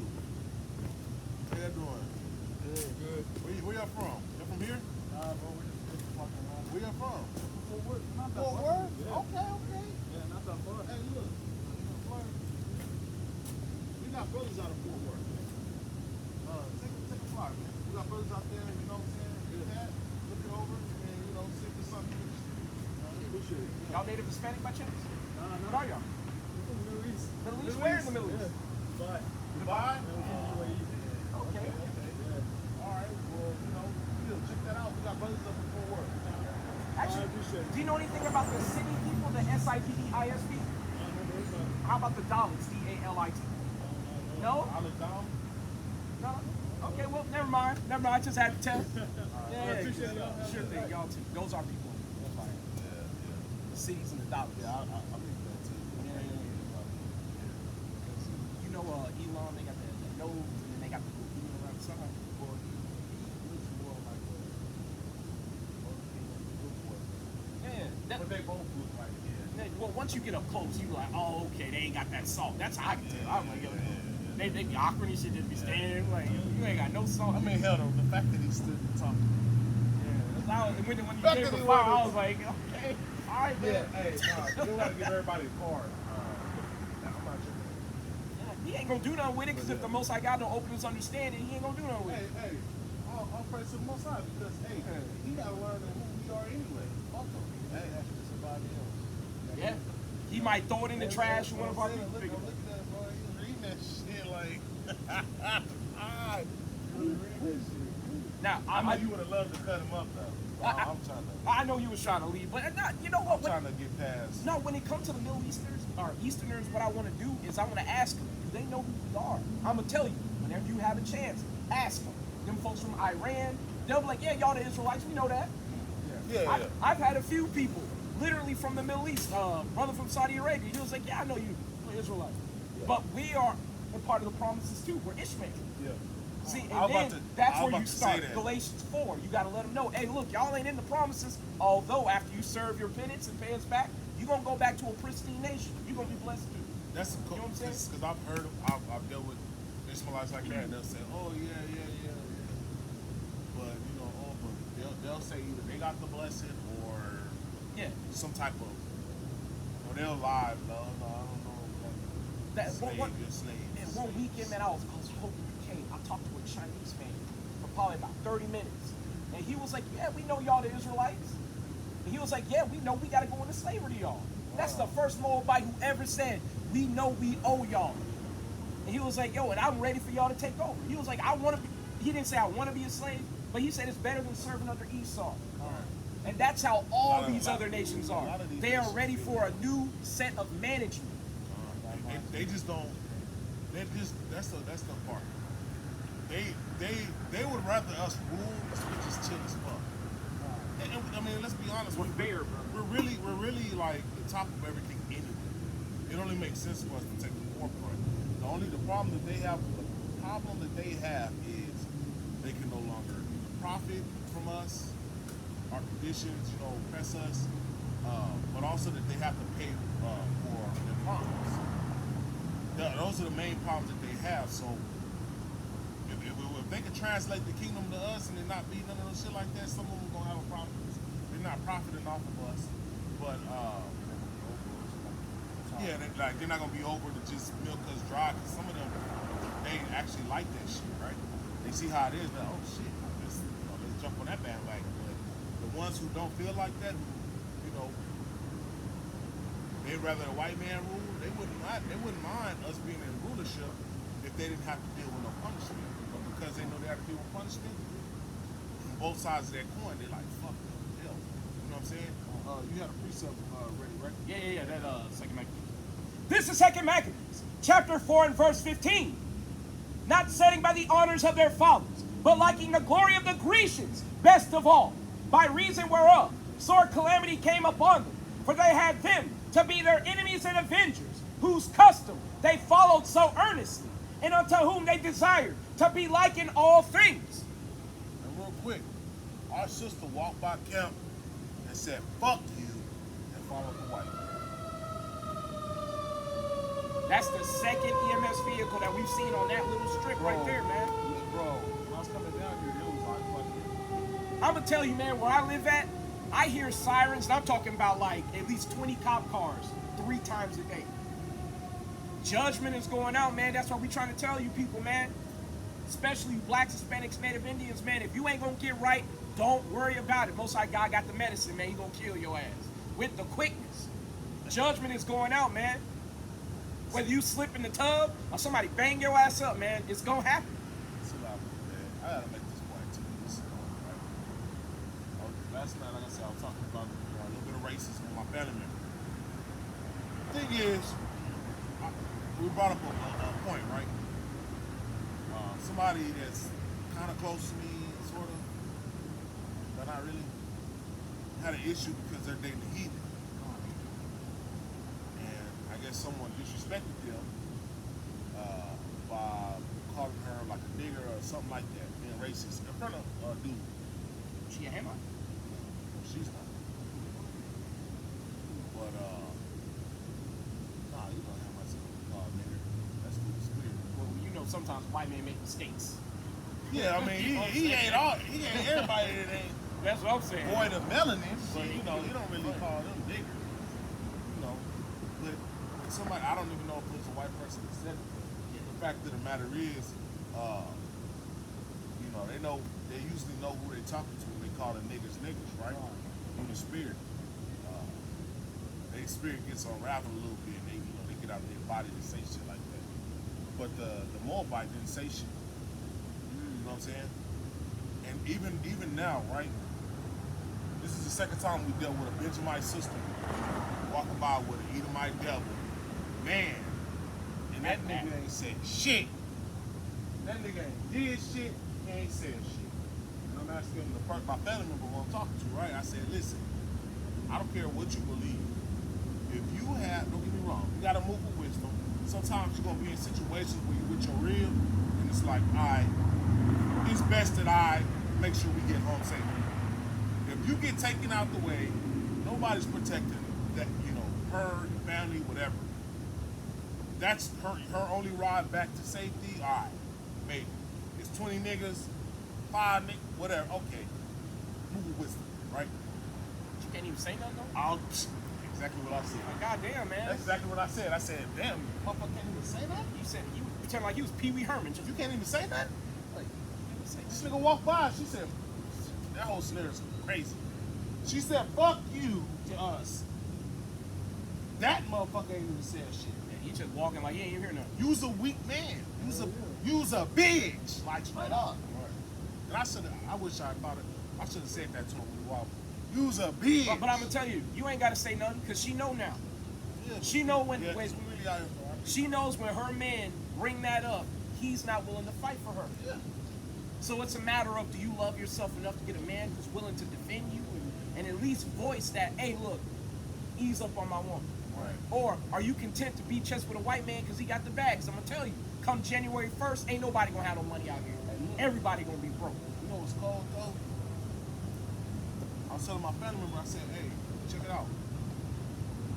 You want a man that's bigger than you, stronger than you, you know what I'm saying? Or at least, you know, something got some about him to defend you? Yeah, cool, yeah. I said, well, shit, you would want somebody that's gonna stand up and defend, at least say something. Yeah. And I was like, well, shit, it don't matter what that man say to you after the fact. And if you, oh, I'm sorry, I should have said something. Are you willing to put, like you said, you love yourself. Are you willing to put your life on the line to figure out the next time the situation happens to see if this man's gonna leave you hanging? Because the next time might be a really different situation. Exactly. You gonna rely, you love yourself enough to put yourself in that position. But I'm gonna tell you, if you read the Willie Lynch letter, it lets you know the psychological trick that they played on our female. They broke the male in front of her, and then they've conditioned her to jump to the front while he hides in the back. That's why she was his attack dog. Yeah. I'm sure if she felt like there was only 1 or 2 of us up here and she had an advantage, she would have tried to put hands on us way before that damn cracker ever got in his mind to ball a fist. It's a lot. You add to your point. Let me expound on it. Sad, man. They broke her, then they incentivized her to be a attack dog, to be honest. Because you look at the society today, what they do. Niggas ain't shit. They killed a few black women. They killed a few black women. Got them black women terrified. The men ain't standing up doing nothing about it. Right? We butt broken. So then what they do? Let's incentivize the black woman. Let's be all, promote independence, let's be all inclusive. The black woman is God. They have no problem saying that shit. Well, I've seen white devils say that shit. The black woman is God. You know, they have no problem praising our women. You know, to war her out. Ishmaelites included. Fuck them. But they do little things like that. It's like you know, but this is how they sow them seeds of doubt, the same way they did us, speaking of Willie Lynch letter, tall versus short, young versus old, red, light skin versus dark skin, same shit. They incentivize it, and that's how they do it. You promote a culture of they ain't got shit to do with me, I'm gonna stay out of it. Oh, this is that. He giving me bread, it ain't my problem. I don't know about you, I can go get 3 more degrees, 6 jobs and make the bag. I don't care if I'm on OnlyFans showing every, you know, my most precious gifts. You ain't doing shit for me anyway, nigga. Niggas ain't shit. You know what I'm saying? Where they get that shit from? The Edomites. Like, they really keep pushing that on them. And they make them feel like that type of shit is okay, but they won't propagate that same shit. Y'all heard that? Nah, them is gunshots, boy. You think they gunshots? Them is gunshots, boy. Somebody lighting it up, man. Them is gunshots. Man, brother, I used to live off of Ritterman, man. I knew it was getting bad when I had a pimp come to our door. And there was a prostitute with him. He was like, y'all want some pussy? Yeah. And we were, me and my roommates, we were dumbfounded. We were like, yo. Where'd you live at Spanish Main? Off of Kitty Hawk? Oh, really? Yeah. Because if you drive by there at night, you can see the prostitutes standing outside them hotels. They be right there, man. Murder started happening at the Walmart. Yeah, somebody Hearing gunshots in the parking lot. That shit happened sudden, man. So how much more today, man, when people ain't even got money in their pocket to go eat? People got to realize, man, you ain't even going to be able to boil rice in your house without niggas coming to investigate, man, because people going to be hungry. Yeah. And they ain't going to be asking like, hey, man, you going to share it? They're like, yo, I got a whole family that got to eat, man. If I got to move you out the way to eat, man, that's what I'm going to do. Hey, come on. The pleasantries is gonna be out the Yeah. dope. And that's the cold part. Because just talking to men, I know some men are smart, some are dumb as hell. But a lot of men have this understanding of the concept like fuck these laws, these pleasantries, these papers. Nigga, if it's cracking, I'm at it. You know what I'm saying? I'm on it. Somehow it doesn't seem like the women understand that. Well, that's because women don't see war, bro. They don't grasp that concept very well. And they think that they can talk their way out of a lot of situations. Not all women, but you know, a great amount of them. You know what I'm saying? Brother, they Use don't their want... beauty, use their sexuality. But if it gets to a point where it really gets cracking out here, baby, all you're gonna have is your body. And nobody's asking. Yep. You know what I'm saying? I've heard a lot of women say, you know, men are dogs and they're blah blah blah, they're going against their biological nature because how come y'all can't be monogamous like penguins and monogamous like this or monogamous like that?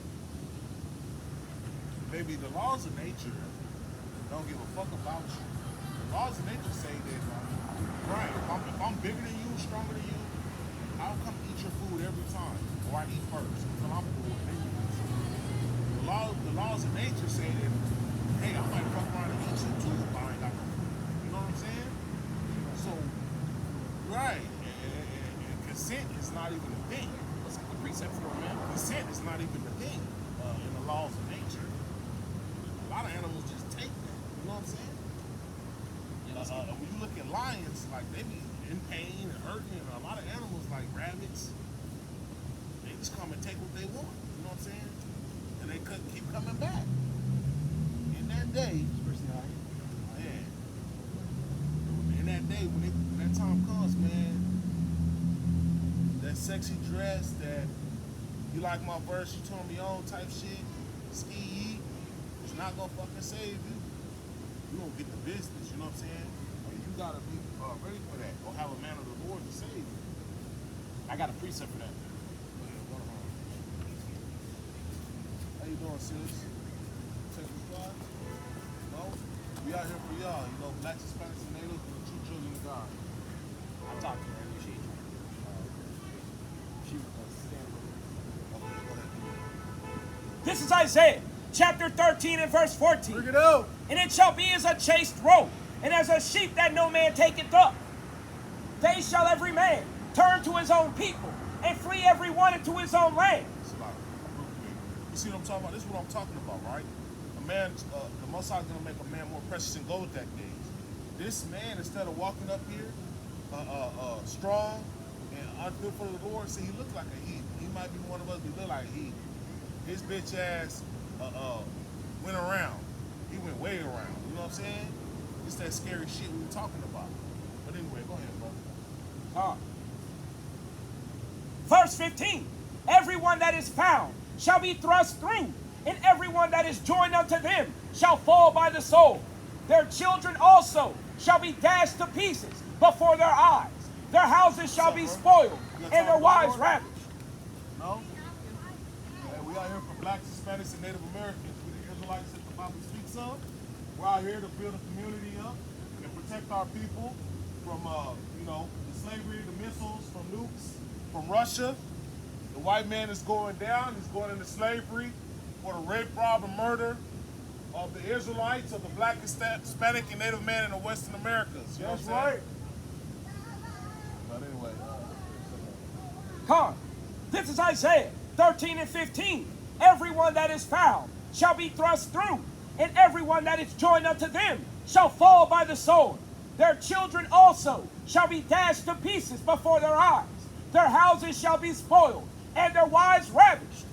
So it's like the brother's talking about, man, we're coming into the days where if you got heathen, accomplices, friends, associates, hey, man, they coming with their people deep, man. Especially if they know that you got water, food, or provisions. You're not going to be allowed to just be on your own in those days. You're going to have to go back to your people. So that sister that was walking with that cracker, she's going to be trying to find people who are loyal to her. And she ain't going to find them because she ain't going to know where to look. People trying to play catch up in that day, man. You're going to get destroyed out here. The Lord going to have to lead those people who are meant to make it away from their heathen counterparts. So I'm going to tell you, in that day, you're not going to be able to just make up for all the lost time. You're not going to know where to start. Hey, that devil's not making oxtail and curry chicken or jerk chicken the same way a brother is. I'm going to tell you that right now. Sure ain't. He ain't making callaloo.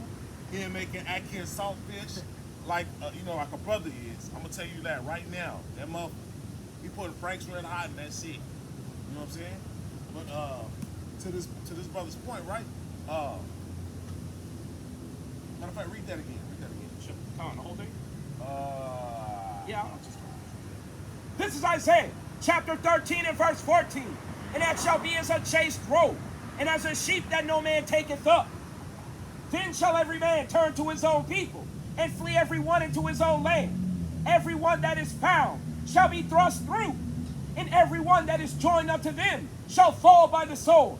Stop right there real quick. I might even finish it off real quick, but the point I want to make right there is when them ass whoopers start getting handed out, motherfuckers start breaking apart. I'm going to tell you right now, Paul Mooney said it best. Dave Chappelle's Chappelle show back in the day, he said it, and I this thing is one of the things that's kind of written on my heart. Maybe that might have been the start of a process, but everybody wants to be a nigga. Everybody want to be a nigga, but don't nobody want to be a nigga. Yep. Everybody, when it's time to be a nigga, that shit is not fashionable anymore. When it's time to go in the back of that police car, when it's time to get shot down, knee in the neck, knee in the back, hey, it ain't fashionable to be a nigga no more. The bitch ass want to wear braids and do-rags and try to dance and say bitches and hoes and say the N-word like it's cool. Hey, then when shit start popping off, y'all want to turn back to your race real quick. So when them ass whoopers start getting handed out, motherfuckers get to moving real quick. They ain't got no parts of it. They don't want none. It's not fashionable to be a nigga that day. But go ahead and finish it off. Come. Verse 16. Their children also shall be dashed to pieces before their eyes. Their houses houses shall be spoiled, and their wives ravished. And I'm gonna say this right here. I haven't heard no brother say this, but I'm gonna say something concerning that scripture. I really believe that what's going on in Israel and Gaza right now is a precursor to what's happening here. I don't know of any women being ravished over there, but if you really be honest, their kids are being killed. Tanks on their bodies, all type of shit. Their houses are definitely being spoiled. Have you seen that video of them two old Amalekites talking about how they love raping women and children? I wouldn't be surprised. They literally they were laughing about it as they were being interviewed. And most of the time, you don't find out about these things until the war is over. Because guess who talks about those things? Not the perpetrator, the victim talks about it. Right. Yeah. If they're still alive. If they still alive. That's why, what was it, the invasion of Fallujah. Remember when America first went into Iraq? When the first round of troops started coming home, YouTube used to be the Wild West. They were putting up videos talking about how they were gleefully taking whole families outside of the house, putting a cap in the man's head, shooting all the sons, and then ravishing all the daughters and the wives in front of one another. And they were gleeful about it. YouTube had to go on a whole campaign to scrub all those videos. You can't find them anymore. But there are sites that still have those videos hosted, and they were put up in the early 2000s, like 2004, 5, 6, and onward. They're still out there, man. You got to understand, Hebrews 12 and 16 talking about how profane Esau is, man. You're dealing with the devil with the velvet glove on. He about to take that shit off, man. He about to kick your door open in like he used to during slavery, kicking open your cabin door, saying, hey man, where your wife at? You need to go out to the front yard. I got some business to handle. And if you ain't got the Lord on your side to give you power when that flood comes in, when the enemy comes in like a flood, if the Lord don't lift up that standard for you to escape or fight back, you are finished. It's a cold point that you made, right? Because they always play a game. They always be like, you know, fucking nigger, fucking criminal, stop resisting. They die, you know. It's all whatever when they, you know, it's time to do some shit. They're like, oh, fuck, no. Yeah, they killing us. Come on, bro. You know what I'm saying? Alabama Slammer team, you know, whatever. Oh, wait, hold on, bro. Hold on, buddy. The law says, you know, you want to play a game. And Jake stand up for himself. When it's time to ride, oh, hold on, oh, no, we're gonna lock them up. Oh, they want to play a game, right? And they always do it, and it's so cold. You always see them do that weird ass shit. They'll kill one or two of us. Motherfuckers get bold. You know, they'll say some little slick shit. As soon as we ready to ride, oh, we're all one. Kumbaya. They play them little dumb games. You know what I'm saying?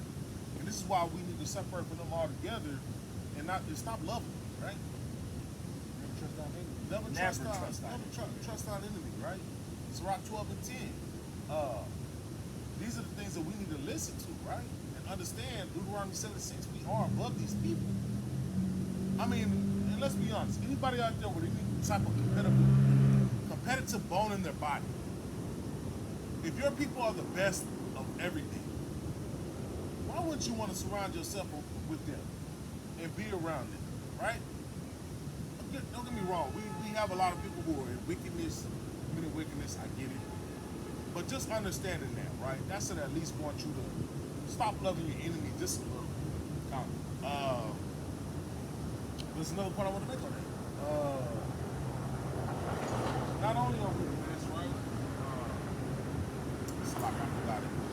But, you know, I know what you want. 2 Peter 2:9 in the ESV, you're our chosen race.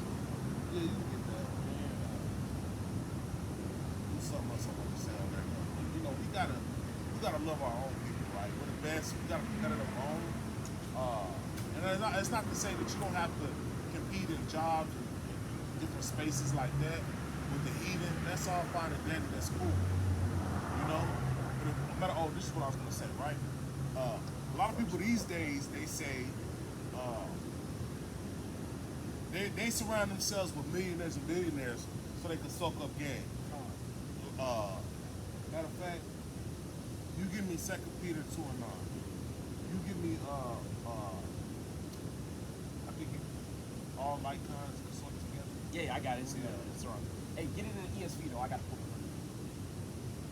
because it's phrased a certain way. So, and just real quick before Brother read, Yeah, sorry. so 2 and 9. So the thing is,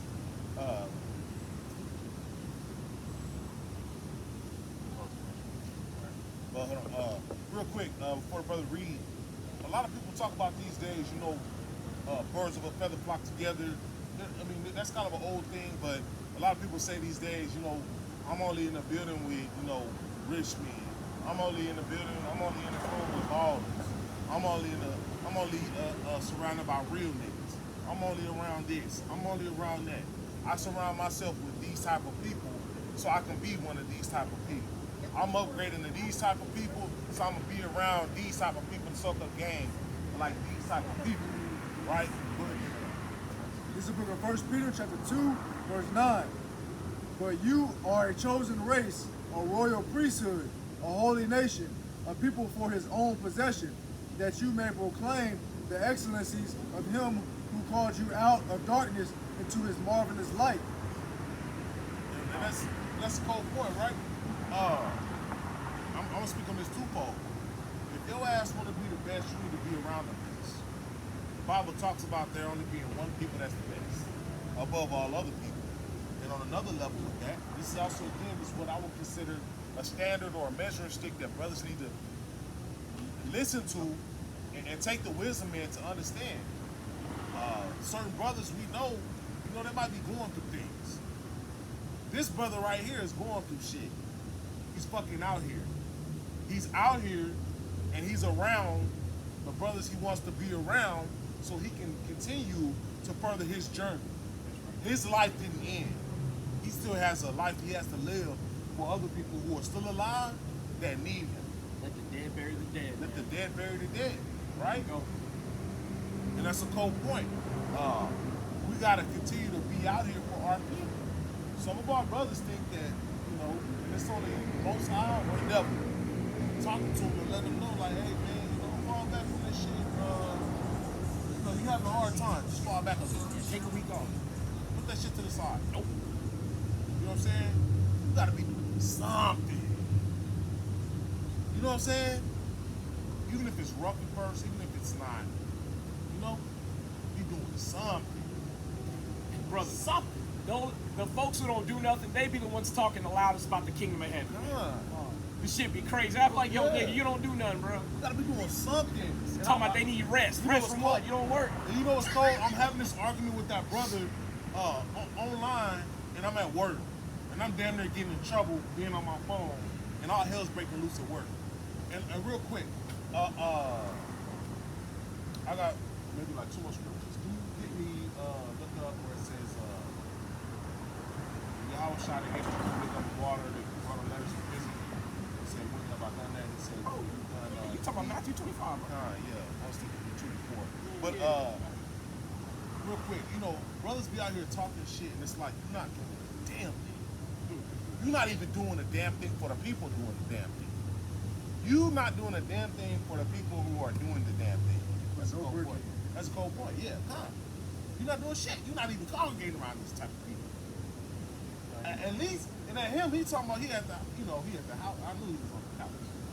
But I'm like, he didn't even say, I congregate in this church. You know, you got some Christian-like Israelites or Yehudi-like Israelites. They be in the church doing all the, you know, this type of shit. I got more respect for them. At least they doing something. They doing something. They coming again, and a lot of times they be recording their shit and put it on YouTube. They trying to at least trying to catch some of our. They ain't recognize that. We're not on the street corners, but we still preaching on a cheap place of commerce. Yeah. On YouTube. Something. You know what I'm saying? They're on Clubhouse. You know what I'm saying? A lot of people moving the fan base. So our brothers and sisters who are in the church, they at least still doing something. They putting their brick in, and they're trying to bring our people back to a place of repentance, so the Most High can hear our voice and save us. Right? You got it. Oh yeah. Yeah, I got it. Bring it out. Yeah, bring it out. What part you want? You want the whole thing or you want just...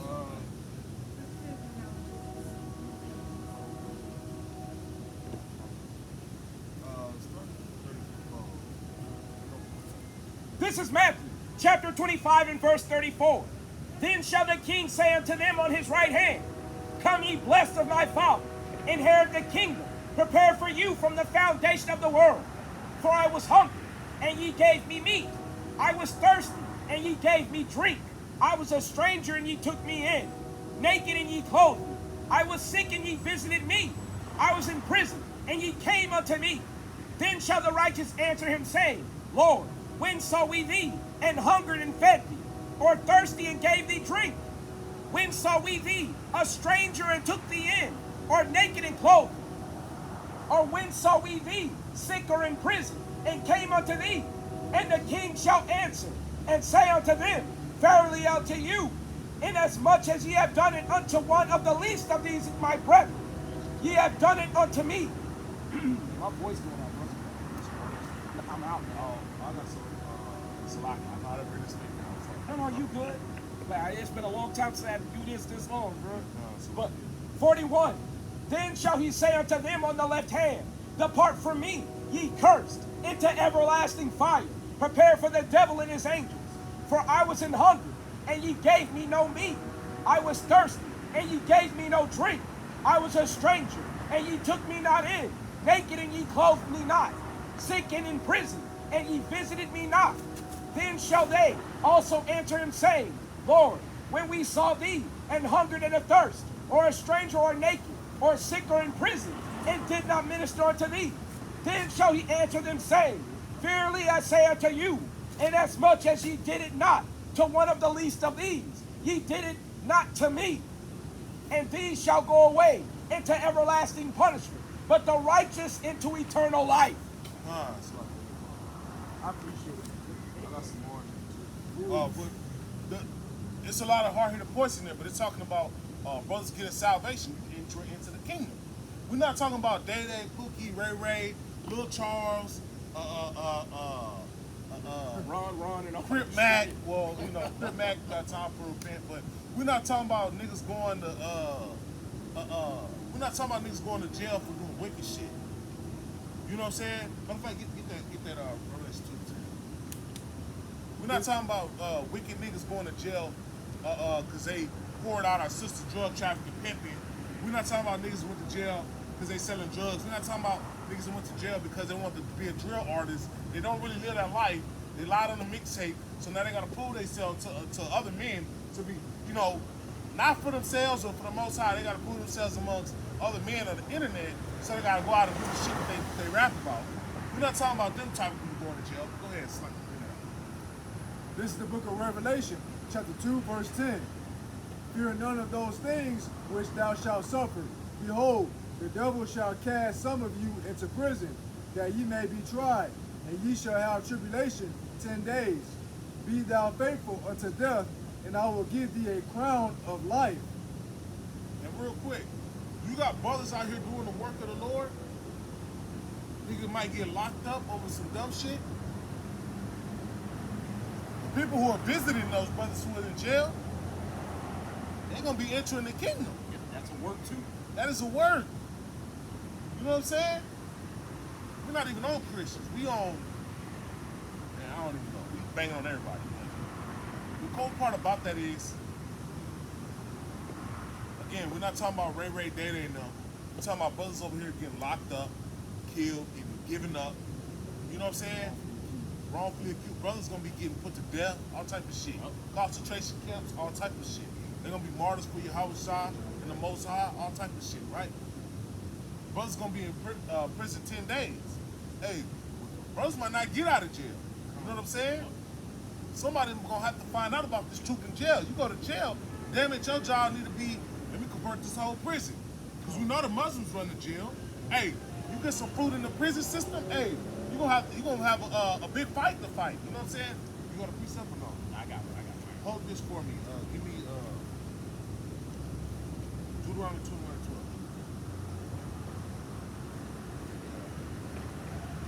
I got one that's in the spirit of what you just talked about. So the brother was talking about being in the right spirit, being willing literally to fight and die for the Most High God. And I'm going to go to the account of Samson, because the way Samson went out, That's the way that I tell my wife. I pray the Most High God allow his name to be glorified if my blood has to be spilled. Because it's one thing to die silently in a corner, but it's another thing to make a statement and wound your enemy as you die. Right? Let me find this real quick. That's right.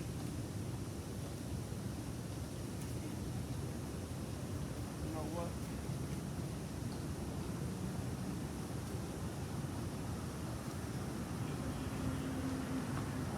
Swore I had. Actually, hold up. I think I got it.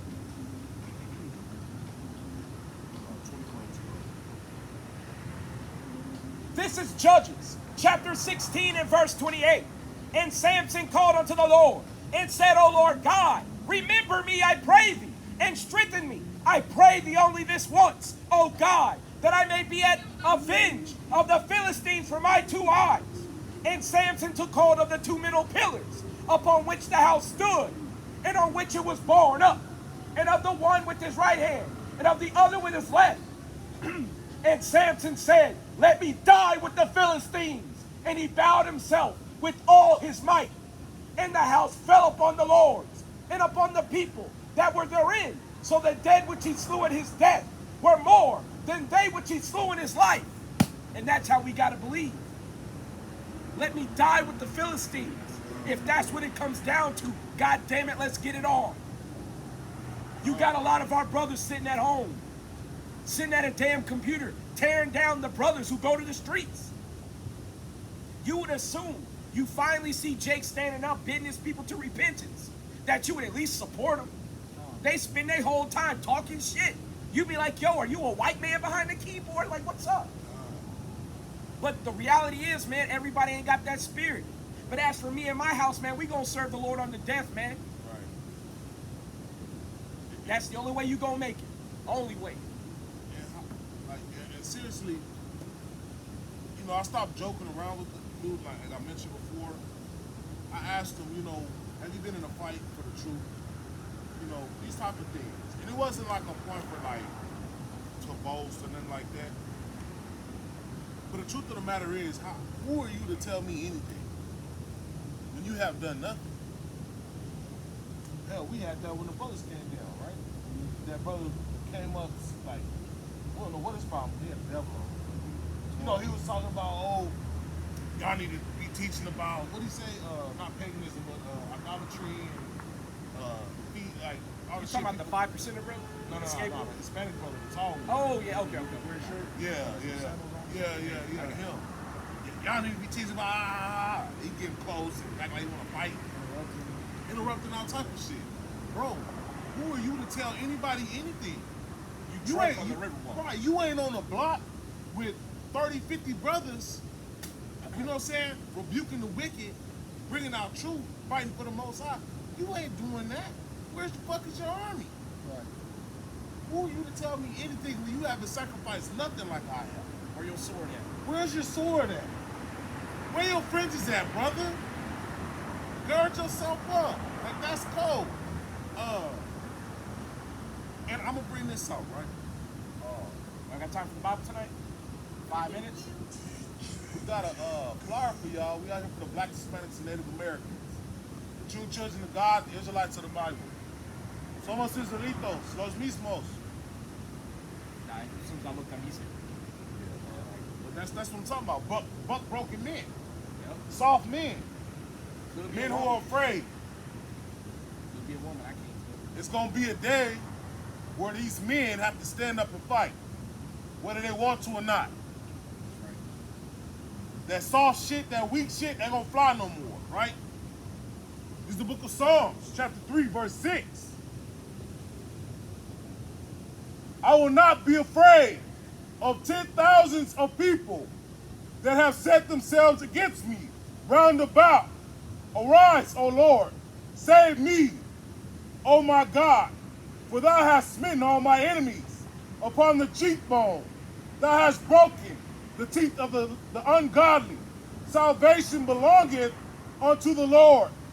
Thy blessing is upon thy people. Selah. And that's, again, that's the spirit you gotta have. Right. Hey, brother, I love you so much. I'm gonna lock this door and let y'all escape while these enemies kill me, while these enemies bomb me, while they sick the dogs on me. Brothers gotta be in that type of spirit. There's no greater love than that either. Con, And to be willing to lay down your life con, for your friends. con. You know what I'm saying?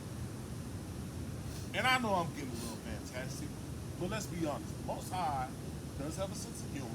The Most High is very creative. And one way to say that is you see brothers get online and be like, I'll never die whoop the whoop. I'll never have a goofy ass nigga kill me. I'll never have a bit whoop the whoop. And no bullshit, it might be a week or two later. And it's crazy how fast the Most High be moving sometimes. It'd be like a week or two later, and the same shit they said was gonna happen to them, that's exactly how they die. Yep. How does Most High got a sense of humor, bro. How does it go? He taketh the craft in their own wickedness. God. So when you make them pronouncements, oh, God can't touch me like this, Right. don't worry about it. That's a challenge, man. Right. Don't challenge the Most High God. You're going to get embarrassed. Correct. Yeah, his judgment is like unto a ring. God. That's why all that shit talking, I'm telling you. People talking about, man, all white peoples ain't bad. That's going to be how your ass get put up out of here, man. Somebody give me that. Malachi. Let's go be not deceived, for God is not mocked. Oh, was that Whatsoever what your man reap, so reap it, that's what he also reap. I think that's enough. Is it? I do the same thing. I'll be all over the Bible. I need to sharpen that. You know, I need to sharpen that. Let's be honest, man. That's a goal of mine. I want to sharpen. What's up, bro? How y'all doing tonight? Hey, y'all out here later than usual, huh? Huh? Y'all out here late, huh? What y'all doing? Spread the word? Yes, sir. Yes, sir. You want to take a flyer? Huh? You want to take a flyer? I'll take a flyer. Yeah. You know about us? No, I don't, but I mean, flyers can help me. We out here for the Black Supremacy Movement, right? Cool. Don't tell them that just because the men is walking behind them, they ain't gonna ride. Wait, what? I'm walking behind them, and they just keep looking back, grabbing your purse. Hey, but you know what? Look how little I am. That's how that's supposed to be, though. Because truthfully, they know who you are, bro. You know what I'm saying? They know. Only working next in America. Right. It's a car, bro. They know that you. They know about your true power. True power is being Israelite. God's chosen people. I got precepts up. Deuteronomy 76, right? Matter of fact, I believe we have it on the flyer. Deuteronomy 76 talks about God has a chosen people who are above all the people upon the face of the earth, right? Not equal, not below, all that other shit, right?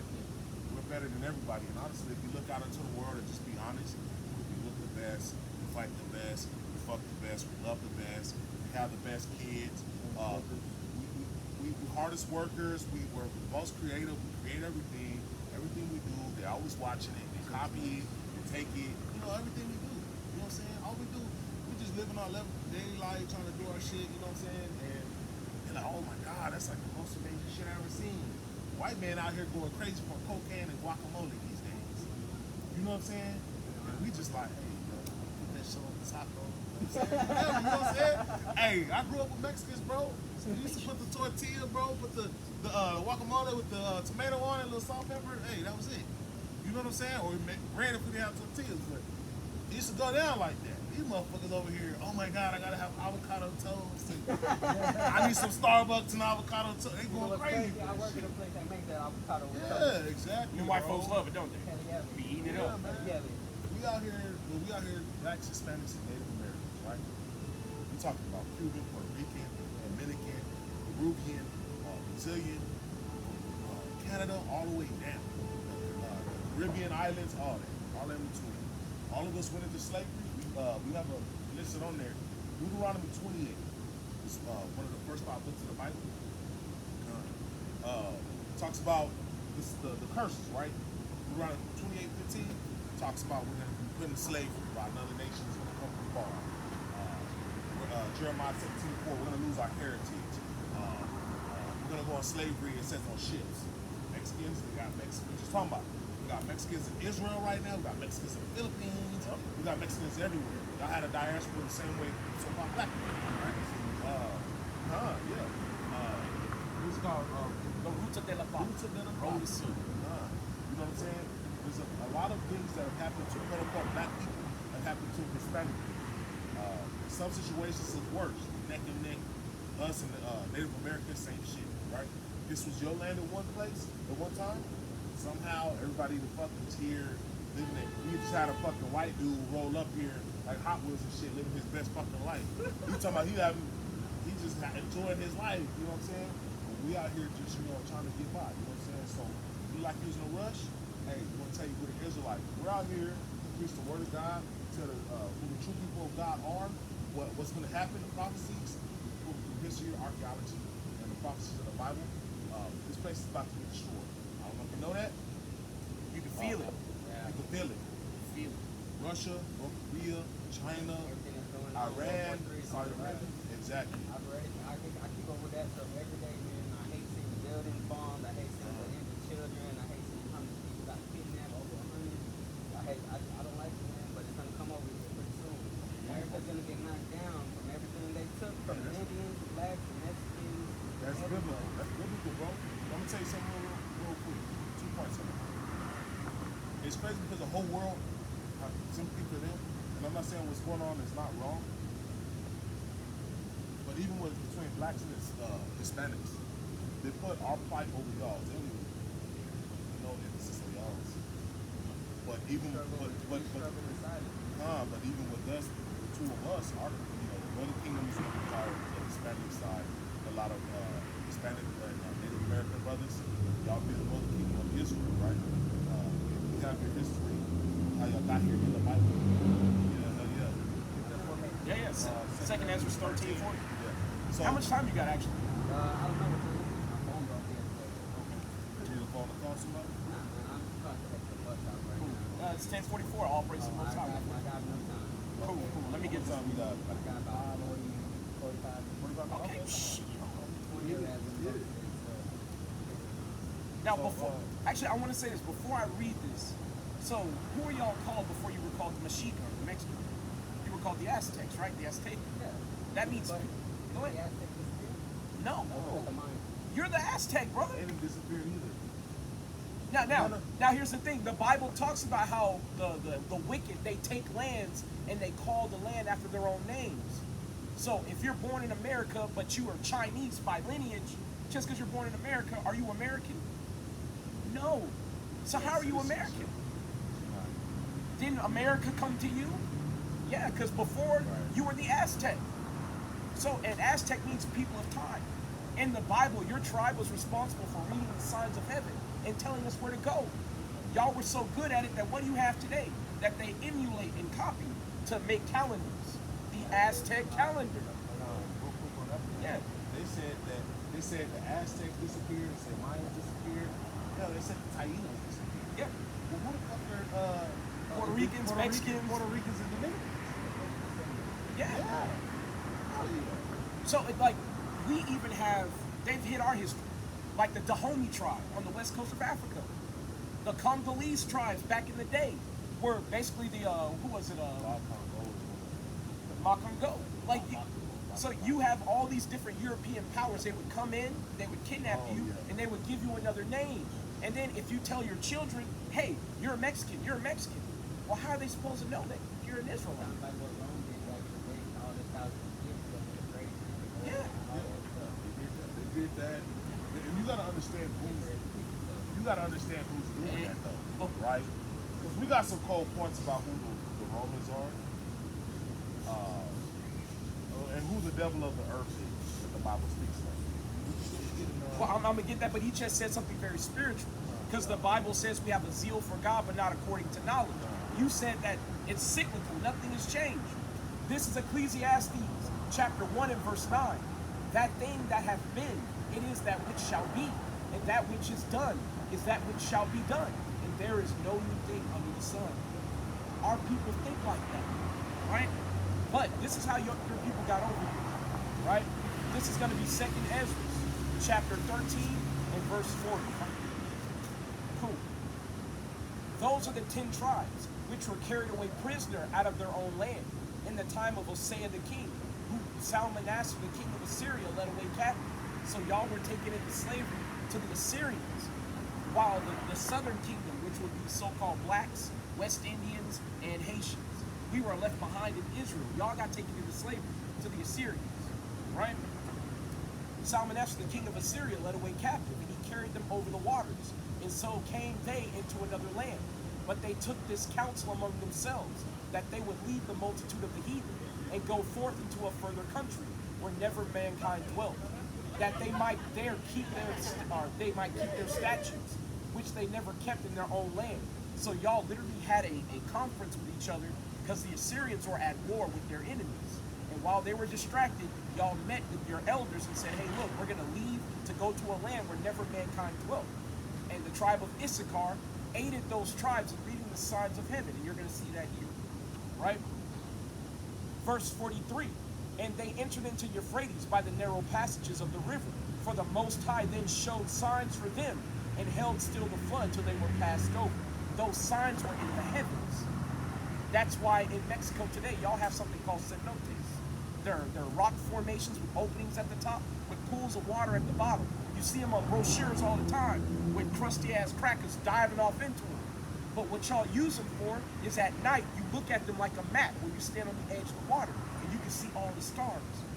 The point that he had made, he said that, y'all got away from over there, y'all like, away from these people, right?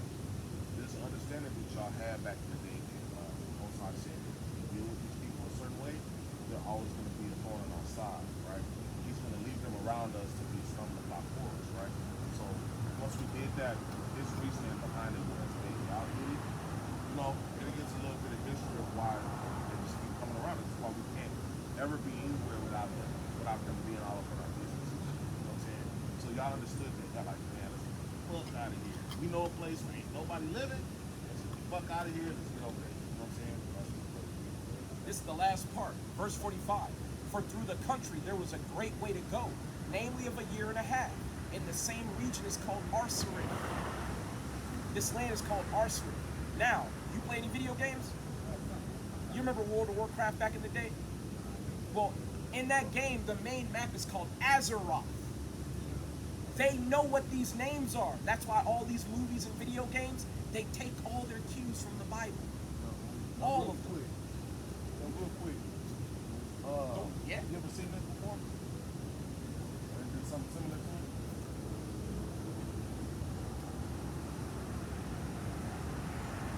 That little circle with 4 points, right? That's called an Assyrian star, right? And there's more shit like what's called Assyrian tablet. Yeah, you're talking Oh, about Chief Joseph Stone. cuneiform stone. Yeah. Chief Joseph Stone. Chief Joseph is Native American. when the white man came over here, he had a stone. He gave him a stone. It was ancient. It was Syrian script and all that. Sanskrit. He gave it to him, and as a gift, they're like exchange gifts, right? He was like, "What the fuck? Like, this ain't even. This is something from where I came from, damn it, right?" Now the brother said that y'all left and y'all went to the land, but y'all are in the captivity of the Assyrians. Y'all, that star I just showed you, you see a lot with Native Americans. New Mexico,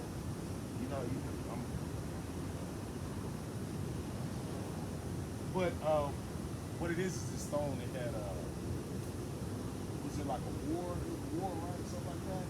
I'm not sure what's on it. I need to forgot look what's more. on it, but he had it, and it was something. I think he won in a war or something like that, or he won it from a king. And then you get into uniform or whatever, you start reading stuff, so you get into the Assyrian history and archaeology, you start finding out some things that they are they're connected. That the stone that he had, it wasn't like some bullshit he made up. It was legitimate, right? We get a couple more stars, right? Because I've seen that star on Native Americans and the Spanish, right? See, it's from New Mexico, right? Okay, boom. I just type in New Mexico now. Look at this.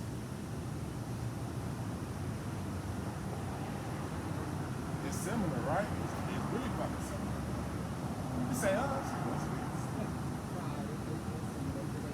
Yeah, right. Yeah, you know what I'm saying? But learn and worship. You ain't never seen shit about New Mexico? I don't plan on going. They heavy everywhere, but that's their homeland.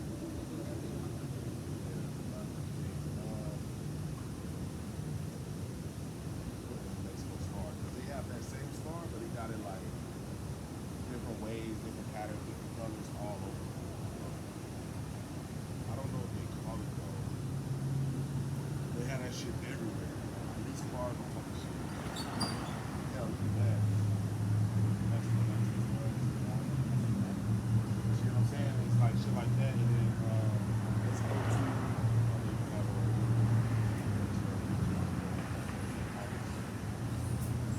Background. The Mexico football team, I took on their helmet recently. Their helmet, you know, it's similar, just different, you know, but they have it on their football helmets, right? Let me find a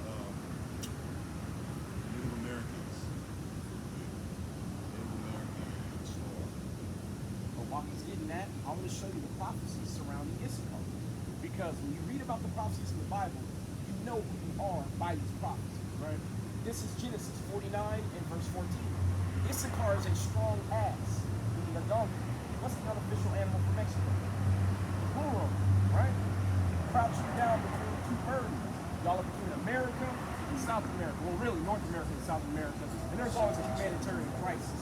What's that place called? The Dorian Gap, where basically it's a rainforest that people have to cross through all through South America, up to Mexico, when they have migration crises like from Brazil, Ecuador, all these places.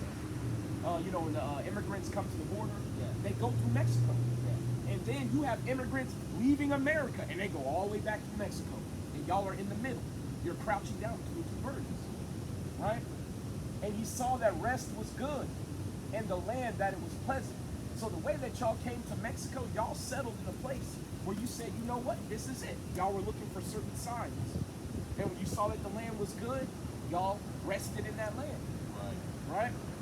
But You get into the history of the flag. You know, the eagle and the serpent. You know how they get into the history of that, how they did it. So, like the brother said, they were looking for land. And they just, lost with them. They found a land, they're like, okay, got everything we need. And they saw an eagle land on a rattlesnake. And they use that like as a symbolism for seraphim.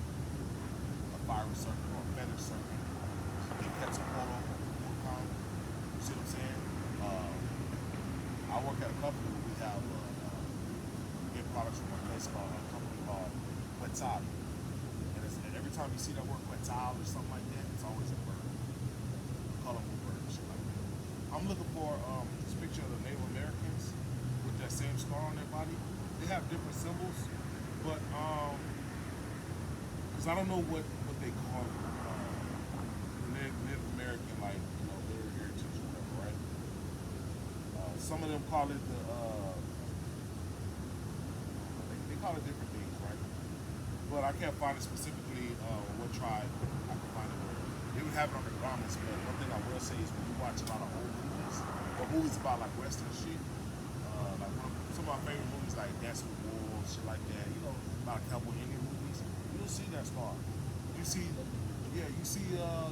it's crazy because you see like Native American stuff, that star, that little symbol, it pops up prevalent, whether it's with the points on it like that, or they have it differently, you know what I'm saying? But you see New Mexico used to be part of Mexico. You got that star that's Assyrian, so once you start seeing that with Native Americans, you're like, oh shit. Two different worlds apart.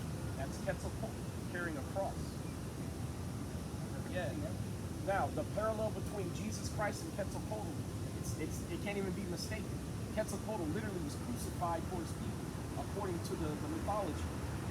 Jesus Christ said, I have sheep that are not of this fold. What fold do you think he was talking about? If y'all are the northern kingdom, and you were separated and came over to another land, and yet we were still in Israel, and Jesus Christ is saying, hey, look, after I'm crucified, I have other people to go check on. Who are you talking about? He's talking about y'all. That's why y'all have this type of stuff on your walls. That's why Quetzalcoatl is basically likened unto a feathered serpent. The feathered serpent that's in the book of Ezekiel that has the power to take away sin. That's Christ in the vision. So y'all literally got a visit from the same Messiah that came for us to give us the gospel. That's how we know that y'all are our people. Have you seen that picture?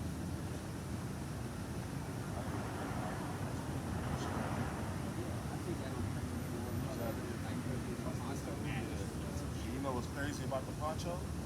Even Native American garments and shit, because I can go through, obviously, Native American, you see these tassels, you see like this, it's always like some strings or some shit, some tassels, something hanging off all parts of the garment. Poncho, they also have a lot of strings off the garment. Peru, I believe it's Peru.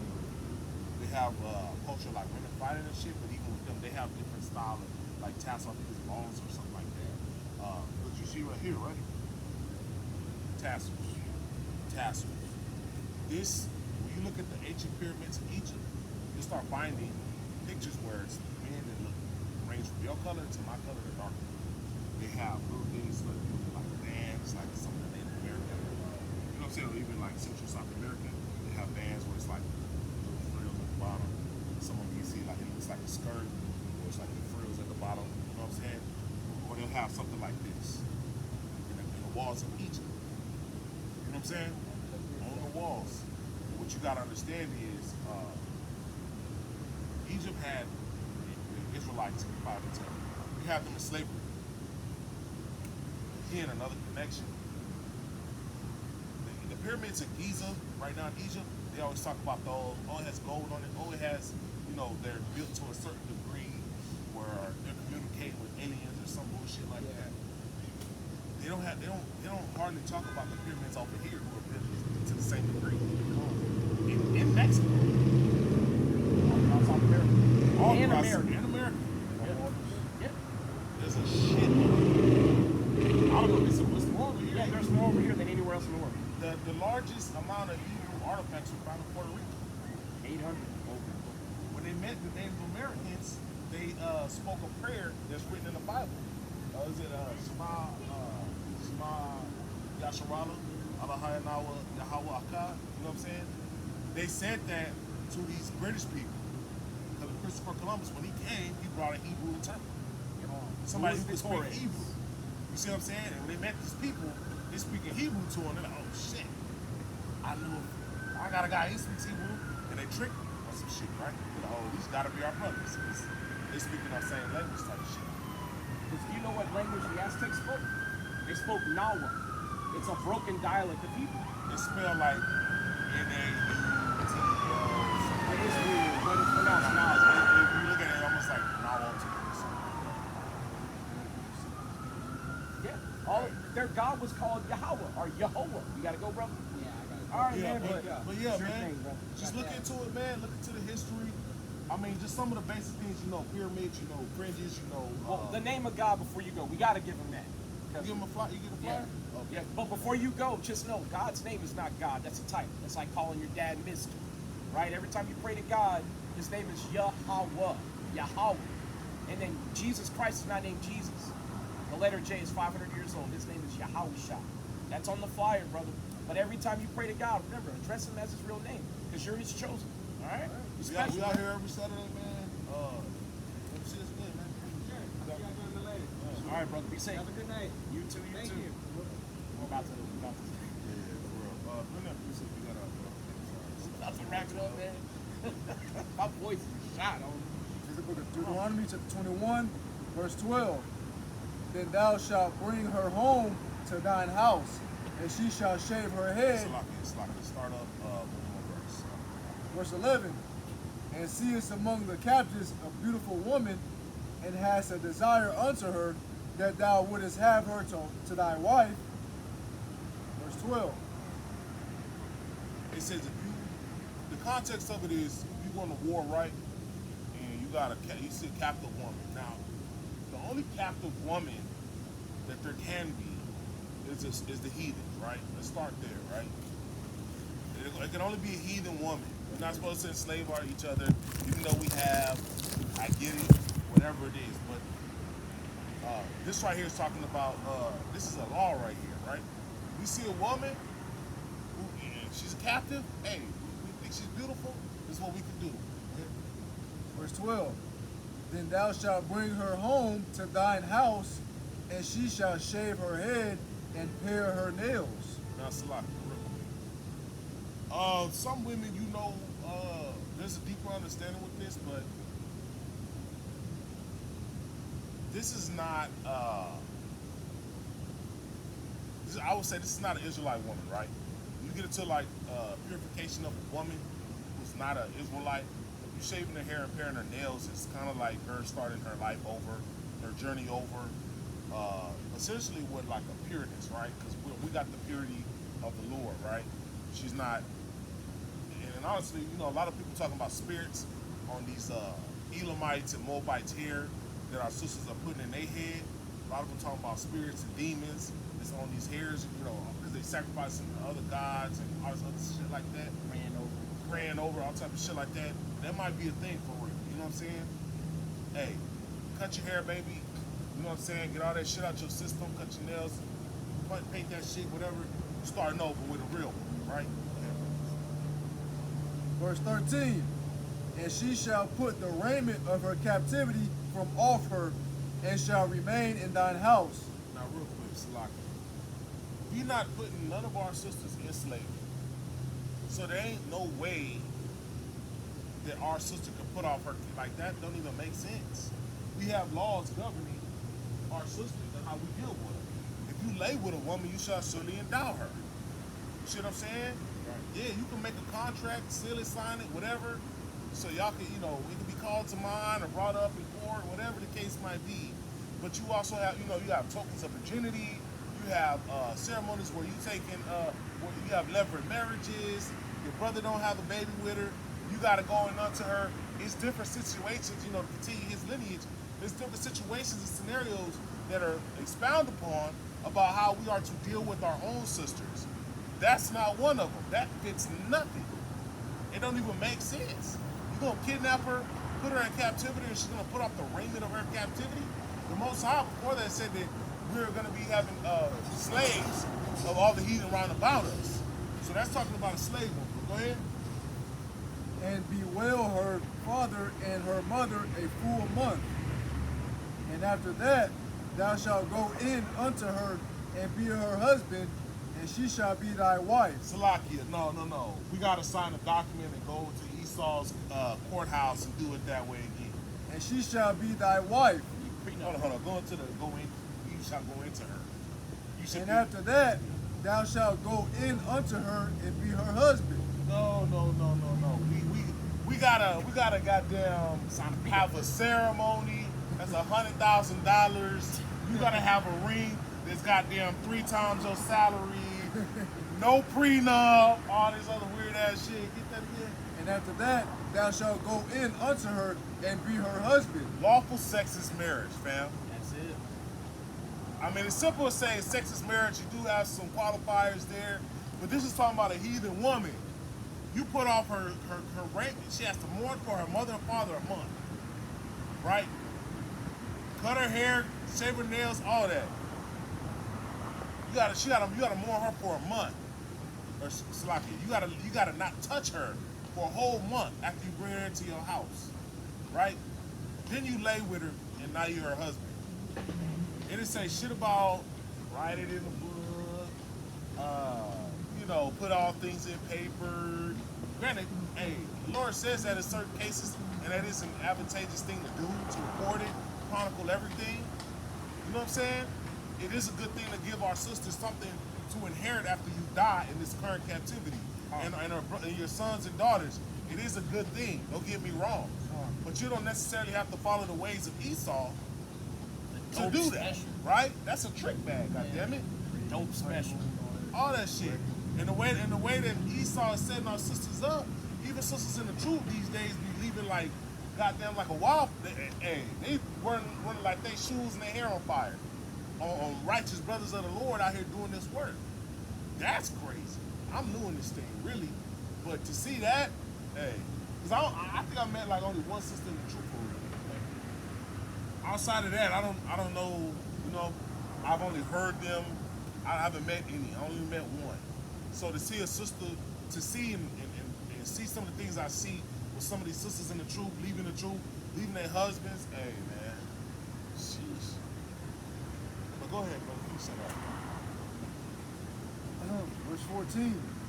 And it shall be if there it's like it. And it shall be if thou have no delight in her, then thou shalt let her go whither she will, but thou shalt not sell her at all for money. Now, That- real quick. Oh, go ahead. Put your. Thou shalt not make merchandise of her, because thou hast humbled her. And real quick, bro. When did the Most High say that we could buy or sell our the children of our people? He ain't never gave permission to that. He did give the heathens for an inheritance and their children for an inheritance. You can buy and sell them. You know what I'm saying? Matter of fact, hit that last verse again. Stop. Verse 14. And it shall be if thou have no delight in her, then thou shalt let her go whither she will. Stop. We have a process that has to be a divorce. The Mashiach even said if you divorce your wife for anything short of fornication or adultery, all of that, you are in sin, right? Even before that, we had matter of fact, Salakia, that brother Escoffer brother also tried to bring up the precept of when was it Second Ezra, where all of our brothers were marrying heathen women. They had the leader, wives, and the kids. They left them alone, Yeah, right? yeah, They made a promise to God. God didn't make that promise. God didn't make that commandment. They did that on their own accord. Yeah. But when you read I believe that might be. but when you read the account, the reason why they did that is because even the Levitical priesthood was falling off. God. They were following after the heathens so damn much that the Levites didn't even want to attend their services. And it all come back to us following the ways of them. That's right. Being weak ass niggas, man. Oh, I gotta listen to my wife. I gotta walk around with my head down. I don't care about this Jamaican bitch. She's a bad wench. I'm not gonna say shit. Weak men. And these are indicators to show you that. Any woman watching, y'all need to understand it. It ain't about being a dominant overlord and ruler. Genesis 3:16 tells you that we're gonna be your lords, we're gonna rule over you. But it also gives us ramifications on how to do that. We ain't putting our hands on you. Any brother, any kind, you gotta dwell with women according to wisdom. You know what I'm saying? Not through physical violence. That ain't right. That's all. Being in the truth. Yeah, you can't be a lion in your own house, man. Kind. Yeah, kind. Precepts I think about all the time, right? You gotta have, first of all, you gotta align yourself with that type of man. But it said that if you didn't have no delight in her, you could let her go. That has not been a thing for Israelites. Too many times in the Bible, somebody lay with somebody who wasn't a whore. You stuck. Brother try to, nah, no sir. No sir. That's what happened to Jacob. No sir. That's your woman, dog. Stay with your girl. You popped on shorty after the club and she was ugly as hell. Guess what? That's your girl, dog. Take care of her. That's your, that's your goddamn prenup right there. You know what I'm saying? Hey, you slept with that sister, you gotta deal with her for rest. Hey, that's judgment, bro. And that was That's dirty like- what LeBron did too. Yeah. Damn, That's was like dirty, prison man. though. Cause you thought that sister was so fine. She was thick, she had all the juices. She had the wild, she had the juiciest thighs and the titties and all that. You slept with her, but she's a goddamn dragon. Guess what, brother? That's your prison sentence. That's your prison sentence, bro. You gotta deal with that for the rest of your life. Or the Most High gonna deal with you. You know what I'm saying? Moving righteousness. But one of the things that happens is the Most High God gives you the woman that's right for you. God, So I if you was a just- wicked ass nigga, you gonna get a wicked ass woman. God. So like you see how Jacob was getting down. He was a righteous man, but Jacob was a supplanter. And his favorite wife, Rachel, she stole an idol from Laban's house and then sat on it and lied about it. So Jacob was getting everything that really he deserved, although he was a righteous man. Just because you're righteous don't mean there ain't room for the Most High God to correct you, man. And that's something that Jacob is going to find out in these days. Yeah. Yeah. Well, but Job was on the verge of talking too reckless, man. And the Most High God had to go, hey, look, nigga, calm down. Calm down. You might be righteous and all, but I do what I want to do. Yeah, I do what I want to do. Your wife, your kids, them my wife, my kids. I gave that to you. Yeah, real quick, just on Rachel and Leah, hey man, y'all brothers saying that weird shit y'all be saying. If y'all want one wife, bro, you gotta take one wife, man. Ain't nobody stopping you. Don't be out here rebuking other brothers, because truth be told, a lot of brothers can't afford more than one wife. A lot of brothers don't even want more than one wife. For the simple fact that the situations that we're dealing with and what we will go through, like that's too much. That's a lot of responsibility that brothers will put on their plate. It's gonna be hard to deal with. You see what I'm saying? But you got to be honest about something for a second. Jacob got 2 wives. He stepped up to that responsibility, and they gave him 2 wives. You see what I'm saying? And they were his servants. I don't even know if they were actual. Bilhah and who else? Bilhah, something like that. Yeah, something. You know what I'm saying? Bilhah and Milcah, something like But when you read about it though, they were scheduling when Jacob was gonna come in under them. Jacob wasn't like, hey man, I'm just walking around here, big dick player, swinging. He just like, yo, like, so who renting me today? Yeah, Revelation 7 talks about, our bodies are not our own.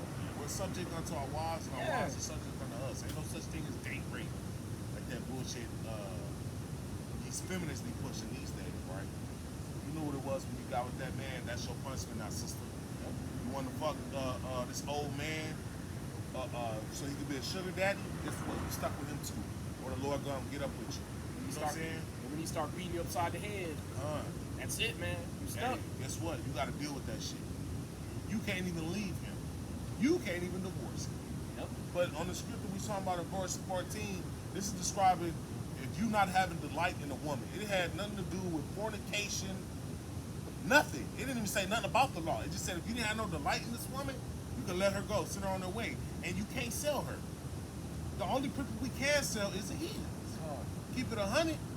So it's telling you, you took this woman out of captivity, you gave her some status, you raised her up, you went inside of her, and then when she's not doing shit that you like, because she's not Deuteronomy 76, you know what I'm saying? Hey, you don't have no delight in that woman, she can't, Give it a boot. Lean can't rub that back right, you know what I'm saying? She ain't rubbing that feet, and give you the pedicures you like, you know what I'm saying? Hey, get rid of her, shit. bro. Get rid of her. Hey, I don't like sushi. Right, you know what I'm saying? Cook that shit. spiders bitch. and soy sauce. Right, Shit. I don't want Nah, rat bro. burgers, bitch. Bat burgers, Get lizards. the boot. Get on out of here.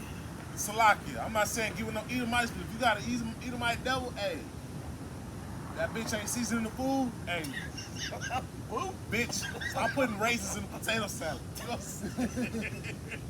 If it's not candy yet. Salt is like the only season. You know what I'm saying? Hey, right, salt, pepper is like... Man. Bell peppers and onions is a foundation to a meal, not a garnish. You know what I'm saying? Who else we got? I don't know no Elamite women that we can, But Mulan, all of them. Every Disney princess. if you don't have no delight in her, give her ass the boot. You know what I'm saying? Get rid of that. Get rid of it, bro. Have you seen some of these videos of these Edomites talking about they don't even know how to shower right? Yeah. Bro. They wash their hair and they let the soap fall on their body. Yeah, That's it. we taught them to shower, bro. A devil tried to say this world should be grateful for what the Europeans have done. Oh, shit. He was a Moabite cutting the fuck out of them, right? Cutting the fuck I out bet of he them. was. First, she's like, yeah, y'all didn't even invent that shit. Y'all got that from black people. Y'all didn't know how to shower. Y'all got that from black The people. Moors. You know what I'm saying? Right. Y'all didn't create baths. Y'all just created a new bathtub. Motherfuckers taught you how to do it. And there's compilations where it's talking about these devils. They don't even bath. They give their kids monthly baths. Man. That's in history. Monthly fucking baths. When they can see the dirt. Con. Yeah. Who was that? Ashton Kutcher and When their Demi hair Moore. starts getting They were oily. saying that's how they wash their kids when they start getting dirty and they look filthy. That's the only time they get a bath. Oh, nasty motherfuckers, man. dirty, like scumbag.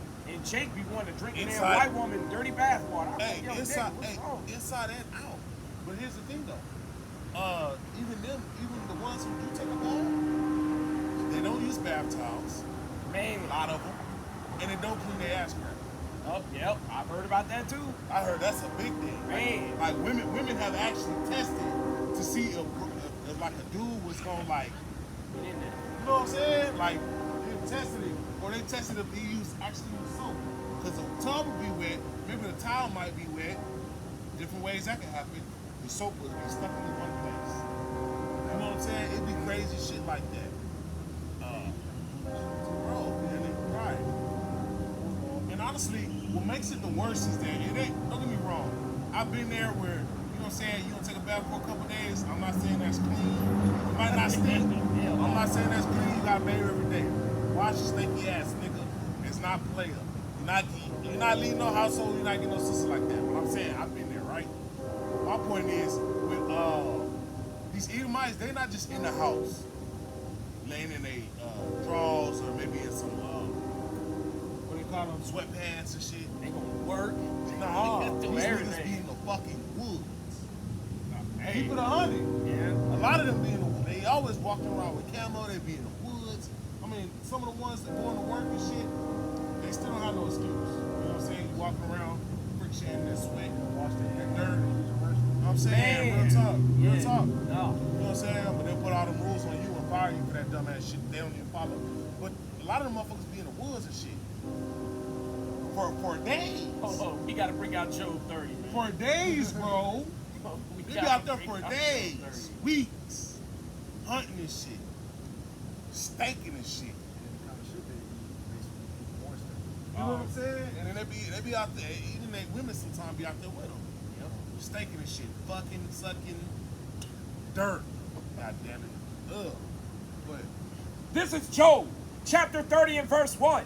But now they that are younger than I have me in derision, whose fathers I would have disdained to have set with the dogs of my flock. Yea, whereto might the strength of their hands might profit, and whom old age was turned. Hey, brother. you all right? Be blessed, brother. All praises. Verse 3. For want and famine, they were solitary, flying into the wilderness in former time, desolate and waste, who cut up mallows by the bushes and juniper roots for their meat. They were driven forth from among men. They cried after them as after a thief, to dwell in the cliffs of the valleys, in the caves of the earth, and in the rocks. Among the bushes they braved, under the nettles they were gathered together. They were children of fools, yea, children of base men. They were viler than the earth. God, it's like, I be forgetting about that one. I But always I fucking love that one, bro. When it says they braid, when it talks about them braying among the bush, you gotta understand what the fuck that means, though. That's like, braying is like what horses do and shit. So you gotta, like, they talk about them cavemen and shit. You gotta imagine these naked motherfuckers, like, out here in the bushes. Like, you know what I'm saying? They really out here howling and shit. Yeah. Like, not that shit. They're a base creature. Like, you know what I'm saying? They're the lowest of men. Yep. And they was just out there just, you know what I'm saying? Like rednecks. not even. Like, worse than that. Worse bro. than that. So when they came out of the caves before 449 AD, they had no spoken language or written language. They were braying like animals. Yeah. Have you ever heard of something called a wood wolves? You ever heard of that? You know what a Bigfoot is, though, right? That's what that is. Look up wood wolves when you get home. It's gonna show you a bunch of red, hairy motherfuckers. I'm talking about hair from the top of their head to the bottom of their feet. They're covered in basically body hair. Just Sasquatch. Yeah, but they were in the woods, and they were the real life boogeymen. So say you had children that were playing in your back garden next to some woods. Some white folks might run out and basically steal them and run back in the woods with them. That's the type of shit that our people were dealing with when Esau came out the caves and they started pushing us to the west of Europe. I was about to say, I think it talks about them being like driven out everywhere. Yeah. And so, what you got, and the noise that you get, like, just look up brain, right? And like, because I forgot the examples it gives, but I want to say one of them is a horse and some other Donkey. shit. Yeah, you get like it really. If you think about a human not talking, just making donkey noises. Yeah. Yeah, like that's some weird ass shit. Like, and they in the bushes, like. Yeah. I think that's some That's why. funny as shit, That's why man. when the white man tries to say that he civilized the world, if you know who this motherfucker is, man, you should tear him to pieces. That's why I'm gonna be honest. They don't like talking to me when I really go into their history. And that's the problem too. 'Cause they be like, it's so easy to keep making. They're really talking about themselves. Yeah, they talking about themselves. That's right. Yeah. That's right. And if you look at them, they look just like cave people. Them big ass oversloped foreheads. Yeah, and then you think about like Ammon and Moab, right? They'll say shit like, "Yeah, we came from a dragon. That's why we look like this." Sure. Japhites, they'd be like, we came from the water, or we live here all the time. Some water god. There we go. Yeah. Moana. Hey, if Moana's not treating you right, kick her ass to the curb. That's what I'm looking for. But yeah, nah, man. Everybody got some type of like mythos about how they started. Theirs is the caveman. They don't really, ain't nobody else really claiming that type of shit. Right, like yeah, they make different, and it's cool because the other part about that is when you think about Romulus and Romulus, how Rome started. They say that they came from a wolf woman, they came from a woman. They got raised by wolves, and they became powerful. Blah blah blah blah blah blah. But they try to throw like a spin on like they were born of wolves. Well, but you got to remember though, Esau stole that from Japheth.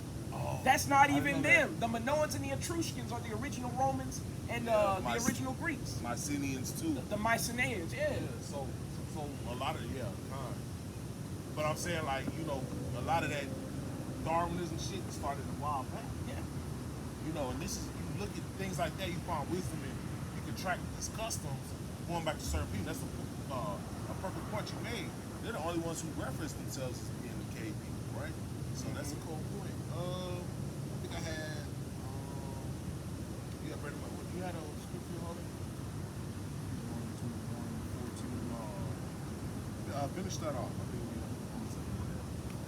Thou shalt not make merchandise of her, because thou hast humbled her. and that's the point I wanted to make. And I cut that brother to hell with that one and some other precepts. Scoffing, right? You gotta understand, brothers out here scoffing like that, have that level of pride, don't care about the commandments, adding onto the law, different things like that. Hey, them the type of people you definitely gotta separate from. You don't have to show your light upon them. Certain other people you gotta deal with within your family, hey, let your light shine, right? Have some discretion on who you deal with. Long handle spoon. Mother and father, I would say definitely continue to deal with them and endure, but honor them, right? You honor them in their old age, the Most High will bless you. You see what I'm saying? In many ways behind that. Don't hide your light under a bushel, but also, some of us have friends in the world. That's okay. Don't be equally yoked with them, right? Limit your time with these people, right? And there's scriptures on that, but we're about to close up. My point is, sometimes people got to be around you for a while and see what you're standing on, and see the ordination, and get some logic, some light, some understanding, some water, some living water from you after dealing with you for so long. See how much you changed. I was about to say that. Seeing the changes that have been made. Me personally, there are times where I didn't have stances on certain issues. I might have had a different stance on certain issues. All of that's flip-flop. And I have stances on damn near everything, really. But people have to see that. They have to see the Lord's work. You know what I'm saying? Your life has to be a testimony. So when you die, you know what I'm saying? People can say, okay, you know what? That was a great sacrifice. There was no greater love. He was a righteous man. Because we know what that brother went through to be at the point of where he was. For him only to get put to death for standing up for the truth. Standing up for the Most High. So, these are cold points. I think I had something else. You don't have no other precepts? All right, we're going to go ahead and get up out of here. I'm going to say, Mawafla Babal, death to Babylon, death to America, death to the heathen.